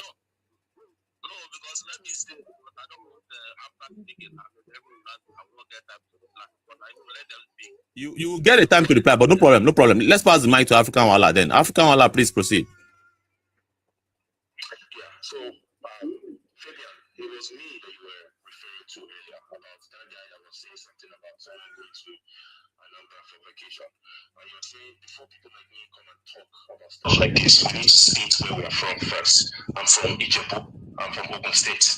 And I'll tell you this today, Ogun State is fucked. It's as fucked up as Anambra, as fucked up as Plateau, Taraba, Kano. Everywhere is fucked. Nobody is in their right mind is just going to buy a ticket to Ogun State from another country, from Kenya, and say, I want to go on vacation in Ogun State. We have nothing. There is nothing. Is it Olumo Rock? Olumo Rock, is that where you want to go on vacation from Kenya? No. And the same thing applies to Anambra State.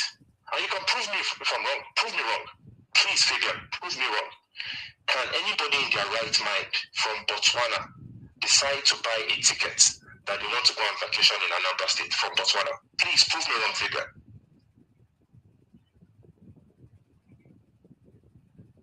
Okay, let me prove you another wrong now. You know, when we speak, you just say no one can just buy a ticket. Let me tell you. My cousin, both of us here in Germany, he came back. His wife came to Nigeria, to Anambra State for vacation. Anybody that leaves his or her own country and comes to your village is on vacation. She spent 2 weeks and 4 days and she went back to Germany. You understand? We flew the same Turkish airline together. She came for vacation. So what are you telling me? Somebody from Germany came to Anambra for vacation, and you're telling me somebody from Botswana cannot come? If you are marrying a Botswanese or you have a friend from Botswana, you are coming to Anambra State for holiday because we came for holiday, and they say, okay, let me go with you to your country, to your village. Vacation. What are you telling me? I don't think that is that is the understanding of vacation for everybody. It seems as though your own understanding of vacation is different from our own. No?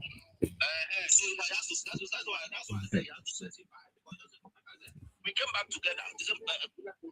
Okay, Fabian, let's simplify it. What particular destination is actually a attractable vacation destination in Anambra State? Just be specific with location, please. No, okay. Can you share us with the picture of how? Don't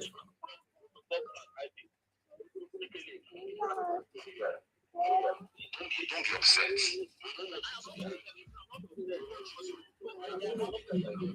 Because we are ready to have this conversation. We are very told because you started off with bigotry. Your reaction to what I said about Peter Obi was that I'm probably a bigot. That's what I understood from your reaction of what I said. And what I said was that after 8 years of Obi being the governor of Anambra State, can an average Anambra State indigene turn on their tap and drink drinkable water from their tap that is provided by the government? Do they have access to electricity? And can they dial 112 if they are in a vehicle accident and an emergency medical responder will respond to them? Those were my questions. And then I spoke about the vacationing. So to those 4 questions, what are your answers to those? After Obi was the governor for 8 years, does an average Anambra indigene have access to drinkable water coming out of their tap that was provided by the government? 1. Does an average Anambra indigene have electricity? 2. Does an average Anambra vacationing spot sell to the rest of the world? Are people attracted from other parts of the world to come and vacation in Anambra? So those are my questions. Thank you, Ben. I will just ask you to go to your Google. It's as B2B did that public water, and it's still functioning today. Soludo just upgraded it again. So it's, if you go to Aroma, Oka, they have water. In my village, we have water. So go and check that one. Secondly, electricity. There's electricity now, just the way electricity is in Nigeria. Because Nigeria have 43,000 megawatt or whatever they call it. So the same electricity that is in Nigeria is in Anambra State. You understand? And coming to what is it called? Holiday place. We have Ogbunike Lake. So the Ogbunike Cave. We have Agolo Lake, where you see a lot of crocodiles. Yeah. So you can still come to my own town. We have a museum, Ibuku Museum, where you have all these old artifacts. White people come there, go and Google it. So we have those things. Brother Fabian. So all these things that you're saying, they exist in every other region of Nigeria. They exist in Zamfara. Do you know that Zamfara, they have caves that white people go there to visit sometimes? Do you know that? In Zamfara, some people have water. And in Zamfara, some people have electricity. So what's the difference between Zamfara and Anambra State? The difference between Zamfara. Okay, let me first clarify something for you. When you mentioned His Excellency P2B, I saw it in the prism of bigot. That is a pure lie. You don't read my mind. No, I'm not. I just came to counter you. That's why I said you should mention your own state. Because we are all Nigerians here. So if you want to criticize my state, I need to know your own state. So I can counter you. That's what I do. So that's how. Okay, counter. You just counter my state. Dapo Abiodun is my governor. He's a corrupt thief, a criminal. He was a 419 fraudster. If you Google Dapo Abiodun, you will find his mug shots on Google. He's a criminal. It's just like Tinubu is drug father daddy. Sure, you get me? And me, I'm condemning all of them, and I'm condemning all the previous past governors of Ogun State because they're all trash. But you here, you're trying to paint Obi as a messiah when there is nothing to write home about. That's where the problem is. It's quite unfortunate that you say I'm trying to paint Obi. Let me clarify issue. You just said something about my state, and I'm countering you. And you let me finish now. You are trying to interject, and I'm countering you, and you're saying I'm trying to paint Obi. I never told you His Excellency Peter Obi is the person after sliced bread. Moreover, I've already left. I was about to leave school university before he became governor. So I always come back to see what he's done, and I saw what he's done in at Opiweka. He was the one that built that 10. If you are going to Onitsha now, going to Enugu, he was the one that constructed that 10 lane for us. And he changed Opiweka. Opiweka was known as a criminal then. He changed it and turned it to what it is today. So that is a fact. So coming to other things you said about your governor, Dapo Abiodun, please let me finish now. Dapo Abiodun, you said everybody know that one is a thief. So I can criticize my former governors, you understand? If His Excellency Peter Obi, if I find anything that he does, if you know any bad thing or any criminal thing that he did, tell me. But Dapo Abiodun, everybody know that. No, let me tell you what okay, can we interject each other? Let me finish. I allow you to speak now. So like I said, if you want me to criticize my past governors, I can criticize this man, Mbadi Nuju. Yes, he was the governor when I was in my second year or so. Yeah, he did not do much because he was hand-tied by the Uba brothers. You understand? And I will criticize Obiano. No, Obiano. No. I will not criticize. Wait, let me come now. I will give Obiano tongue lashing because he allowed his wife to rule Anambra State. But he did a lot in my state, and I will give him that. You understand? He allowed his wife to control so many things in my state, which was not good, and he drinks a lot. So I will tongue lash him there, and I heard he stole billions of naira from Anambra State. So I'll call him that on that. I'll call him out on that. So that is what I will say. So if you are thinking that calling out the Peter Obi, that I'm not triggered though. What I do is that I know I'm in a lion's den. You know, so I have to counter. Because as an obedient, as an Igbo man, from somebody from Anambra State, somebody will not say His Excellency Peter Obi sanctioned bigotry because he did not speak against Harry. Then me personally, I will just keep quiet here. That does not go. That is why I have to bring out the Bayo Ononuga and Remi Tinubu and the rest of the Yoruba idiots and Yoruba bastards. Like me, I'm an idiot too because I do bigotry too. So I'm not excluding myself. What I'm just going to say is that, you know, at the end of the day, I appreciate this back and forth between the both of us, and I feel like we have a completely different ideology as far as life, as far as what we want in our societies, as far as what we aspire to accomplish. We have different ideologies because you call Obi His Excellency. Each time you want to mention Obi, you intentionally put His Excellency Mr. Peter Obi. To me, there's nothing excellent about Obi. There is nothing excellent about none of these other guys, okay? But to you, they are excellent. You even said, even though Obiano stole some money, all I'm going to do is tongue lash him, but I'm going to give him some credit because he did one or two good things. To people like me, no, he deserves to be in prison. If the guy stole your billions that should have provided access to emergency medical services for people in Anambra State, and you are still somehow trying to give him credit, then we are coming from a different... No, that's what you no, hold on, bro.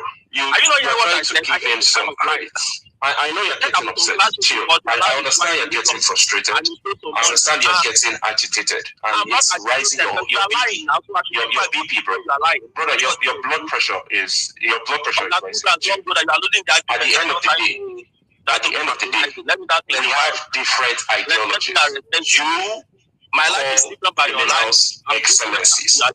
People like us, we don't call thieves excellencies. If someone has stolen money, you can't call them an excellency.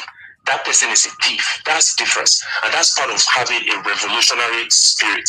You can't continue putting a band-aid on a bullet wound and expecting to heal the injury. It's not going to heal it. It's only going to get worse. And you guys, I really hope that you think about some of the things that you support, right? And make a change. That's all I can say. Okay, let me clarify one issue here now. Maybe I will not insult you. Maybe you did not hear what I said. People that heard that. I said I will give him tongue lashing because he allowed his wife to rule us. And he stole some money, so they will prosecute him. That's what I said. I did not support him stealing money because I hate those things. That's what I said here. Maybe you did not hear me or just pretend not to hear. Let me clarify one issue. I'm an obedient. We don't have the same ideology. But my own ideology in life is that I want Nigeria to work. I'm in Nigeria now.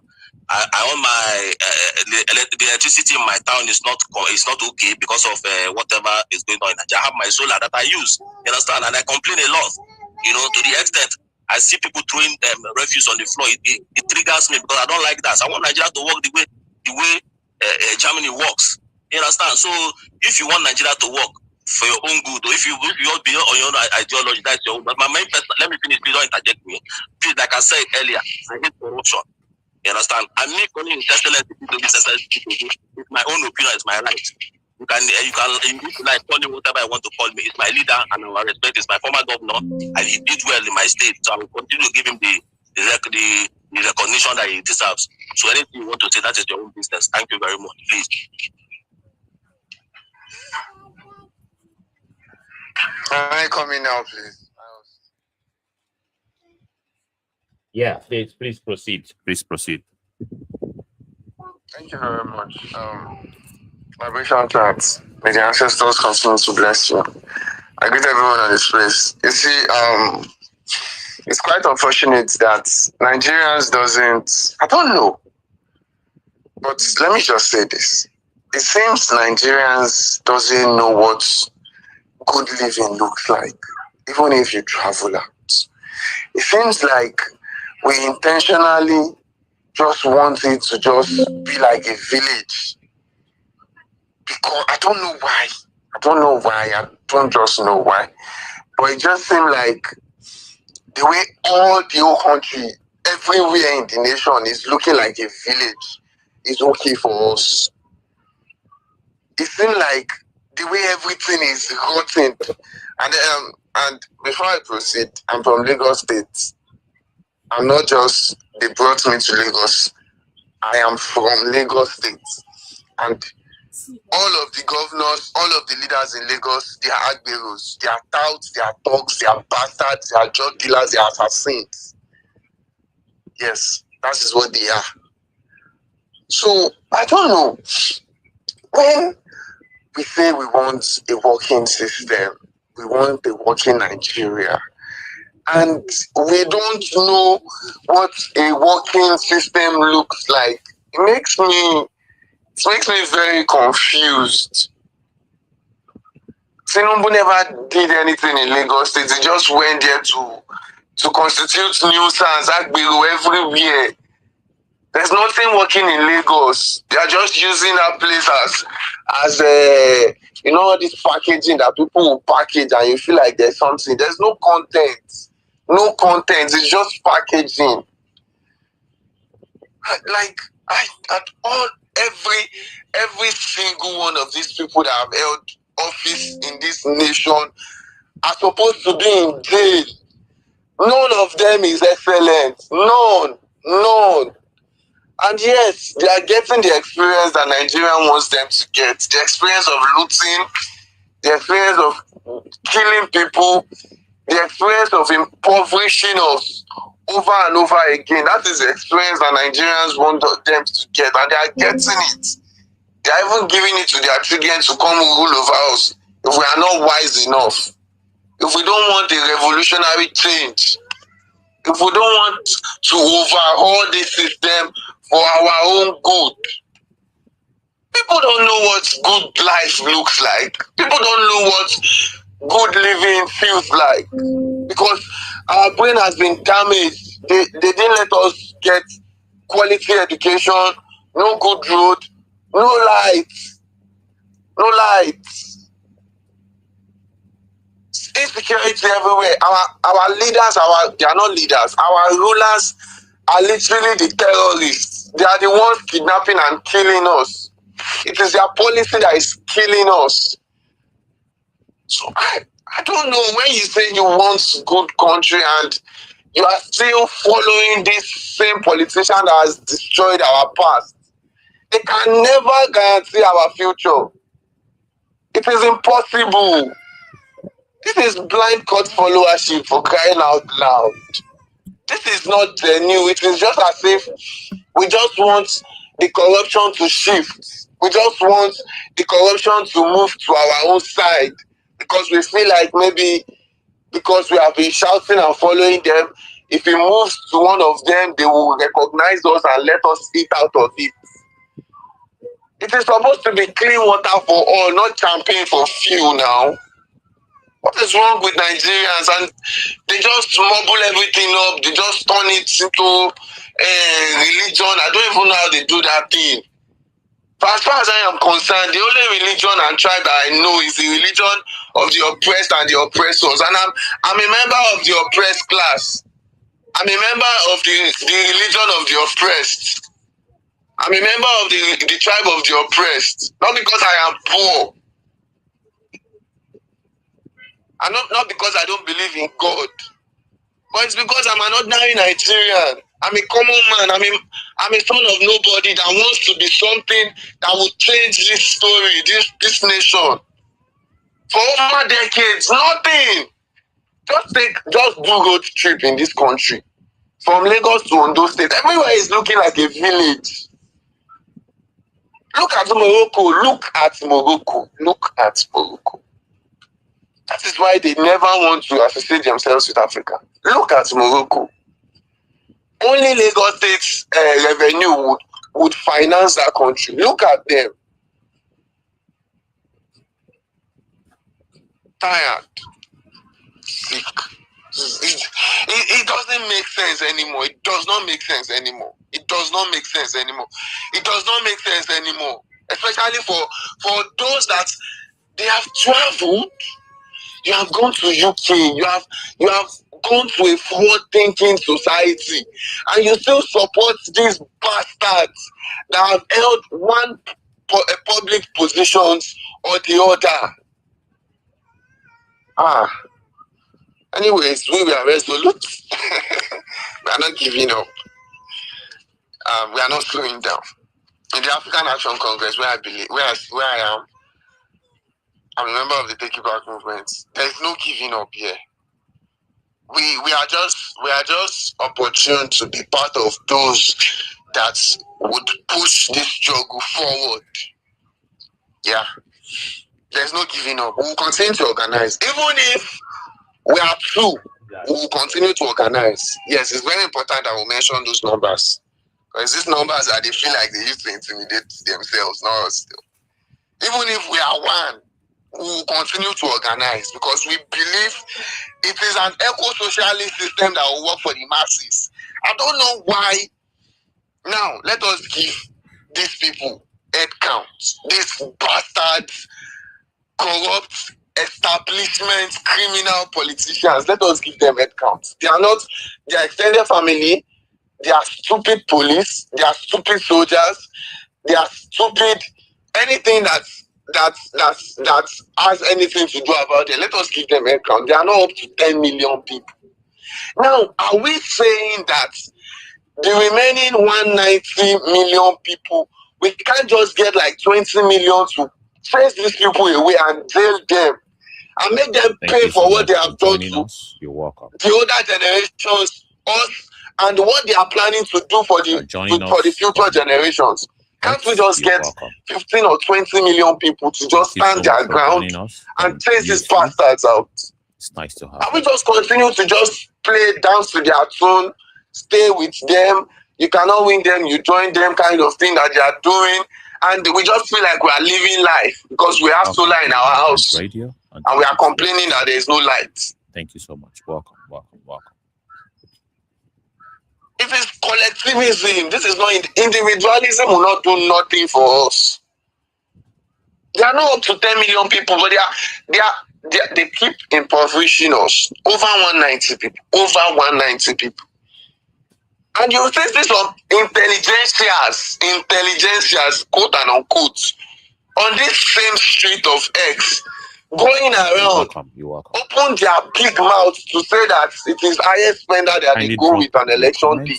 Like. Now, how do we want to convince those ones, our mothers, our fathers that are citizens in the grassroots that, okay, this is the way to go, when so-called intelligentsias has access to Google, has access to internet, cannot think right, does not know the ideology that will make a system work? Kindly drop your comments and your response to the, if not chance, question wake up screen. now. If not How chance, did think we for get yourself here now. in Nigeria? How? If not chance, say we Chance supposed to go or like design? this. Drop your comments. Imagine I will be more than willing to read it out. Like generations where don't they come, don't they shout up Nepal now? Don't they shout up Nepal? The same way the older generation left trash for us is the same way we are living. We want to leave trash for them. Although me, I will not leave it too. It's either I die on this path or it succeed in my lifetime. It is either I die on this path or it succeed in my lifetime. Thank you very much. Let me rest for that. Thank you so very much. Thank you very much, fighting for my freedom. Interesting submission. And yeah, let's pass the mic to Godwin. Godwin, then you're welcome to the speaker section. The new being. Thanks for coming. We'll pass you the mic after Godwin. Then we'll return the mic. We go over the rotation again. Godwin, please proceed. And of course, now we have over 155 individuals watching us across all platforms. So let's have this discussion, shall we? Godwin, are you there? Godwin,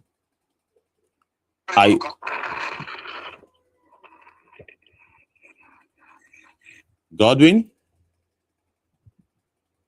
Okay.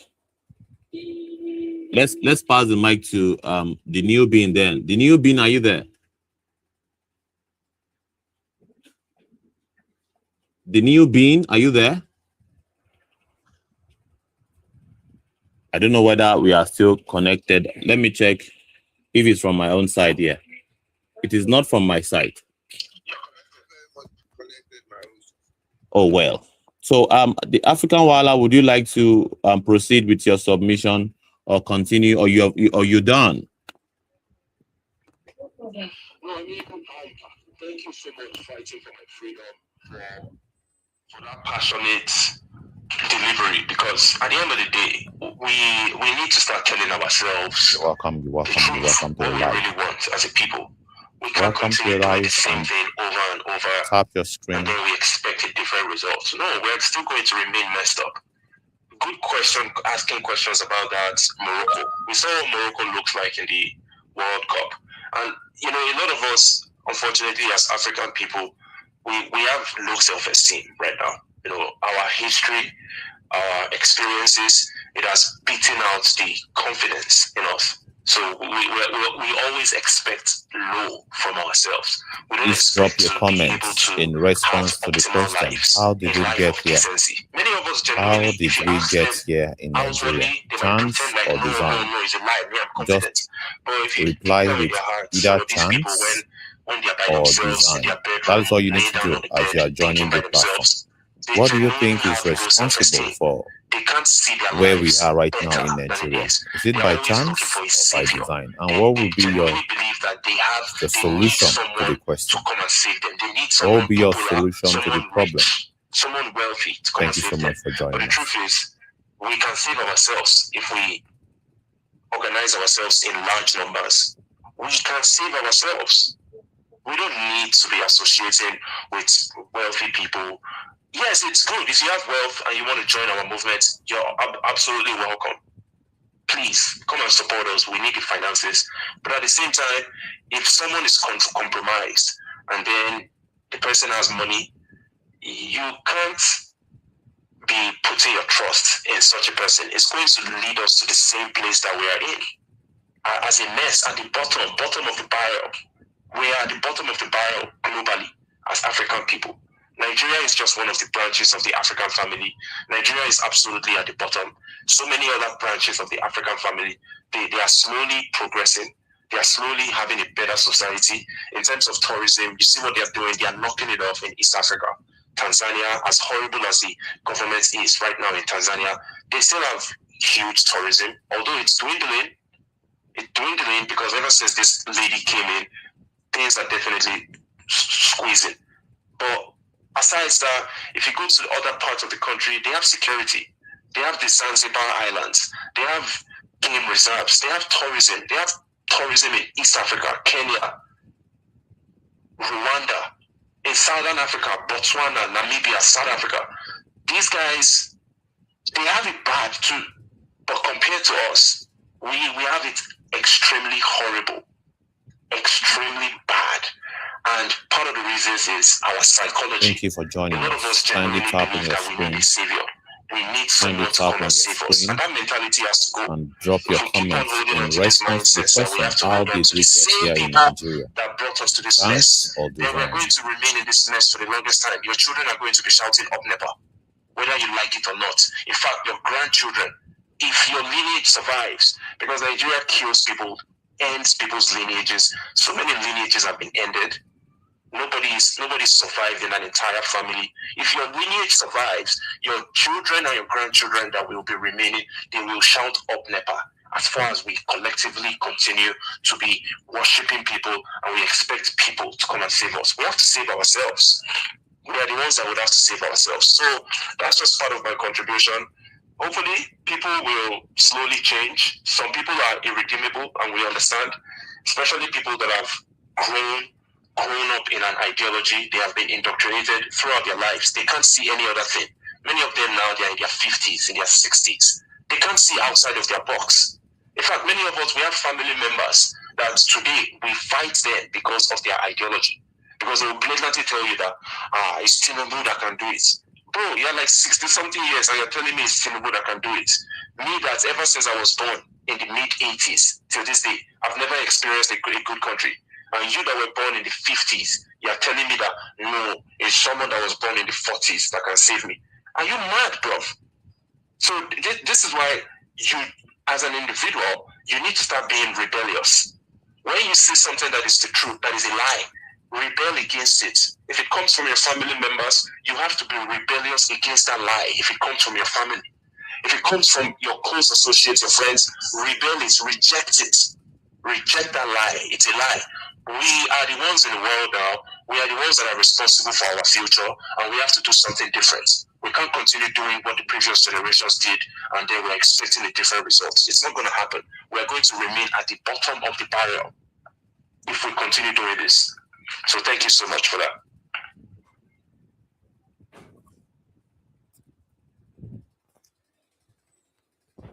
Thank you so very much.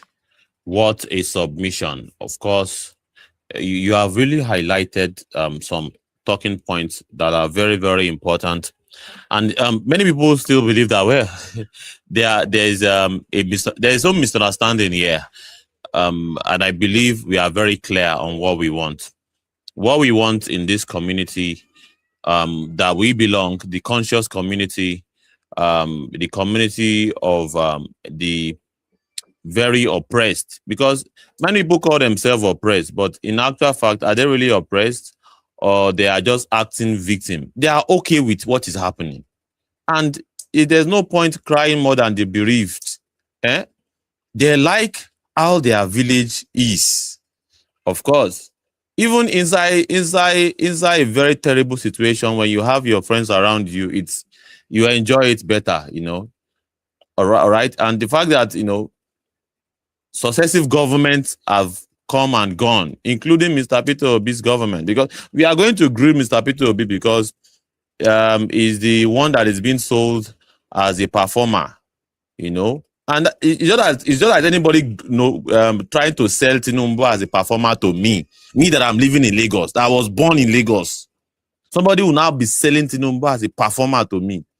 I'm going to call it out that no, you have no taste for quality. Nobody will come to Bariga and say, yes, this is what I can be proud of. All right. In 2026, they are still offering light and bringing light to anyhow they want. We hardly have light of 3 hours in 24 hours. And some people will still say, well, yeah, it is what it is. Or, this is my governor, His Excellency Bola Ahmed Tinubu. Some will still attach excellency to Bola Ahmed Tinubu after serving for 8 years and not being able to provide constant electricity. There are places in Lagos that they still have mud houses. Face me, I slap you in Lagos is still more than correct normal housing unit for families. Face me, I slap you in 2026, for crying out loud, for God's sake, where 30, 40 people are using one single toilet and bathroom. They have to wait their turn. All right. Now the kind Lagos way, Tinubu, but they will not show you those majority part of Lagos. They will only show you a co-Atlantic city where he tamed the Atlantic Ocean, and the poor people cannot even have access. You cannot even say you want to go to a co-Atlantic city and you say you want to just go and have a stroll. They will not allow you to enter. They will stop you at the gates.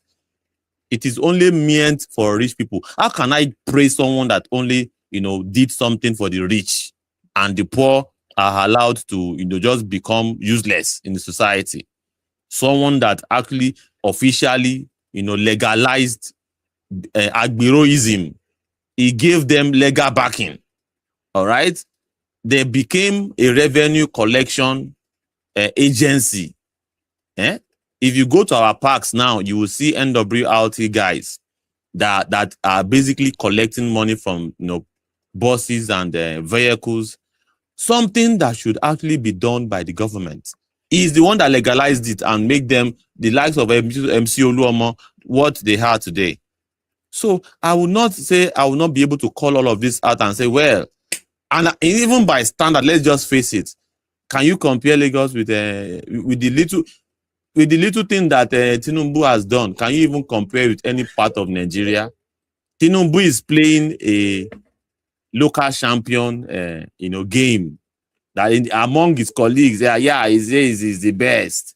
And many people will make argument that yes, he has an advantage. There's a seaport. There's this. They are as if they are also handicapped. Are they handicapped?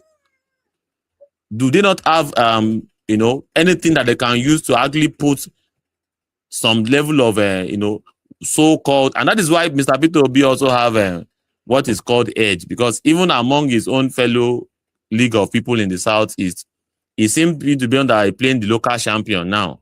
And just because he's a local champion, we should basically hand him over and sing his praises, and that is excellent enough. As far as we are concerned, all these politicians are a bunch of jokers. And by now, we should be done, gallivanting or following them up and down. We should be prepared to start afresh. We should be what? Prepared to start afresh. But we understand that many people, many people are still very much attached, and there's no way you can detach them, from this attachment with their favorite politician. All right. Yes, I'm getting message from the back end that you can't even access the beach in Lagos, but Nigerians in Morocco right now are enjoying the beach without need to pay any access fee in the same Africa. This was my brother's experience in Morocco, yet he will return,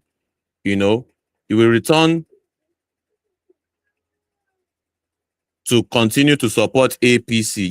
Yes. All right. In Lagos, beach is not free. For you to say you want to go and enjoy nature in Lagos, the Lagos that Tinubu has created that is anti-poor people. You can go to any beach now, it has been privatized. Where is money going to? Inside the private pockets of all of these terrible Obas, Oba Elegushi, Oba of Eko, Oba of that. That is their own political settlement. You cannot even have access to nature. If they had access to somehow restrict our airflow, they will tax it. We are going to pay. We are not going to enjoy it for free. That is how wicked these people are. But well, we have a way of, packaging our own people, but we don't do that. We don't package. I would not say because I'm in Lagos and I was born in Lagos, I will not be packaging Tinubu because he's a local champion and he has been able to weaponize poverty against the people. Some people will even see Makoko as a tourist center, and I laugh. That even if you are going to do that, has the government done anything to even touch up that place to make it an enviable location such that people will come and visit a floating city? That is what it's called. There are many similar, settlements all across the world where people settle on top of the water, and the government have a way of packaging the place, and people will be able to go to Makoko now. Is a stinks so much. All right, and funny enough, white people go there. In fact, there's a white man living on Makoko, and people will now begin to use that one as a point that white people used to come to a particular place in my village. The fact white people are going there does not necessarily make it a tourist attraction center. Does not necessarily make it a standard tourist attraction. No, anybody can, why there's imagination or why there's fetish. Some people fetish just to go and travel anywhere, not because they have a taste of what constitutes a vacation destination. What it's called? A vacation, where you can relax and enjoy gifts of nature.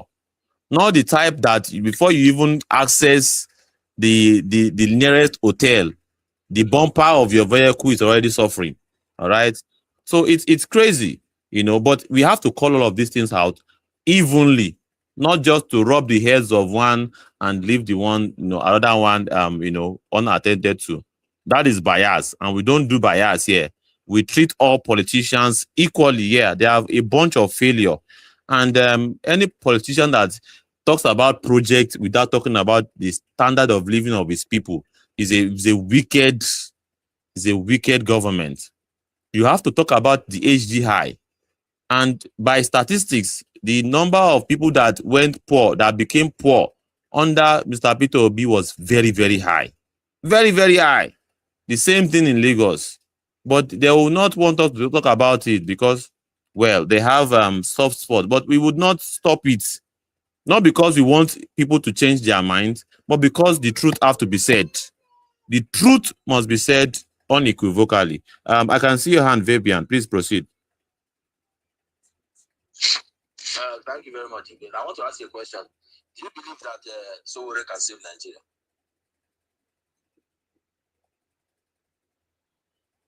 I don't believe Sowore can save Nigeria the way it is now.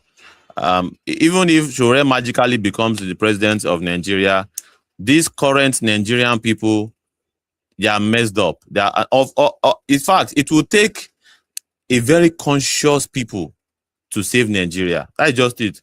And we have always said it on this platform that Sowore is not playing the Voltron or a Superman or Batman situation. Okay, you can imagine a Sowore as a president, and Sowore is saying that we should arrest and prosecute these politicians. And the people that are still attached mentally with these politicians, they will stage a barricade.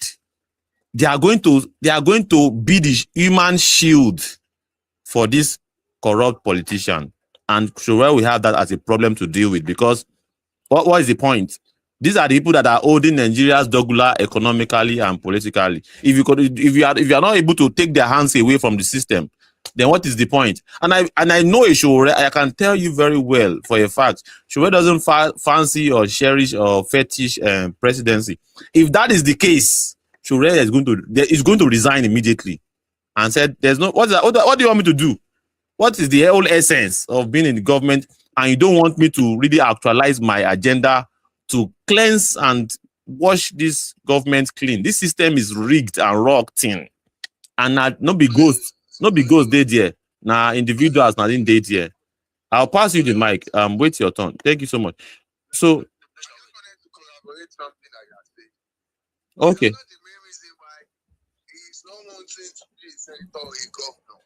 Because this system needs an overhauling. It is not this party kind of thing. And he knows that if he becomes a governor, he can easily be removed like Fubara. If he becomes a senator today, he can easily be removed like Natasha. That is why he has said that he wants Nigerian people to join hands with him. Go back to your locality, go and represent your people. Go back to your state, go and become the governor. Let us just make sure this ideology is guiding us to giving us a better life. It's not hard. We are not doing superhero here. This is not X-Men. Yeah, thank you.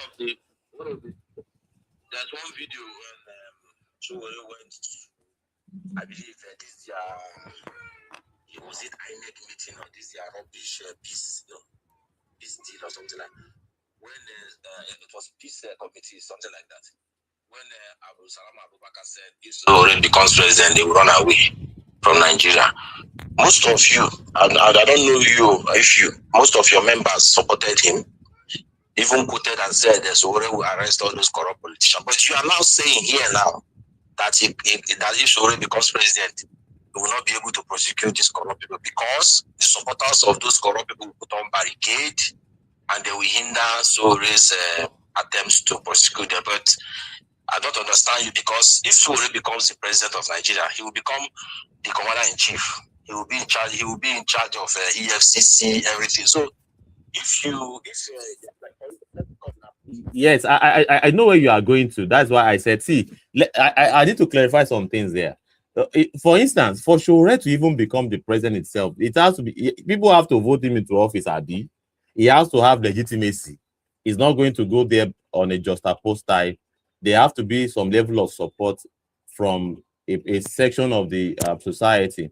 But what I'm saying in essence is the fact that it has to take a very enlightened population for Sowore to really do what he has to do, to eradicate and to really prosecute these current mafia organizations in power. That's what I mean. For instance, now, are you seeing Sowore as a dictator or a democrat? Because it's very, very important that we note all of these things. Because it's good that you are asking this question. I really appreciate it.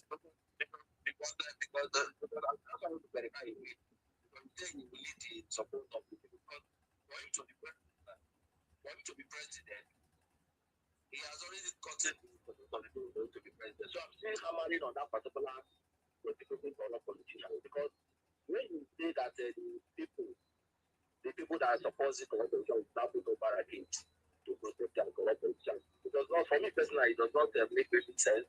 Because I believe the president, look at what did to Sowore and the other people when they went to protest. That is the power of being the commander-in-chief. So if Sowore becomes the president tomorrow, he can use the power of the police to chase those people away that are protecting those. We are painting an hypothetical situation here, and let's push it further, and that pushing will mean that imagine, let's say Sowore administration under the agency of anti-corruption agency finds, for instance, Atiku guilty, all right, of huge corruption scandal with evidence to show for it. And of course, there is an attempt to actually get Atiku arrested, and Atiku faces prosecution, all right? And you now have a multitude of people, all right, barricading the system and the process, protesting that they should leave Atiku alone, constituting a very huge resistance against bringing justice to Atiku. Who would you blame? Yeah, the people or Sowore?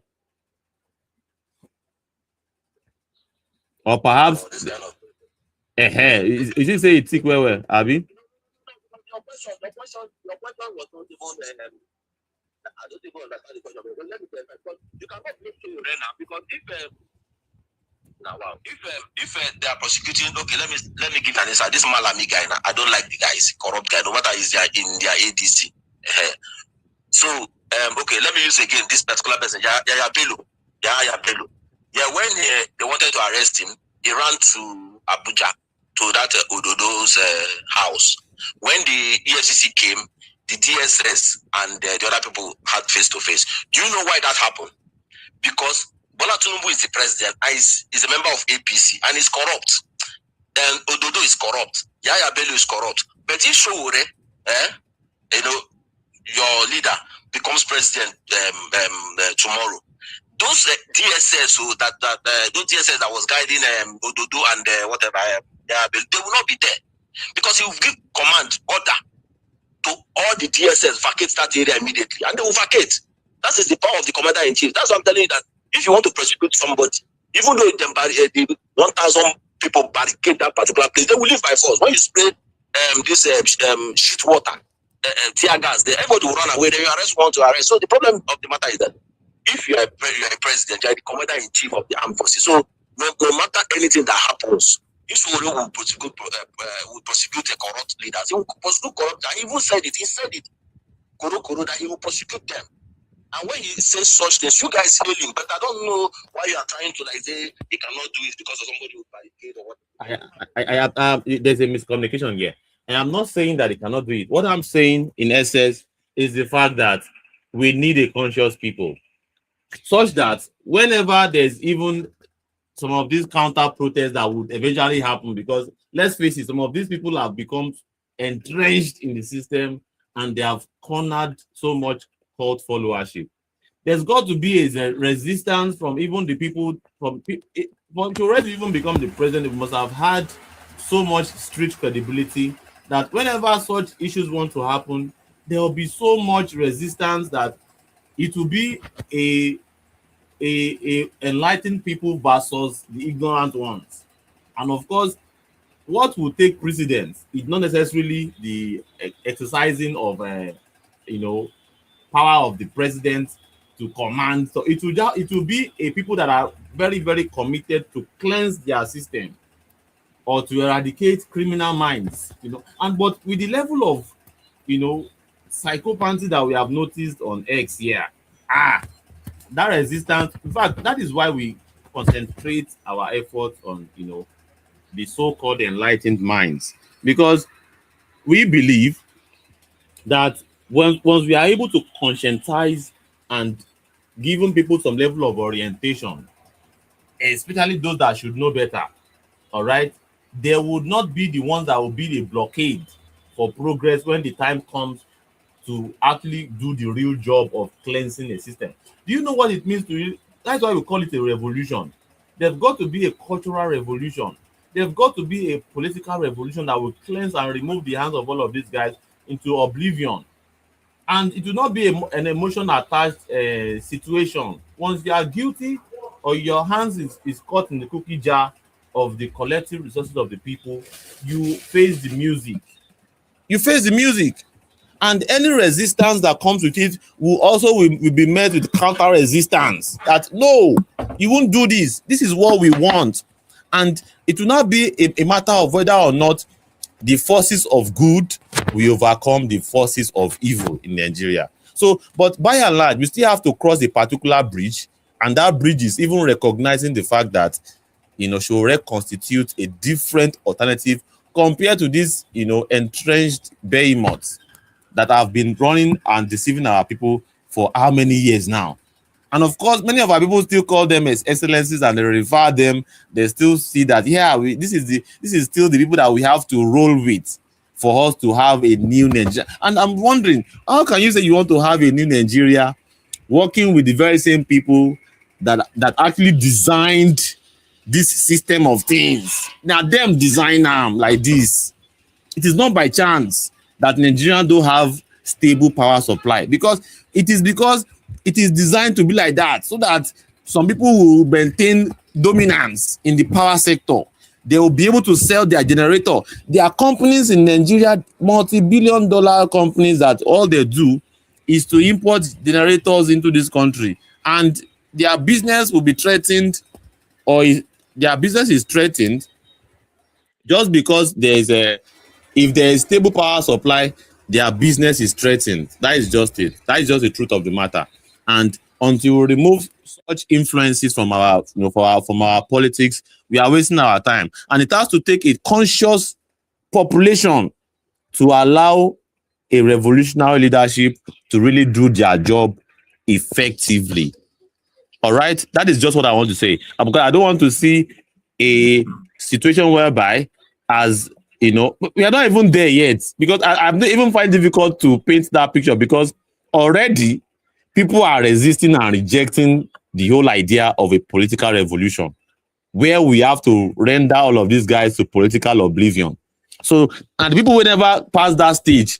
Now you go, they come, they tell, say, yeah, we have to make arrests. We have to arrest someone like Mr. Peter Obi, for instance. You know, we have to arrest Atiku. We have to arrest Abubakar Malami. We have to bring justice to the system, or perhaps even recover some of the properties that these guys have cornered to themselves. And that will come with a lot of resistance. And with resistance come a lot of fights. And with fights comes historical context of what had happened in some other societies where this level of corruption permeates their society. It is going to be a very huge confrontation with these bad guys. That is whenever we eventually get the point. Whenever we eventually get that, yeah, there's need for us to cleanse our system. Well, that will be my comment so far, so good. Let's pass the mic to African Wala, and we'll just rotate the mic again. Yeah, thank you. I just wanted to say that, do you know that if we can successfully arrest just 20% of those people that have looted this country dry from a political standpoint, just 20%, because many of them will escape. They have their private jets on standby, so that if someone like Eshowore gets there, they'll quickly jump from their private jets and fly to the next country. But if we can just grab some of these guys, just 20%, and squeeze them off the wealth that they've stolen, boy, we're going to realize trillions and trillions and trillions of naira. Because looking at just the ADC, for example, Tambuwal, 189 billion. And I'm sure that money now has multiplied. It probably has hundreds and hundreds of more billions out of that 189 billion that was stolen. Yaya Bello, how many billion? Was it not $800,000 that this guy, okay, Yaya Bello is still in APC, but they're all the same, because ADC is made up of APC and PDP. So if you can squeeze out Yaya Bello, for example, I'm sure that one has another like 500 billion that he has stolen. You grab all these Oshiomole, all these Okpebolo, you see all these guys, each and every last one of them, and Akpabiole, all of them, they've stolen at least 1 trillion each. So imagine how much money we can get from these people and pump it back into the system and start providing education, start building roads, start building hospitals, and start paying doctors good salary, so they don't have to be incentivized to leave the country. You see, we can do a lot by actually focusing on these thieves for a short time and get as much money from them and pumping it back into the system. But I also wanted to ask Fabian a question, because Fabian has said something that I think I respect. He said, you know, he said he's an obedience, obviously, but he also said those ADC. So that sounds to me like Fabian is not just blindly following Obi to ADC. Fabian, please correct me if I'm wrong. I'm not in ADC, but I support the Excellency Peter Obi. I'm not in ADC. So I respect it, because and I will not join them. So I've already told my people I will not join them. And I assume it's because of the, you know, the characters like, you know, El Rufai, Malami, murderers, terrorists, kidnappers. Malami went out of his way to go and kidnap Nnamdi Kanu from Kenya. And then when they brought Kanu back to Nigeria, he set up a press conference. They were speaking in Hausa language. Do you know how much of a slap in the face it is? They went to kidnap Nnamdi Kanu from Kenya. They brought him back to Nigeria, and their first press conference was in Hausa language. That means it wasn't a win for anybody else, but then it's a win for their terrorism ideology that they have. And that same Malami today is in ADC. Such a shame, you know. I looked at Loretta Onaje, that one, that criminal during Buhari's era. was welcoming Peter Obi to ADC. Oh, you're welcome to the winning political side.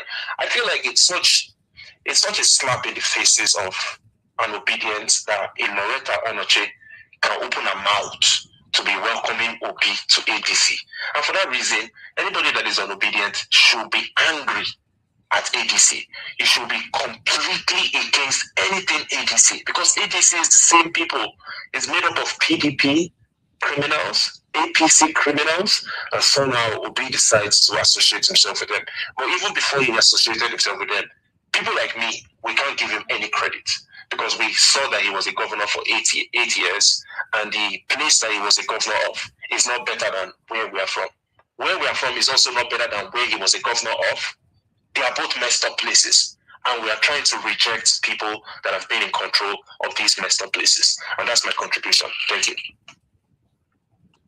Okay, let me clarify one issue. Like I said, I'm an obedient. I respect it. I'm a follower, or not a follower anyways. I'm a supporter of His Excellency Peter Obi, my former governor. So coming to that ADC issue, me personally, I don't even, my own opinion, I don't buy into it. Like you said, it's not like me as an obedient, I will be angry that His Excellency Peter Obi is joining them. He has his own choice to make. Other people have their own choice to make. But the names of the people you mentioned really ick me. Like you mentioned about what he did. And then secondly, Nnamdi Kanu, I don't respect that man. He's a terrorist. He destroyed my Southeast. So that Nnamdi Kanu is out of the picture. So Malami, for me, I hate Malami because he's a corrupt man. He stole billions and billions of naira under Buhari. Even to the extent I was in one space where they were saying, we are discussing this, their ADC something. Then I was yes, not insult. I was calling Malami a criminal. Somebody, some idiot like that, is from my Southeast too, started insulting his father there. That why should I call Malami a criminal? That the court have not adjudged him to be a criminal, but he slept in EFCC place for like 7 days and he seized his property. So for me, he's a criminal. Anyways, that's his sidebar. So what I'm trying to say in essence is that me, I don't like that ADC. And you mentioned Loretta Onoche. I know what that woman said about the obedient movement. I know the insult he gave His Excellency Peter Obi. And now he's trying to say, welcome to, just like you said, welcome to ADC, blah, blah, blah. Me personally, I don't even trust that woman. She's a snake. Loretta Onoche is that same woman that created the phantom rice pyramid in Abuja. Sai Baba. Thank God. See, let me tell you guys something. Many Nigerians are wise. I believe it was somebody in that APC that took that picture to show us that all those things are just woods, not real rice. So, they sold it as rice. When they were caught, they said it was just paddy. So such a woman coming to ADC to talk their bush. So that only that woman said, even though I want to join tomorrow, only that woman made me not to join. But my main issue is PDP boys, people like Ima. Most of you know that Ima. I will not find myself in the same space with Ima strategizing how to bring down APC. I cannot do that. Somebody who is that Ima that you see is from my own local government. I know his father's house. Even last time I went to Nigeria, I because of Ima, I went to his father's, his own village, not far from my own. Because I want to see that guy that comes to spaces to talk bullshit about Igbo people, just because he's supposed to article and PDP. So I swore that I haven't told some of my people that I will not be on the same space with Ima to strategize against APC. Just like me as Obedient did in 2022 campaign. I know what the guy did to us. It's so many lies, many things. So I will not be. So that is my rage against that ADC. I will not be in their movement. I will not contribute my money. I will just tell my. That was why I told them the Patreon chat the other day I came to your space. I'm not your member, you know. The number that I come to your space is to listen. I told him about my local government that I will repeat again during that governorship time that I said there's nothing like AAC in my area. You understand? You know, if for me personally, I told him that if push come to shove, maybe I want to spend my money for political campaign, I wouldn't mind if it was 50,000, 60,000, it depends how much I want to spend, just to print poster, at least to create awareness. Because, like I said, I'm not in your party, But when you want to like create awareness for something for the future, at least I believe it's from the grassroots. And like me personally, some people here were throwing jabs at me that I say I want a new Nigeria, that I'm supporting SSNSCP to be. I have a right. I live in a country that works. That is why I want a Nigeria that works. You understand? If Nigeria works in my lifetime, I'll be happy. You know? So that does not mean I will not encourage maybe somebody from another party that want to like how will I put it, find an to get inroads into I always mention my own local government. Like in my local government, if tomorrow I come and I come one of my cousin or my friend, I say, nah, I saw one poster, this show post, I saw one of his poster close to our local government. That is something commendable, you know, such a thing, because online every time will not get the people. Even a Liberation Chat, I will put it to you on one of your spaces the other day. You said something that I was like surprised. You said, quote, that you want to attract the intellectuals, not these mamologists, all these people that sell in the market that tomorrow Tinubu will give them 50,000, they will shout it. No. When we did our mobilization, we did it with market women in the market, the local people, the touts, as in touts in the sense that all those conductors, you let them know, this is this party, this is this person. Then you start from there, because if you are looking for people on X that speaks too much English, nobody will listen to you. But the way you just waved those market women that day was not encouraging anything. So maybe I believe it is better to start from the grassroots, from those market women. No matter how you talk to them, even though tomorrow they decide to go to APC or any other party, I think they will know that this particular party came to. So they even, if you watch some of your protests that you guys did in that's Ikeja. That's Ikeja on that. That's on that bridge along that Ikeja area. You see some market women, they were talking about show, right? They were talking about AAC. So those people too, when you get those kind of people, so you cannot just throw away market women or those agberos or those NU, RTW, whatever. People there, they need to know this your AAC. You know, they need to know, yes, so this particular thing, this particular party, this particular person, you know, if he enters, so he will change that, he will change Nigeria, he will change your state too, he will do this and do that. That's I believe that is where you guys need to start. Like I said, in my local government, if I see anybody from my local government that's an AAC member, no problem. I will do my bit for you guys, you know, just to, because like now I'm an independent guy. That does not mean I'm not in your party. Let me mention it here now. At least create awareness. So coming to like who said the British Church said something about arresting criminal politicians. Me, I want to assure you that His Excellency P2B will not be among people that will be arrested, because he's not a corrupt man. Because if he was a corrupt man that stole money, EFCC would have, not EFCC, Bola Tinubu and his goons would have released so many documents about him stealing money. So that is one of the advantages that he had against every other person in that ADC. You understand? So nobody will say he stole money. Then even during the campaign, he said it. Bring an evidence that I stole 1 naira, I will stop campaigning. Nobody did that. So he gave them the challenge. Don't tell me any politician that will say that in Nigeria currently. Nobody. Because before, if you sneeze, somebody will come out with evidence and show you. To the extent he showed Nigerians, he rejected the house. There's look, let me tell you, people that don't know Anambra State very well. One of the expensive estates in Anambra State is called Ngozika Estate. A plot of land there is 300 million. It was His Excellency P2B that brought out that place for. He gave it to civil servants. Ask anybody. Ngozika Estate. It was there's one particular estate again. I've forgotten the name.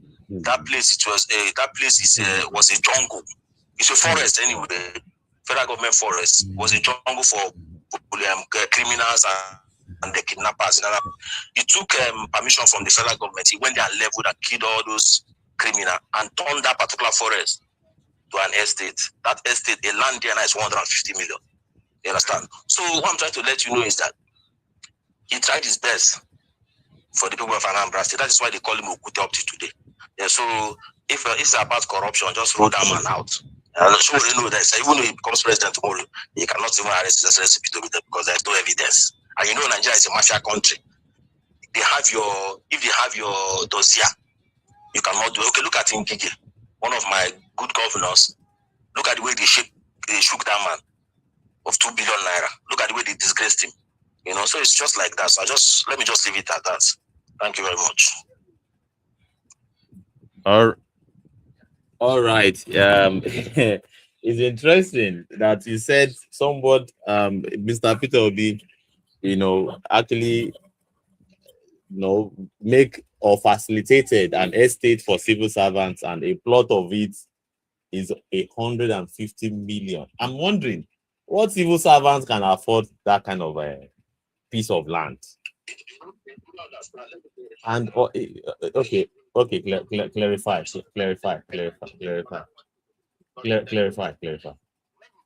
When he was governor, he gave out the land free to civil servants. Understand me? He did not sell it to them. You understand what I mean? So those civil servants now are reselling. So that I'm trying to let you know. It's not that he sold it to them or they must pay. Even that jungle that he turned to estate, people that bought it, because those was they did it on the way they sell estates now. So people that bought it, I want to resell, are selling for 150. But that in Ngozika estate, that is where B-Lord lives. Go and watch a B-Lord video. He said it.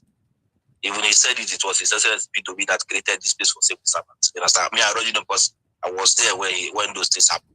So he did not sell it to civil servants. So civil servants are generally reselling. People that did not build houses there. That's what I'm trying to let you know. Well, I believe that is not how housing the poor means. Providing housing unit for the poor all over the world, or to the best of my knowledge, is not a matter of just giving the land free and of course telling them to sell at any price they want. Also allowing them to also utilize their capitalistic tendencies to cheat their fellow citizens. That is not how it works. The best illustration of that is Jakonde Estate. One in Mile 2, one in Festac. It is a perfect example of how if you want to provide housing for the poor, that is how to do it. It's not as though you just facilitate land properties that people can actually sell and resell. This is not how it works. It's not about that house is not for her. You give them the land and people servants and cash for them to utilize what they want. You understand? But government housing initiative doesn't work like that. That's what I'm trying to tell you. We don't have that kind of land like the way Lagos has in that mainland. I know people that are in Cape Town. I was born and I grew up in all those areas. I know those houses.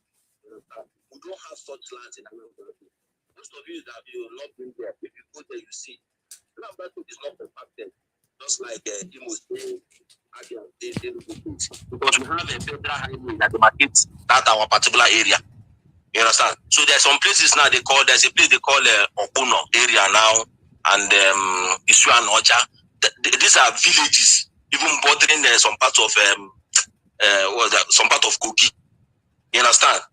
So I'm trying to tell you. So those kind of houses there, only where you can find those kind of houses, but they are private houses in Onitsha. All those Onitsha area, all those Omaba phase 1, Omaba phase 2, those four-story building, those kind of houses. But this one, he gave them free to civil servants. Just take to build your houses, do whatever you want to do there. You understand? So that is, and government helped them with some loans to do that. So people that built and later try to resell are now selling it. So that's their own business. And it's years ago now, it's not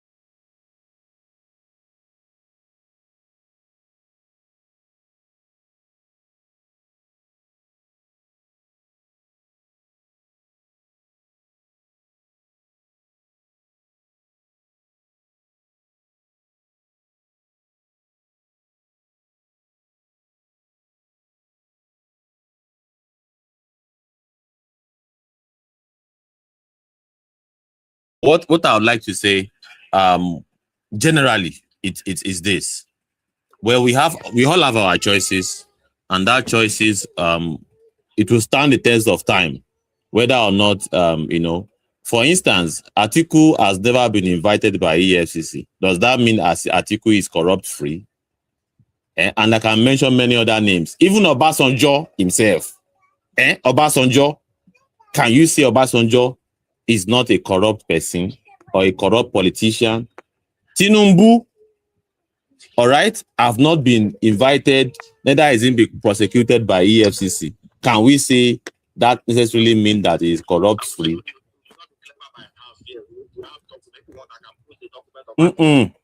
There are many documents also. You must have heard about, Fabian, you must have heard about Pandora Papers. That is a document that indicts Peter Obi. Which member debunked it?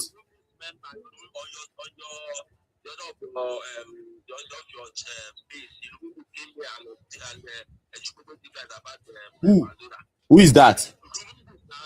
Lumumbis debunked Pandora Papers, or he used it in a particular debate? It's not about debate. That the document is false. Okay, you wait, Fabian. Are you saying that the documents in the Pandora Papers, they are false? Is that what you are saying? Everybody, you have right to put your money in a safe haven. If it's necessary to put his money in a safe haven. Okay. Oh, I understand. I understand. Okay. Politician putting their money in safe havens and not declaring it is entirely fine by you. And of course, by the Bureau of Public, what is it called? Where you, as a governor or perhaps as a public servant, you are obligated to actually declare all your assets, including everywhere you have investments or you have interest, you have to declare it.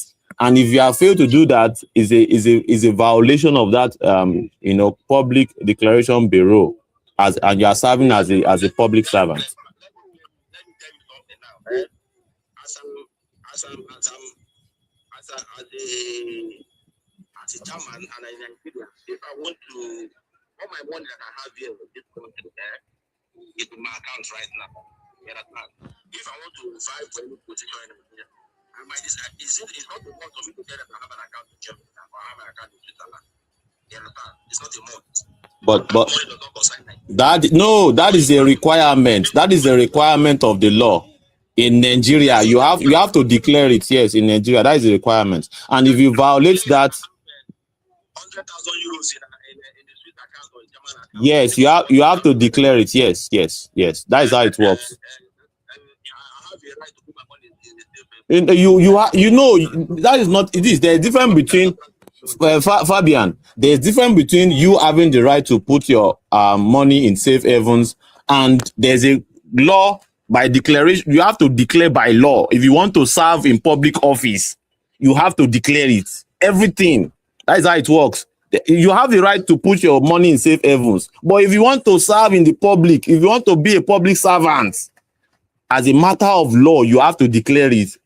So anyone that has failed to do that has violated the law and normally should be held responsible. That is how it works.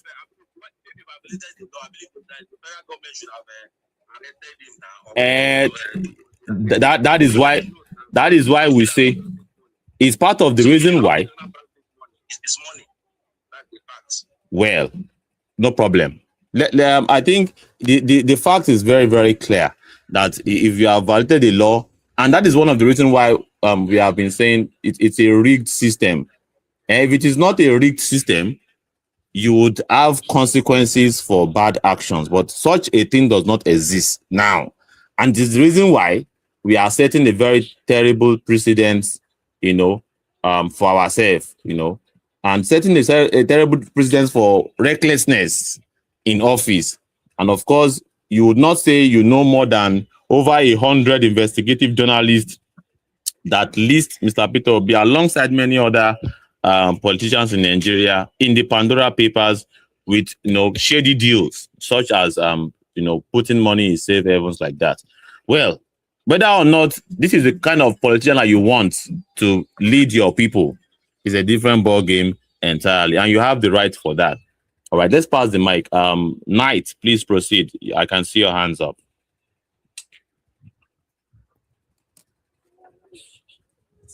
Yeah, thank you.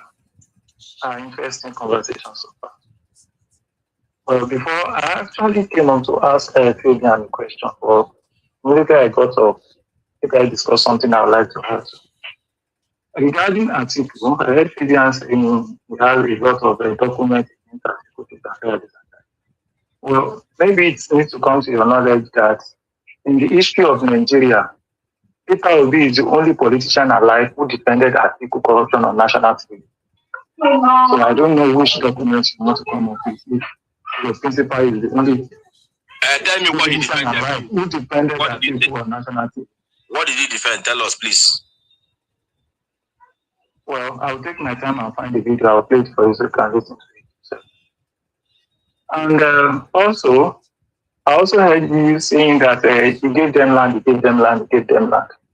If you check in the comment section, there's something I posted on that comment section. I posted that in October last year, 2025. And let me see if I can pull it up. I wrote that policies build a nation, not philanthropy. We govern Anambra with philanthropic mindset and not policies, which is why you failed woefully. Me personally, I do not hate Peter Obi. I just do not like his style of governance. Peter Obi govern is like this, governing with the mindset of dashing people something, donating. I give you, I donated. You cannot build a country with something that is not sustainable. You cannot keep donating, and you think, I went to one school and they did not have electricity. I donated generator. You cannot build a country that way, That is just what I have to say regarding that. And my question to you, Fabian, is that do you, by chance, have any ex-governor in Nigeria that you consider a failure?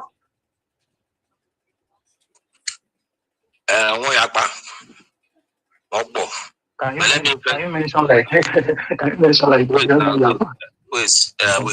me talk about, because I've just read you were responding to him when he went to one school like that. No, I beg, we just answer this one so that I can drop, so that I can continue. Okay. Can you mention like three ex-governor or president governor that you think they are failures?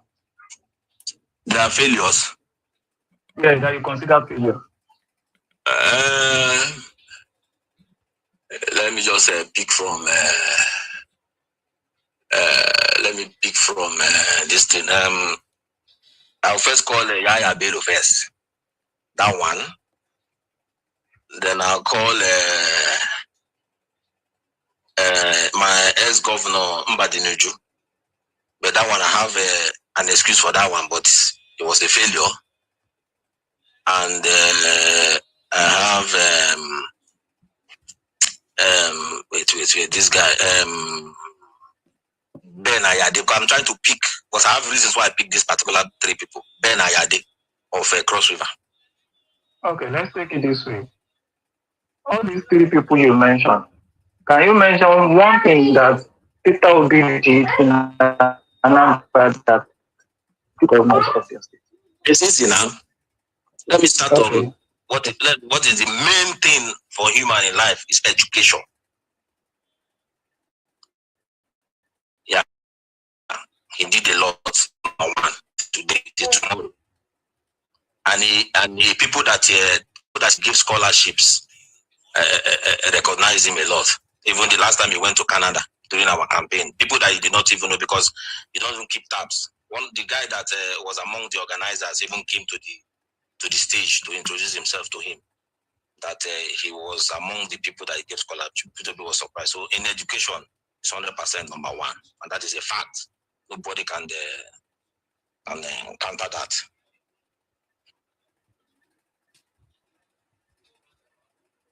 Do you want me to respond to that, or you want to continue counting? You said I should count one thing, Nabi. No, I think you should leave the thing that Peter Obi did.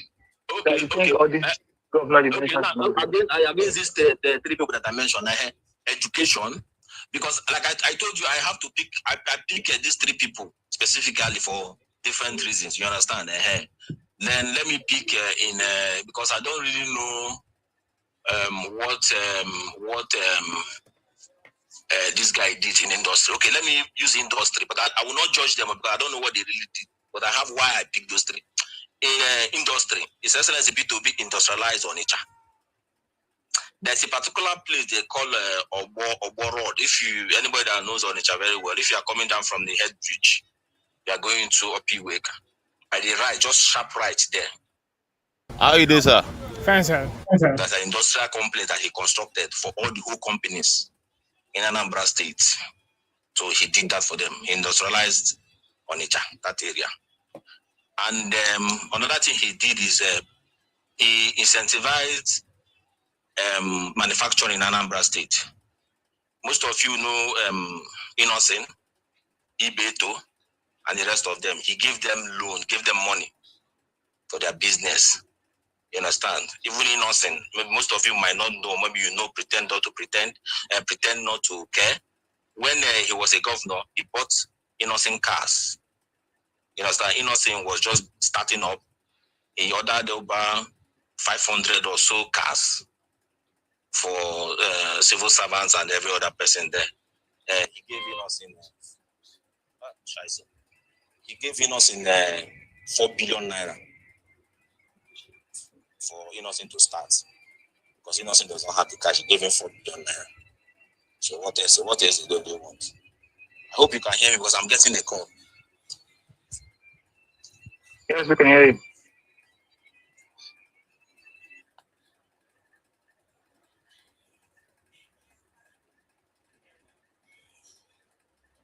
Okay, I believe we can't hear Fabian for now. Fabian, we can't hear you. Spending the time we hear you, not majorly for you, but for other listeners. You talk about scholarship when you talk about education, what Peter Obi did in Anambra. And the thing you mention was he did a lot. Out of the lot, he said he gave scholarship. I've been talking about giving. Peter Obi and giving. Mindset of the philanthropy, not policies. It's showing that fact that that's what Peter Obi knows. And when it's just a little check about Yaya Bello, come and see the kind of scholarship Yaya Bello gave to people of Kogi State. It's not here, but others can listen. You guys can just Google if Yaya Bello gave any scholarship to people of Kogi State. You will see billions of naira that Yaya Bello spent on scholarship. In fact, they even listed some names here that I can see from there. No?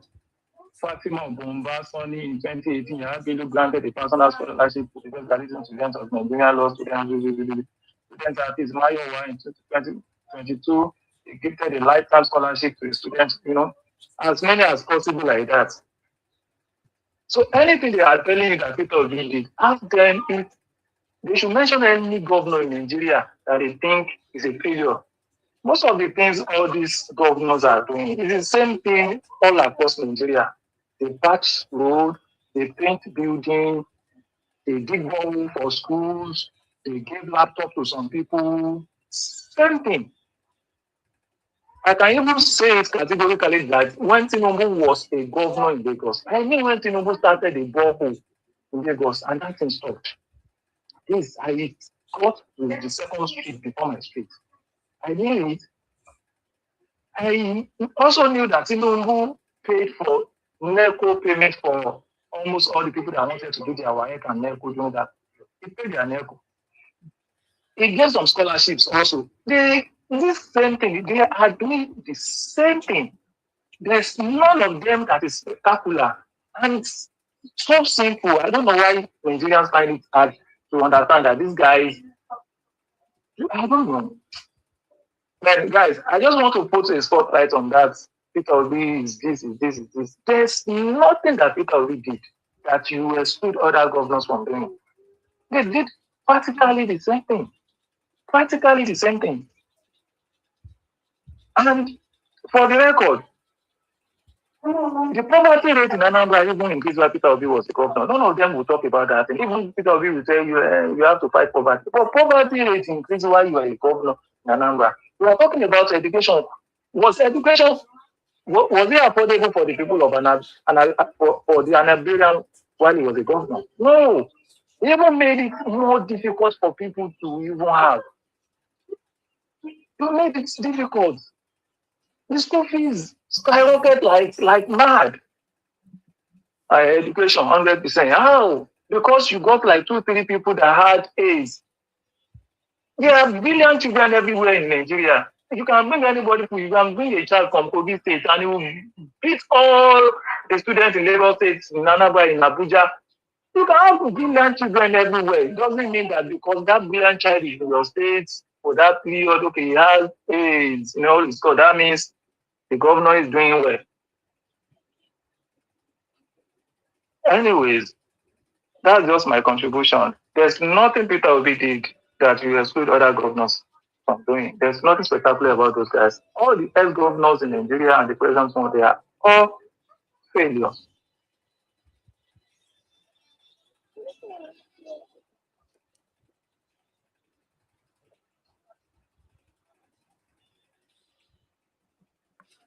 Yeah, thank you so very much.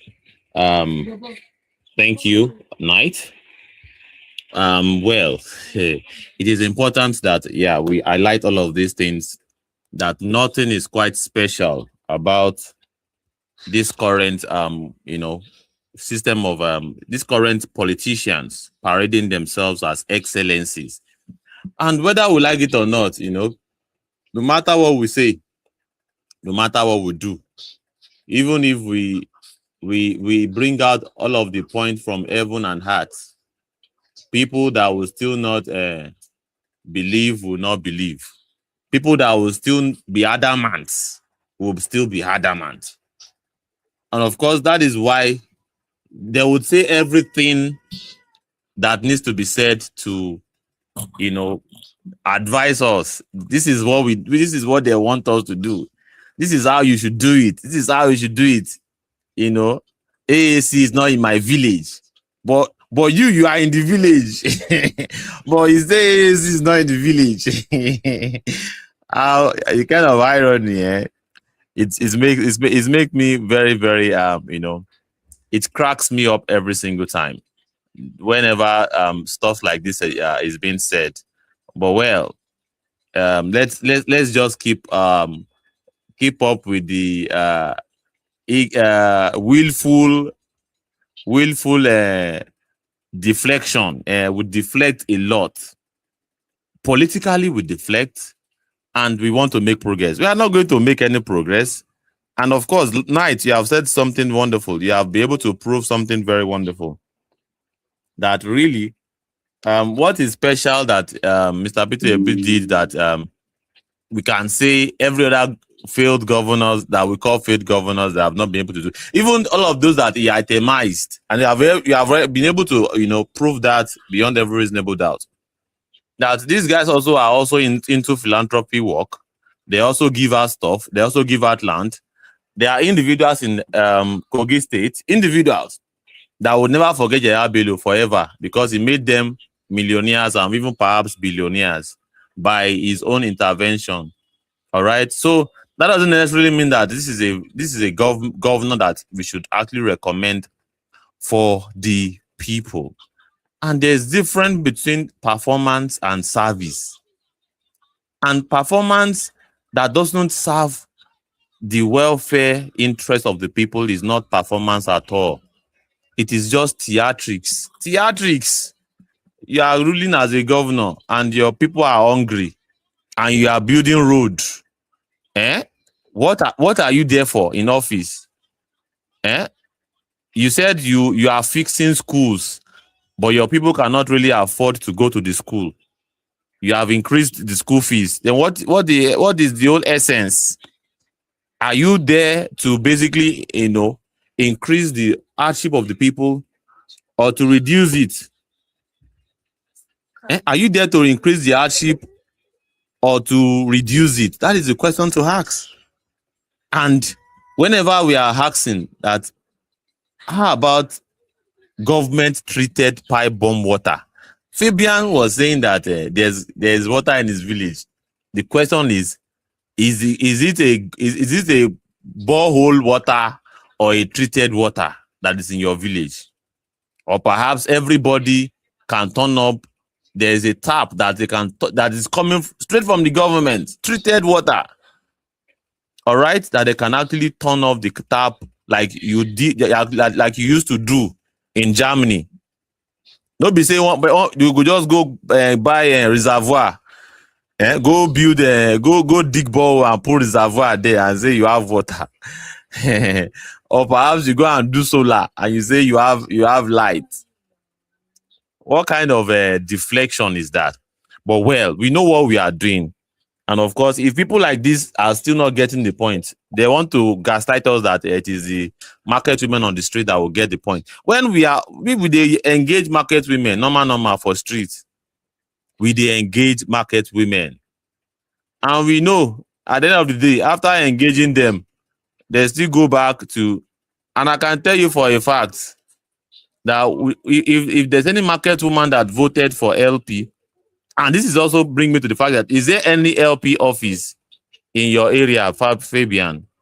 And if you are gaslighting AAC for not having office in your village, is there any ADC office in your village? What constitutes the voting block is whatever they want to do on election day and whatever theatrics they are able to pull off during the campaign.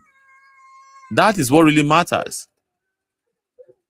That is what really matters, not necessarily because we have a office in your village or we have a banner in your village. That does not matter in Nigerian politics. People constitute the structure. The structure. And of course, Fabian, who says he's actually supporting us, would not even say, okay, I have seen a problem. AAC banner is not in my village. But me, I am in my village. And I do not support ADC. Let me do AAC banner and put somewhere so that people can see it.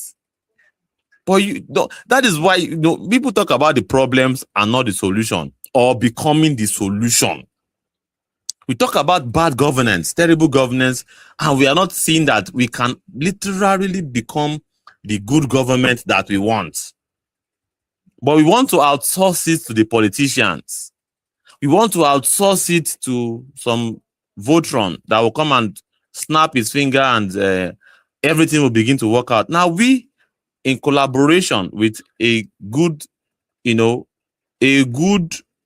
not evil government of the day, that will make things begin to work out well for us. And it is the reason why foundation matters. You say you are supporting Mr. Peter Obi, but you don't support him in his decision. He has decided to go into ADC. So you pass your principal. Your principal will decide to do something. You get sense pass him. And of course, it constitutes a red flag for you that he joined ADC, but it does not constitute a red flag for you to support him. So I'm now beginning to see what the level of is like a confusion that I'm still trying to rack my heads behind. But well, we understand what is going on now because we never sabi what's up. By the time we are politically conscious and we refuse to see things from the lens of tribe, we'll begin to make headway or make progress. But as we are seeing things from the lens of age, are you able to vote based on your age? Sorry. So we'll begin to see things, away from the prism of whether or not this thing is my tribe man or my governor or my this. And funny enough, if me now decide to say I want to support Tinubu,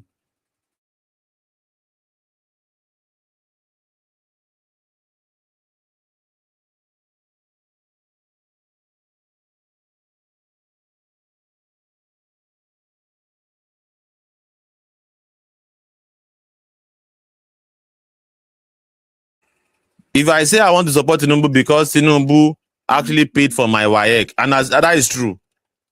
Tinubu paid for my WAEC. All right, when I wanted to do my WAEC, so and I say that constitutes enough reason for me to support Tinubu. That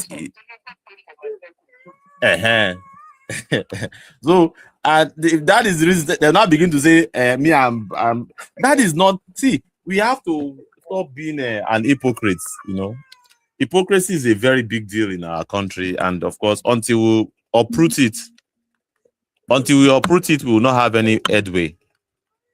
Until we uproot hypocrisy entirely.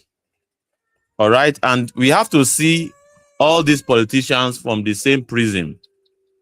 We have to see the politicians from the same prism, not particularly because, you know, it's from our region. Everybody can claim region. Everybody can claim region, but we need to actually support revolutionaries across board. All right, in Osun State now, there's a revolutionary that is very, very much presenting himself to lead his people. Are we prepared to support? Are we prepared in our own individual capacities? The fact that he's even running under the platform of a revolutionary party is enough indication that, well, this is someone that can serve the people. Are we willing to push the candidacy? How about in Abuja? How about in Abuja, where we have also people that are surrendering themselves to serve? Are we willing to support them massively? It's very, very important. Are we going to say they are not popular? They're not popular. There's no need. They're not allowed. They're not going to allow them to win. That is what even is to trigger me. Say they are not going to allow them to win. So you think they are going to allow Peter Obi to win, but they're not going to allow Sydney to win. What makes you think that they are going to? They, who are the they? I believe the they that you are referring to are the empire, the empire of the system. All right, the incumbents, those that constitute the incumbents, they are the ones that you say they are they. So what makes you think that they would allow Mr. Peter Obi to win? And what makes you think that the current coalition of junior politicians, let's face it, all of these people vying that I want to wrestle power from Tinubu, you know, apart from Atiku, which makes us believe that, yeah, Peter Obi knows his level in the mix of things, but it is the followers that don't know their level. Mr. Peter Obi knows his level in the rank of things, and he has been defeated enough not to even trust the voting bloc that voted him into office, that actually voted him, according to them, that he won 6.1 million votes. He does not even trust that particular voting demography to scale up. Because let's face it, many of those people that voted for him voted on the fact that, yeah, they perceive that he has committed class suicide and he wants to do something different. Well, not because he performed better in office, because there are many governors that you can make reference to who also put up what could be similar to what Peter Obi did in Anambra State. But what do we really want as a people? Is it not enough time for us to say we no do again with these current politicians? When are we going to say we no do again? We no do again, but well, I would like to pass the mic now. I can see hands up. Mr. Adeyemi, please go on, sir. Yeah, good afternoon, well done, Liberation. Yes, sir.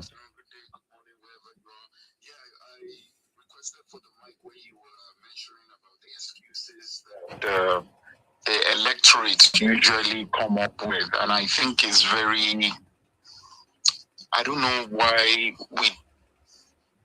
we do ourselves, right? It's just Now this democracy in Nigeria is 26 years from 1999 till date. The Dubai that people are rushing to today, at a point in time, it was just pure desert land.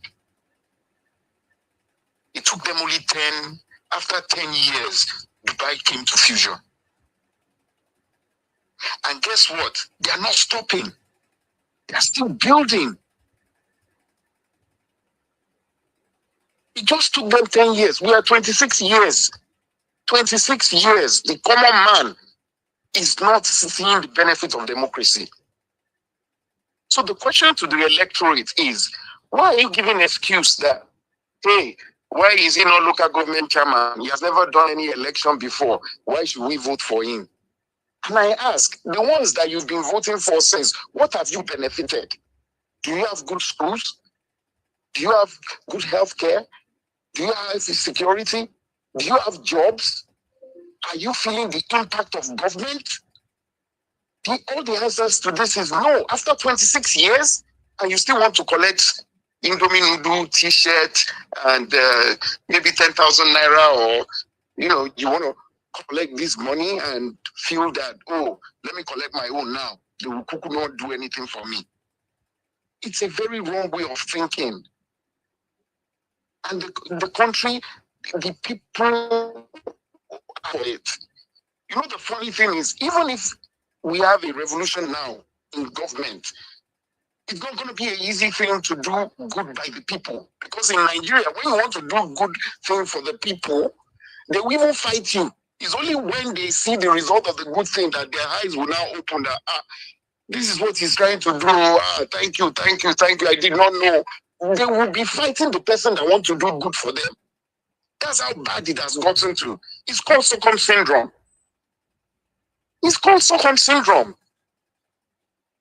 So, and I think we have a role to play.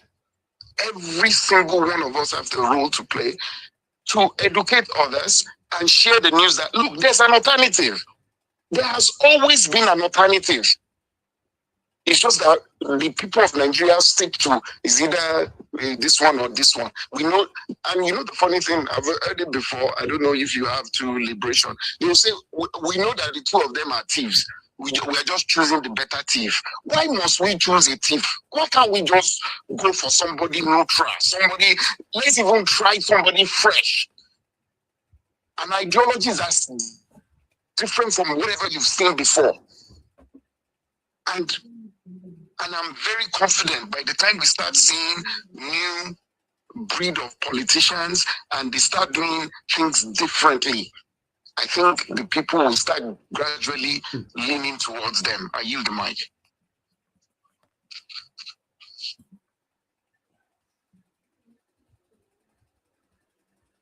Thank you so very much, sir. Thank you very much indeed. You have said it, very clearly that it's time for us to take a decision as a people, or we keep complaining about the same thing again and again. Well, let's pass the mic to Knight. Knight, please proceed. Thank you. I just want to back what Said Yemi said earlier. A lot of the Nigerians are actually looking for alternatives. And that is why we need to do more. We are trying, but we just have to continue doing. They're actually looking for alternatives. Forget about all these how do you guys call them, intellectuals on social media. Forget about these guys. Nigerians are actually looking for alternatives. Some of them even think there is no any other alternative. They just think it's between these guys and these guys. They are not aware that there are alternatives. At least I've been watching a lot of videos that Liberation has been doing. You ask people, do you know this party? They will tell you no. Do you know this person? They will tell you no. Just like, what is happening? Is it that we are not doing it? Is it? How come? That means we just need to do more and let Nigerians know that there is alternative. We have alternative to all these rubbish. You cannot choose between devil and evil. You cannot choose between them. Let's put more effort in making Nigeria knows that there is alternative. Let's do more. Let's continue to push every day. Try as much as possible to post on your WhatsApp. Let your families and friends know that there is alternative. At least start from your families and friends. Let your community know that there is alternative. If you have money to do YouTube banner, do it and put it in front of your house, your own personal house. I think nobody will come to your house. Come tell them. Let's push this alternative to Nigerians too. Let them know that there is alternative. So that's just what I wanted to add to what Mr. Yemi talked about. Thank you so very much. Thank you, Knight. Nice one. Fighting for my freedom, please proceed. Yeah, am I audible? Yes, you're audible. Okay, I just wanted to also add that Mr. Adeyemi was not here when you were talking to, or when you were telling Fabian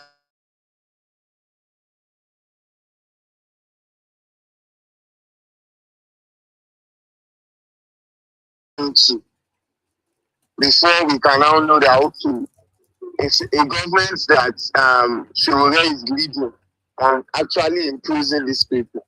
That's the job of ideology. Ideology helps us to shape how we think. But unfortunately, the guy is not here now.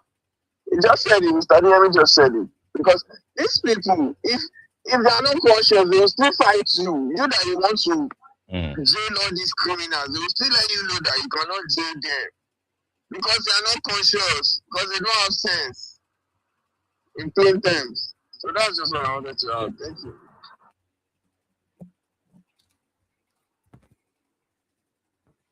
Thank you very much. And it's good that we have Ranthropologists.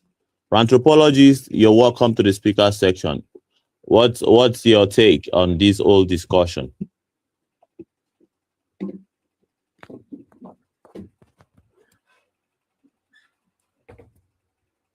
Ranthropologists, are you there?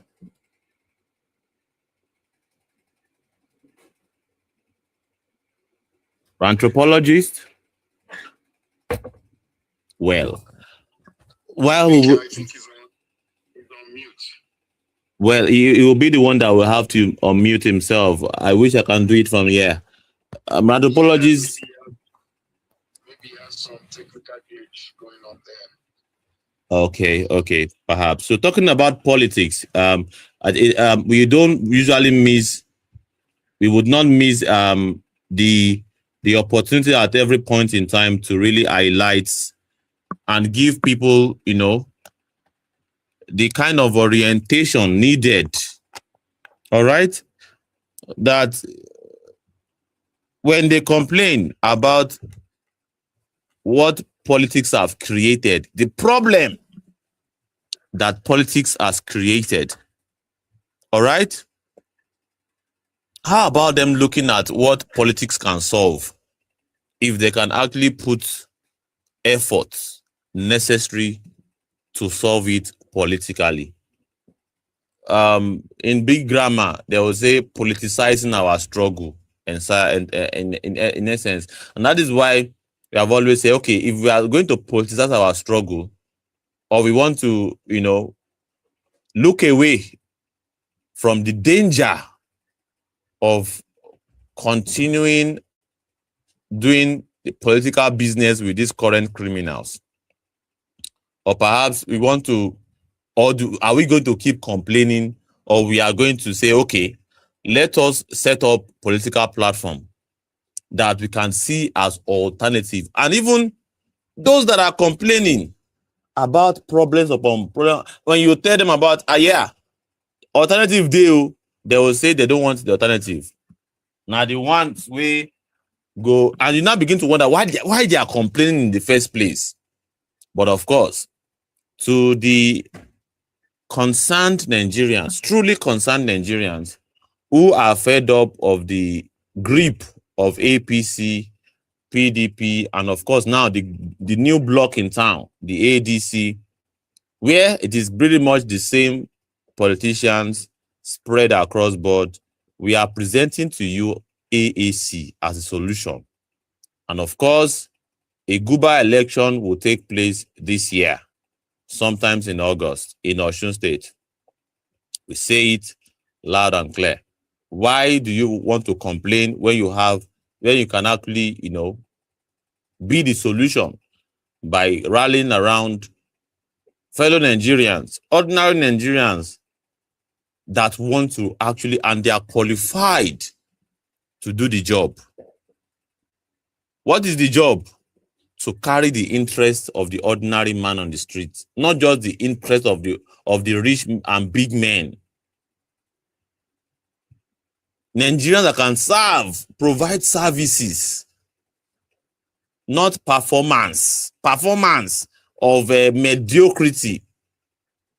Digging a borehole and putting a generator there is terrible. It's an escape intervention that does not want to address the real issue. All right? How about fixing a power issue that will basically eradicate the need for reliance on generators for water? How about creating a water facility that distributes water to the community from the government, managed by the government, employing people from the community to oversee these treatment plants? And it's not even rocket science. But because one person just wants to take picture that, is the one that gave a particular location the water that they are drinking at some point in time, even though in the long term that will spoil, doesn't matter to him. They don't want to create a system. And there's a Ministry of Water Resources in every state. They don't want to bring to book all of those that were responsible for the failure of providing as simple as water, and not to even mention agriculture or power or even education, healthcare, infrastructure. You can go on and on, but the problem still remains the same. The problem of lack of political will and, of course, corruption. Because the budget, if you look at the amount of budgets that they budget for all of these things, and how it has been embezzled and looted, you will see that there's need for us to have some introspection, and not just introspect alone. Take action. That is why we say African Action Congress is the party. It's time for us to take action, not just to liaise with a corrupt opposition that indeed would not do anything different from the incumbents that have been there for over 10 years now. And of course, looking at the party that they took over from, PDP, it's complete disarray right now. You will see what will happen to ADC after this election. Unless, maybe perhaps if they somehow get into office, then they will find a way to, and there will be mass defection. You now begin to see governors defecting from APC to ADC, because they want to align with the center. Nigerian politics is a joke. It's a joke. There's no orientation, no ideology, no principles, except just the interest to enrich the pockets of the big men, the big political men. When are we going to resist this? Do you think ADC, paints that resistance? I don't think so. Let's pass the mic to the anthropologist. We are a new speaker, then we'll pass it back to Mr. Adeyemi. Anthropologist, are you ready for us now? We have called you before. Yes, I'm ready. Sorry, please. When you called me, I'm ready. Yes, I was receiving a call. So that is the reason why. All right. Good evening, host, co-host, and everybody in the listening section. Am I audible, please? Yeah, yes, you are audible. Right. Okay. Well, you see, this is a very powerful discussion that needs to be addressed thoroughly. How did we get here in our country? Is it by chance or is it by design? It is solely by design. It is solely by design.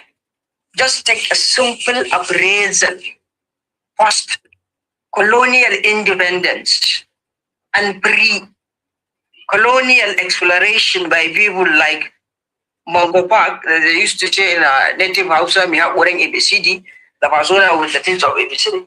You get to see we are having a competence-based system. So they are in unit parts.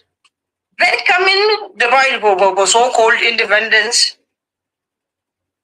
Some of the few currents came together, dominated everything. At the end of the day, sell our country. And therefore, you get to see it is by design.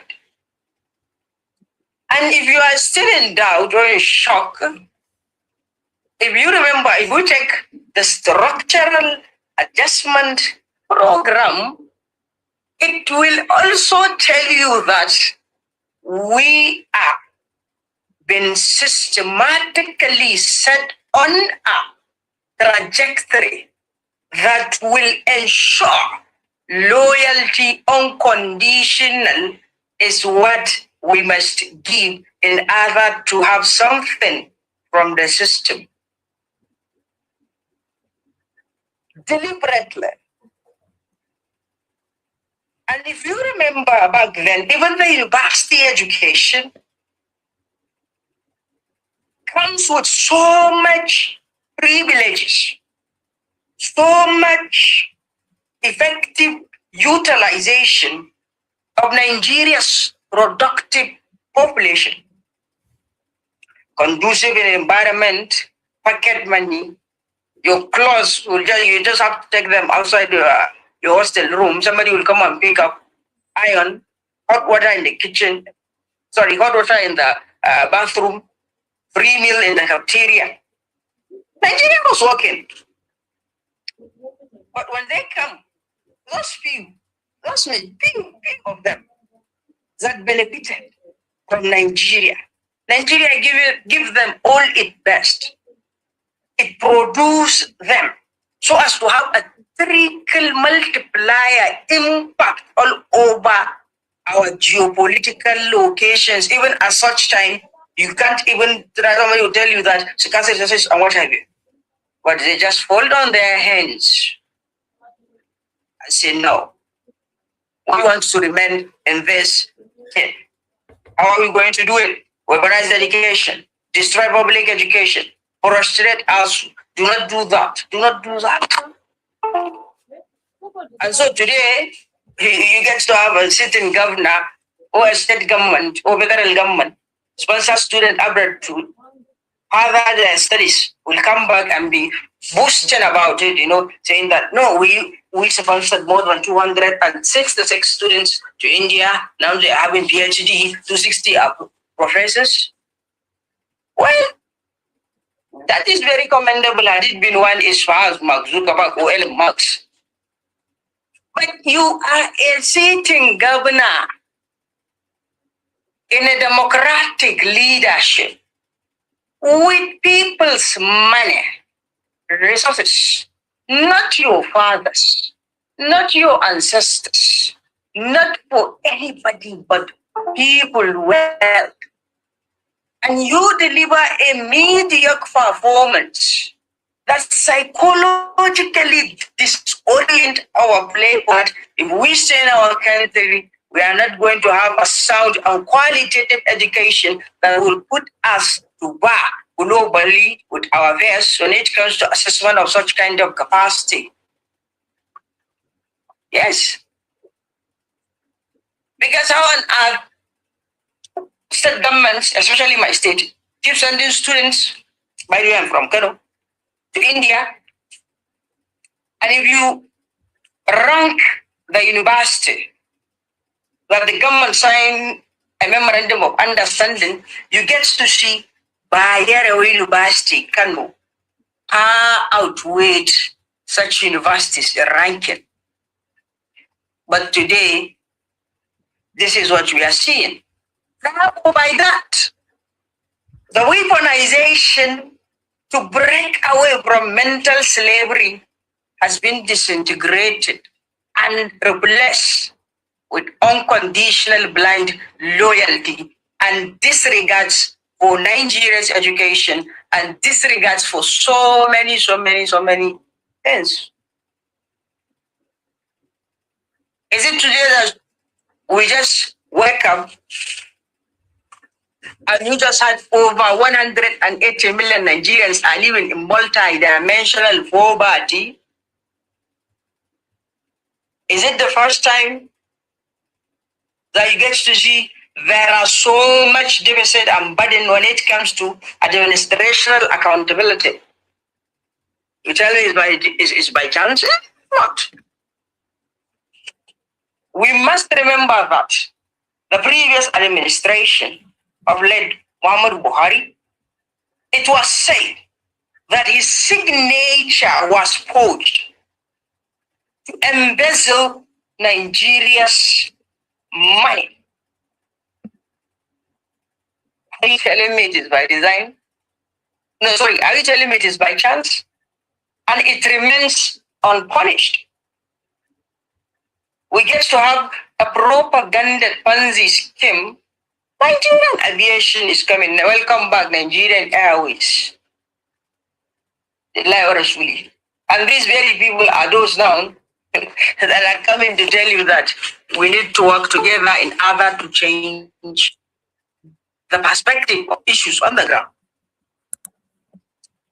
Is it today that the only thing that matters when it comes to Federal Character Commission to influence, execute its objective, and the reason why it arrives at first place becomes suddenly on tribalism, ethnic shenanigans, religion, bias, and so many critical issues that will continue to tear us apart. It is back then. We have to be very, very serious with ourselves. And if we could remember, so they will tell you that what I'm about to say, they will tell you that back then Nigeria is running on a regional-based system of governance, but where is the ethicality to account for integrated, competent-based institutional human resources that will steer the regions very, very well? I am making reference here to Samari Bello's words on northernization policy. Isn't that a joke? And is it today that when you saw somebody from your opposite tribe, you just begin to insult each other, stigmatize among ourselves? Until at the end of the day, we get to understand that we all are having the same predicaments and corruptional structure when it comes to implement policies that will enhance qualitative leadership in our country. They all did that. It is not by chance. They know what they are doing. And if you look into, again, the entire political value chain on democracy and leadership, you get to see so many bureaucracies, so many procedures, so many protocols, just for a citizen perhaps to assess assistance from his local government administration. They are designed to serve just that, so that at the end of it, they will cook the numbers and say, this is who and who and who and who we have helped. I used to have a different opinion when it comes to enhancing policies and political decisions that will trickle down positivity to our country or is democracy. That is that and that and that. God's willing, I find myself in my local government secretariat, a senior correspondent to a principal. Then I get to see the rot. I get to understand why if these people will remain their voice, it will always be the way they want it to be. I'm telling you. Inasmuch as we want to deliver a country that will reflect our own potential, I'm telling you, well, we have to come together and democratically press control all debt to the institutions, human resources that we are having today, to the politicians, to the traditional rulers, and everybody, to the scholars, Islamic scholars and Christians, but all of them. Because they are all working together. Conviction and ideological definition, philosophical in orientation, be it, you might lose favor, but you have to stick to the very point. Currently, what is happening in Kano State between His Excellency Abu Kabir Yusuf and Engineer Ibn Musa Kongosu, you will see it is not about democracy. It is a dictatorship. By the way, this is my honest opinion. Because if you look into the words he just said, perhaps if you Google on BBC, you get to see it. It's almost 9 minutes. That we used to give tickets to the people that we want. We used to do that and that. It is I that do in a democratic system. And there are so many things behind the camera that I pray one day will come to light. But this is what we are left with. People do not matter because it is obvious. And then somebody will go and say it's by chance. It is not by chance. It is not. They know what they are doing. Listen, isn't the Themberry ADC co-producers? By the way, I'm having a different opinion when it comes to candidacy this time around. I was confused by the way again. Because I'm looking at so many things. You get to see these very people birth the APC that is sending our households to become mortuaries. And now they are crying wolf just because they are not invited to the table. Wallahi lazim, if I swear, I'm not going to do kapara because I was saying like that's that in Islam you get to do 3 consecutive fast. If you says wallahi and you are lying. Hadith bin Mal Nasir Rufai was a minister in the current administration. He and his friends, they will not come out to say we are trying to build something tangible that will trickle down to our households, both creating opportunities within the formal and informal economic sector of our country on micro and macro indices.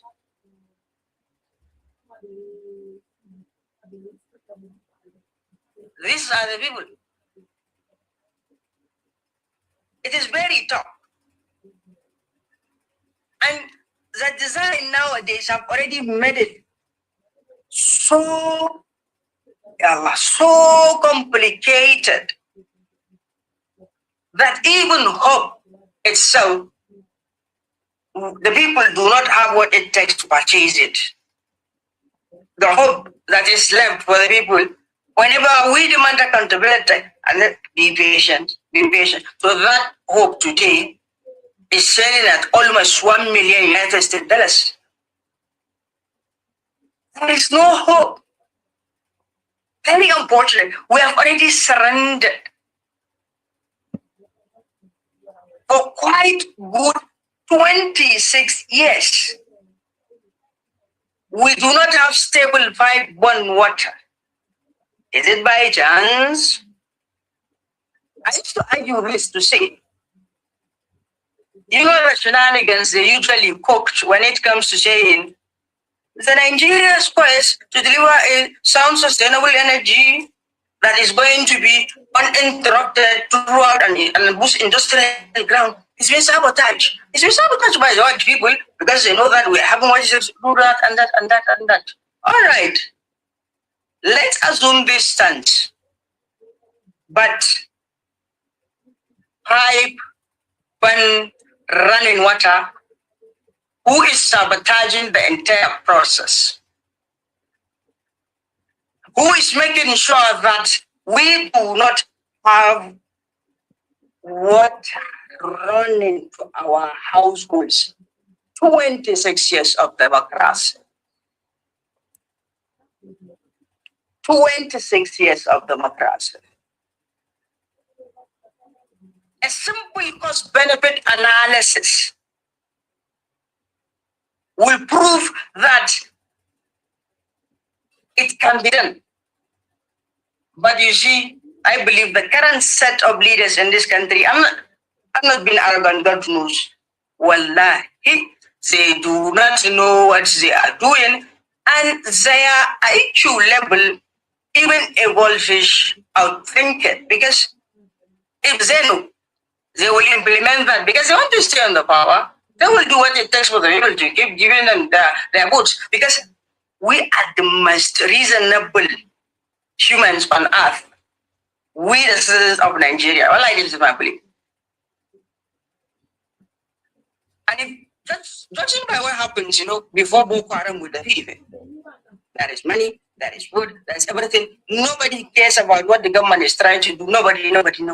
This is to show you how we have been designed to just surrender to the willness of God than to impose accountability and birth a democratic systems that will work for us. Hospitals, 0. Roads, 0. Public education, 0. Human capacity building programs that are not through distribution of laptops, machine. By the way, I was given 2-wheeler, which is very unfortunate. That I have to accept because I'm pro. But cars and all other mediocrity as leadership. So where are we going when we continue to fall hands or thinking that perhaps everything going to be all right?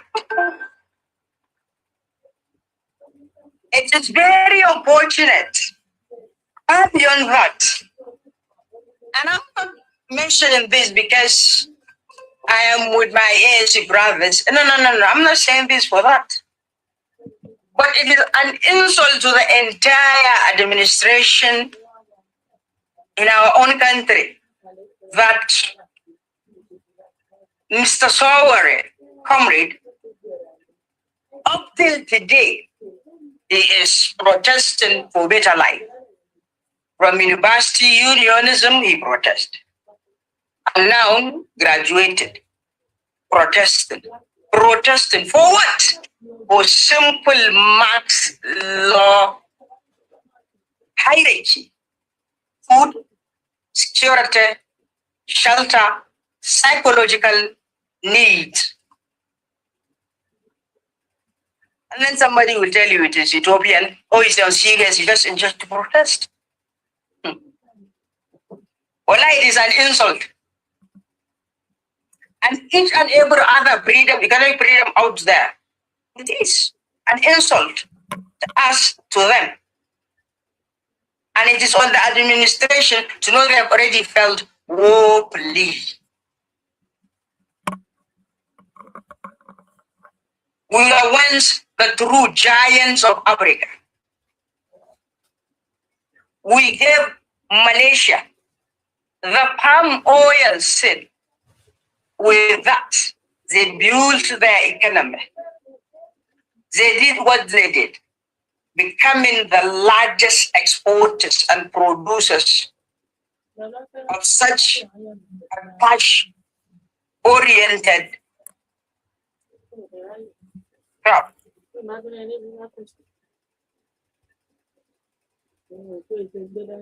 Saudi Arabia, as of back then, our country came to their rescue, gave them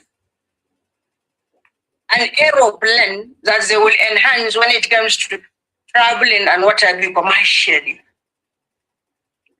Today, they are having at least 1 million, if I'm not over-exaggerating, carriers. Airborne. Where is our own? Nothing. This is our country that come to the rescue of South Africans, fight for Nelson Mandela's concept of leadership and governance, and so he becomes elected. It is Nigeria, it is our Nigeria that make that happen. When it comes to terrorism and insecurity, in Somalia we perform very well. Our military perform very well. In Darfur,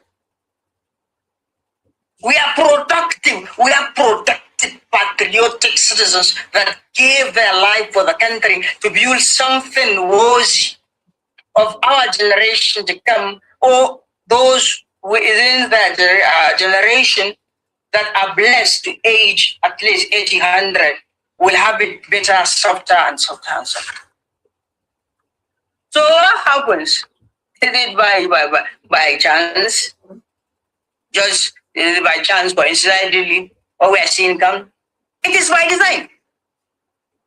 Even the Nigerian constitution, if you take it to embrace, if you Allah, you get to see it does not recognize us as people. It does not have our tribe definition, our social and political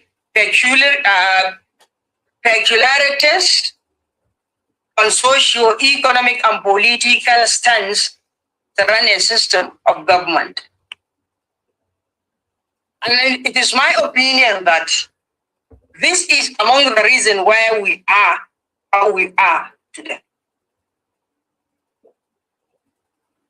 It is the very reason that we are as what we are. Because this is what, in another concept of statistics, that they said, Allah, get the concept, that said, type 3 error, given the wrong question with the right answer. If you want to understand this further,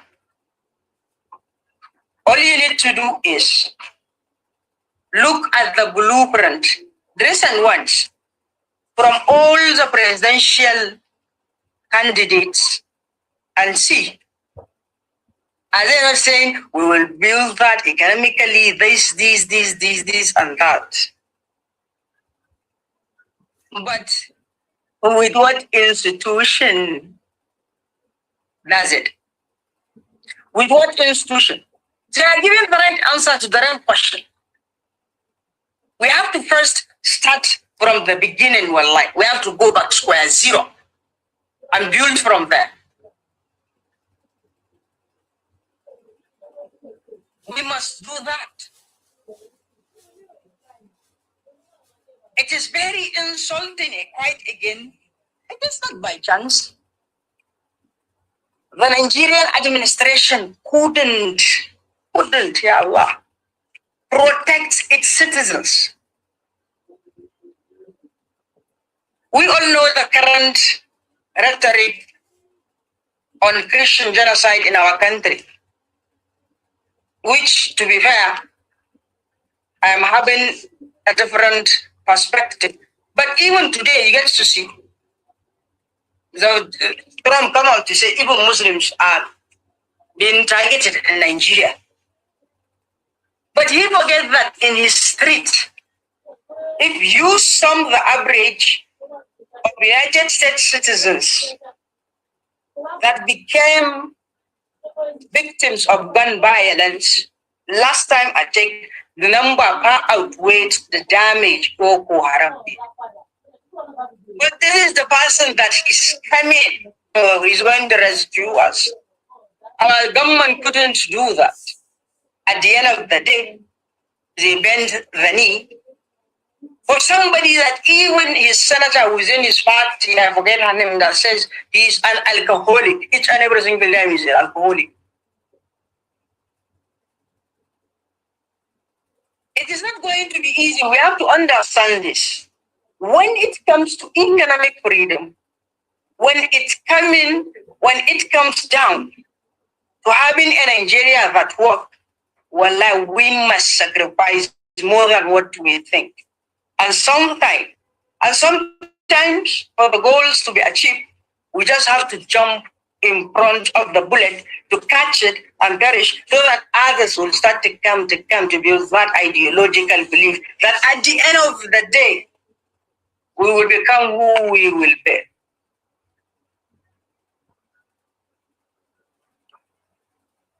But no, I prefer that we tell Trump, you can do your work.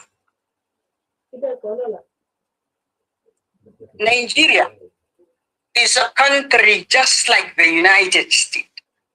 Of course, they haven't aged because they looted, create conflict in each and every in so many parts of the world that they build their economy.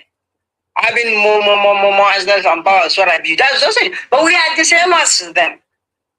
But our president shamed us, shamed Africa, shamed Nelson Mandela, shamed Mahatma Gandhi, shamed Karl Marx, shamed Malcolm X, shamed Martin Luther Jr. King, shamed Webb de Boer, shamed Pan-Africanist movement, people that gave their life to defend the dignity of black race. But today, the mighty Nigeria is toothless. We don't even back. No. We just watch and obey the masters. Ya Allah. It is crazy. If we come down to the recent argument, or it is not even an argument that is been lost, not accounted for, 30 trillion by this administration, and the Minister of Finance was trying to justify on channels. So it is not by chance. They designed everything. Reverse psychological, gaslighted, oriented, emotion-based statements. Just consider. I know it is too hard, but there is nothing we can do about it. We have to come together to cost the cost of governance. It was what was said. Perhaps it wasn't verbatim, but it is Ahmad Lagos that said that when addressing us. But unfortunately, after that address, a billion naira resident was built with the Vice President, a 10 billion naira solar project to supply energy to the Aso Rock was built. Allah. They come. They say category A, category B, C, D. The reason why we went back to enhance and cover some indifferences when it comes to the supply of electricity. On that, then the high rise of cost of energy to harvest power within our house.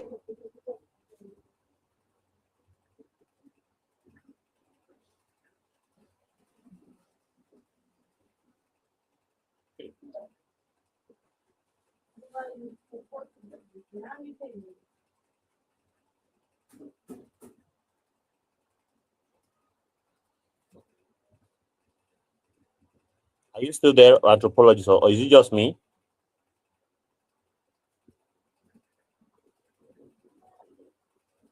I don't think it's just me. Can everybody hear me?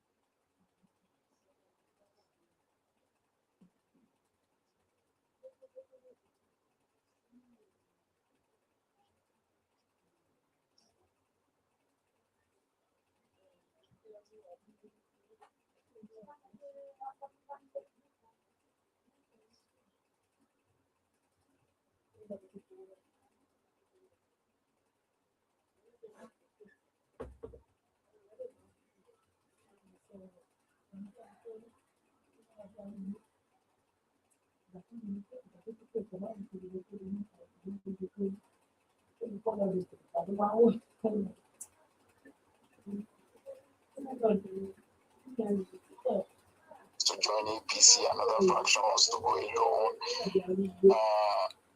But you mentioned over 26 years, common water. In fact, common water, government has not been able to even provide it to the people. In fact, worst case scenario, because I did some project on sanitation, common toilet is not even provided.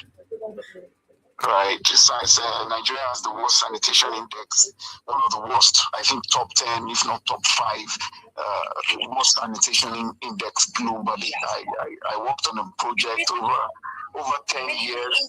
We declined. India and China are doing way better. India was the worst before, but they are doing a lot better right now. So having said that, right, what I've noticed is the North, with all due respect to the Northern people, when the South is clamoring for protesting and trying to fight for a national, is a national fight, the North cherry picks. They were like, and an example is the NSAS. When NSAS was boiling in the South, but the North just kept quiet. Is it because he's a Northerner that's the president at the time? Is that why they kept quiet? Because police brutality does not know tribe or religion, right? So my question to you, as we move ahead towards 2027, would the Northern electorate look beyond where you're from, or would they be looking at what you have to offer over, is he from the North, he's not from the North, is he a Muslim, is he a Christian? Would they look beyond that? I just want to put that question to you. All right, thank you. Well, you see, I can't speak for the entire Northern country, but I will give you my opinion here and some reasons perhaps you get to see the light. When it comes to NSAS protest, some of them, yeah, I can say significant numbers. People were out in the street to Kaduna, in Kano too, and then, on social media activism, and what have you. And I just wish that you cited the 1st August protest. You see, the reason why majority of northern bona fide citizens behave the way they are behaving is because of weaponization of principles of Islam. Just imagine, we are having a democratic system, and somebody is already telling you it is haram, forbidden to protest in Islam, which he himself knows he is lying. He just twists the scripture to narrate such kind of issues. So you see, it is psychological, cultural, ethnic, and the I don't care attitude. In as much as it is not on me, I don't care. And it is going to be very hard to break this cycle, because you can just one jump, you are inside the well, where you can jump 1,000,000 times before you come out. It's a gradual thing. And you see, there isn't any awareness that is being disseminated from one point to another with respect first on what a democratic leadership is all about first. Reason why I get to see whether somebody say, bomb this person, and that's it. So I'm just looking at 2027 with the way this Trump thing will happen. And to be fair, it must be admitted that when it comes to the North, if you are heterogeneous to majority of our socio-economic and political school of thought, they will call you so many names that you will wonder, are we living with people or aliens? And it was the system that weaponized that. Through what? Lack of qualitative education. Yeah. We have our own problem. So everybody has his own problem, but just look into it from this perspective again. We don't have a sound public education. The administration and governance doesn't care about massive enrollment of students, imposing the rural settlements have to have adequate classroom and all students to be sent there. So, even today, the Al-Majri education is still in practice. It couldn't be banned. Well, this is just how I've read the question, and I hope I did a little. Thank you. Yeah, thank you. Thank you so much. Really appreciate it.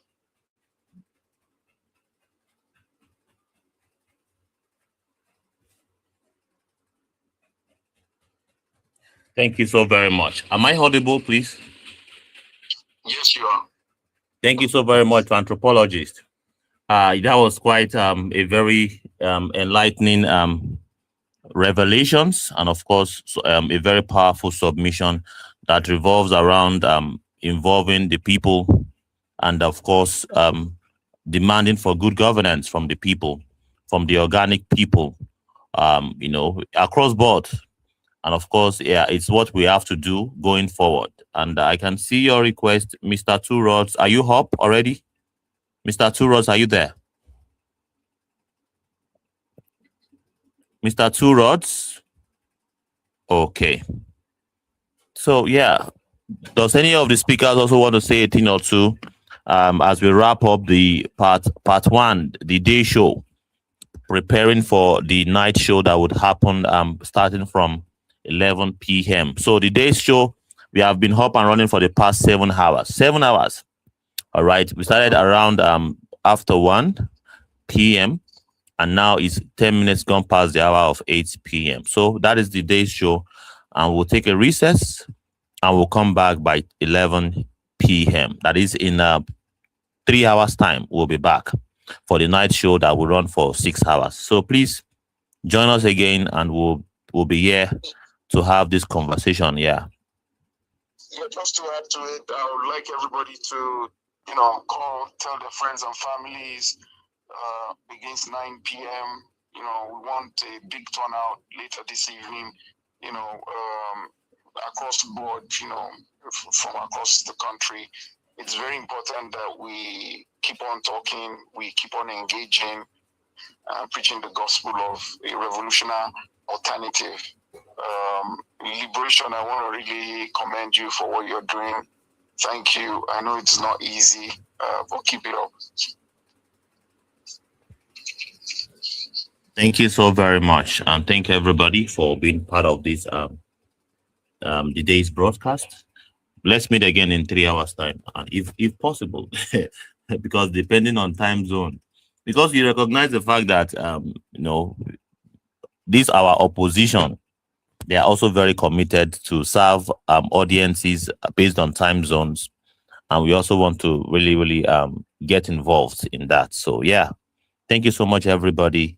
See you in the next 3 hours as we take a recess. Thank you. Bye for now.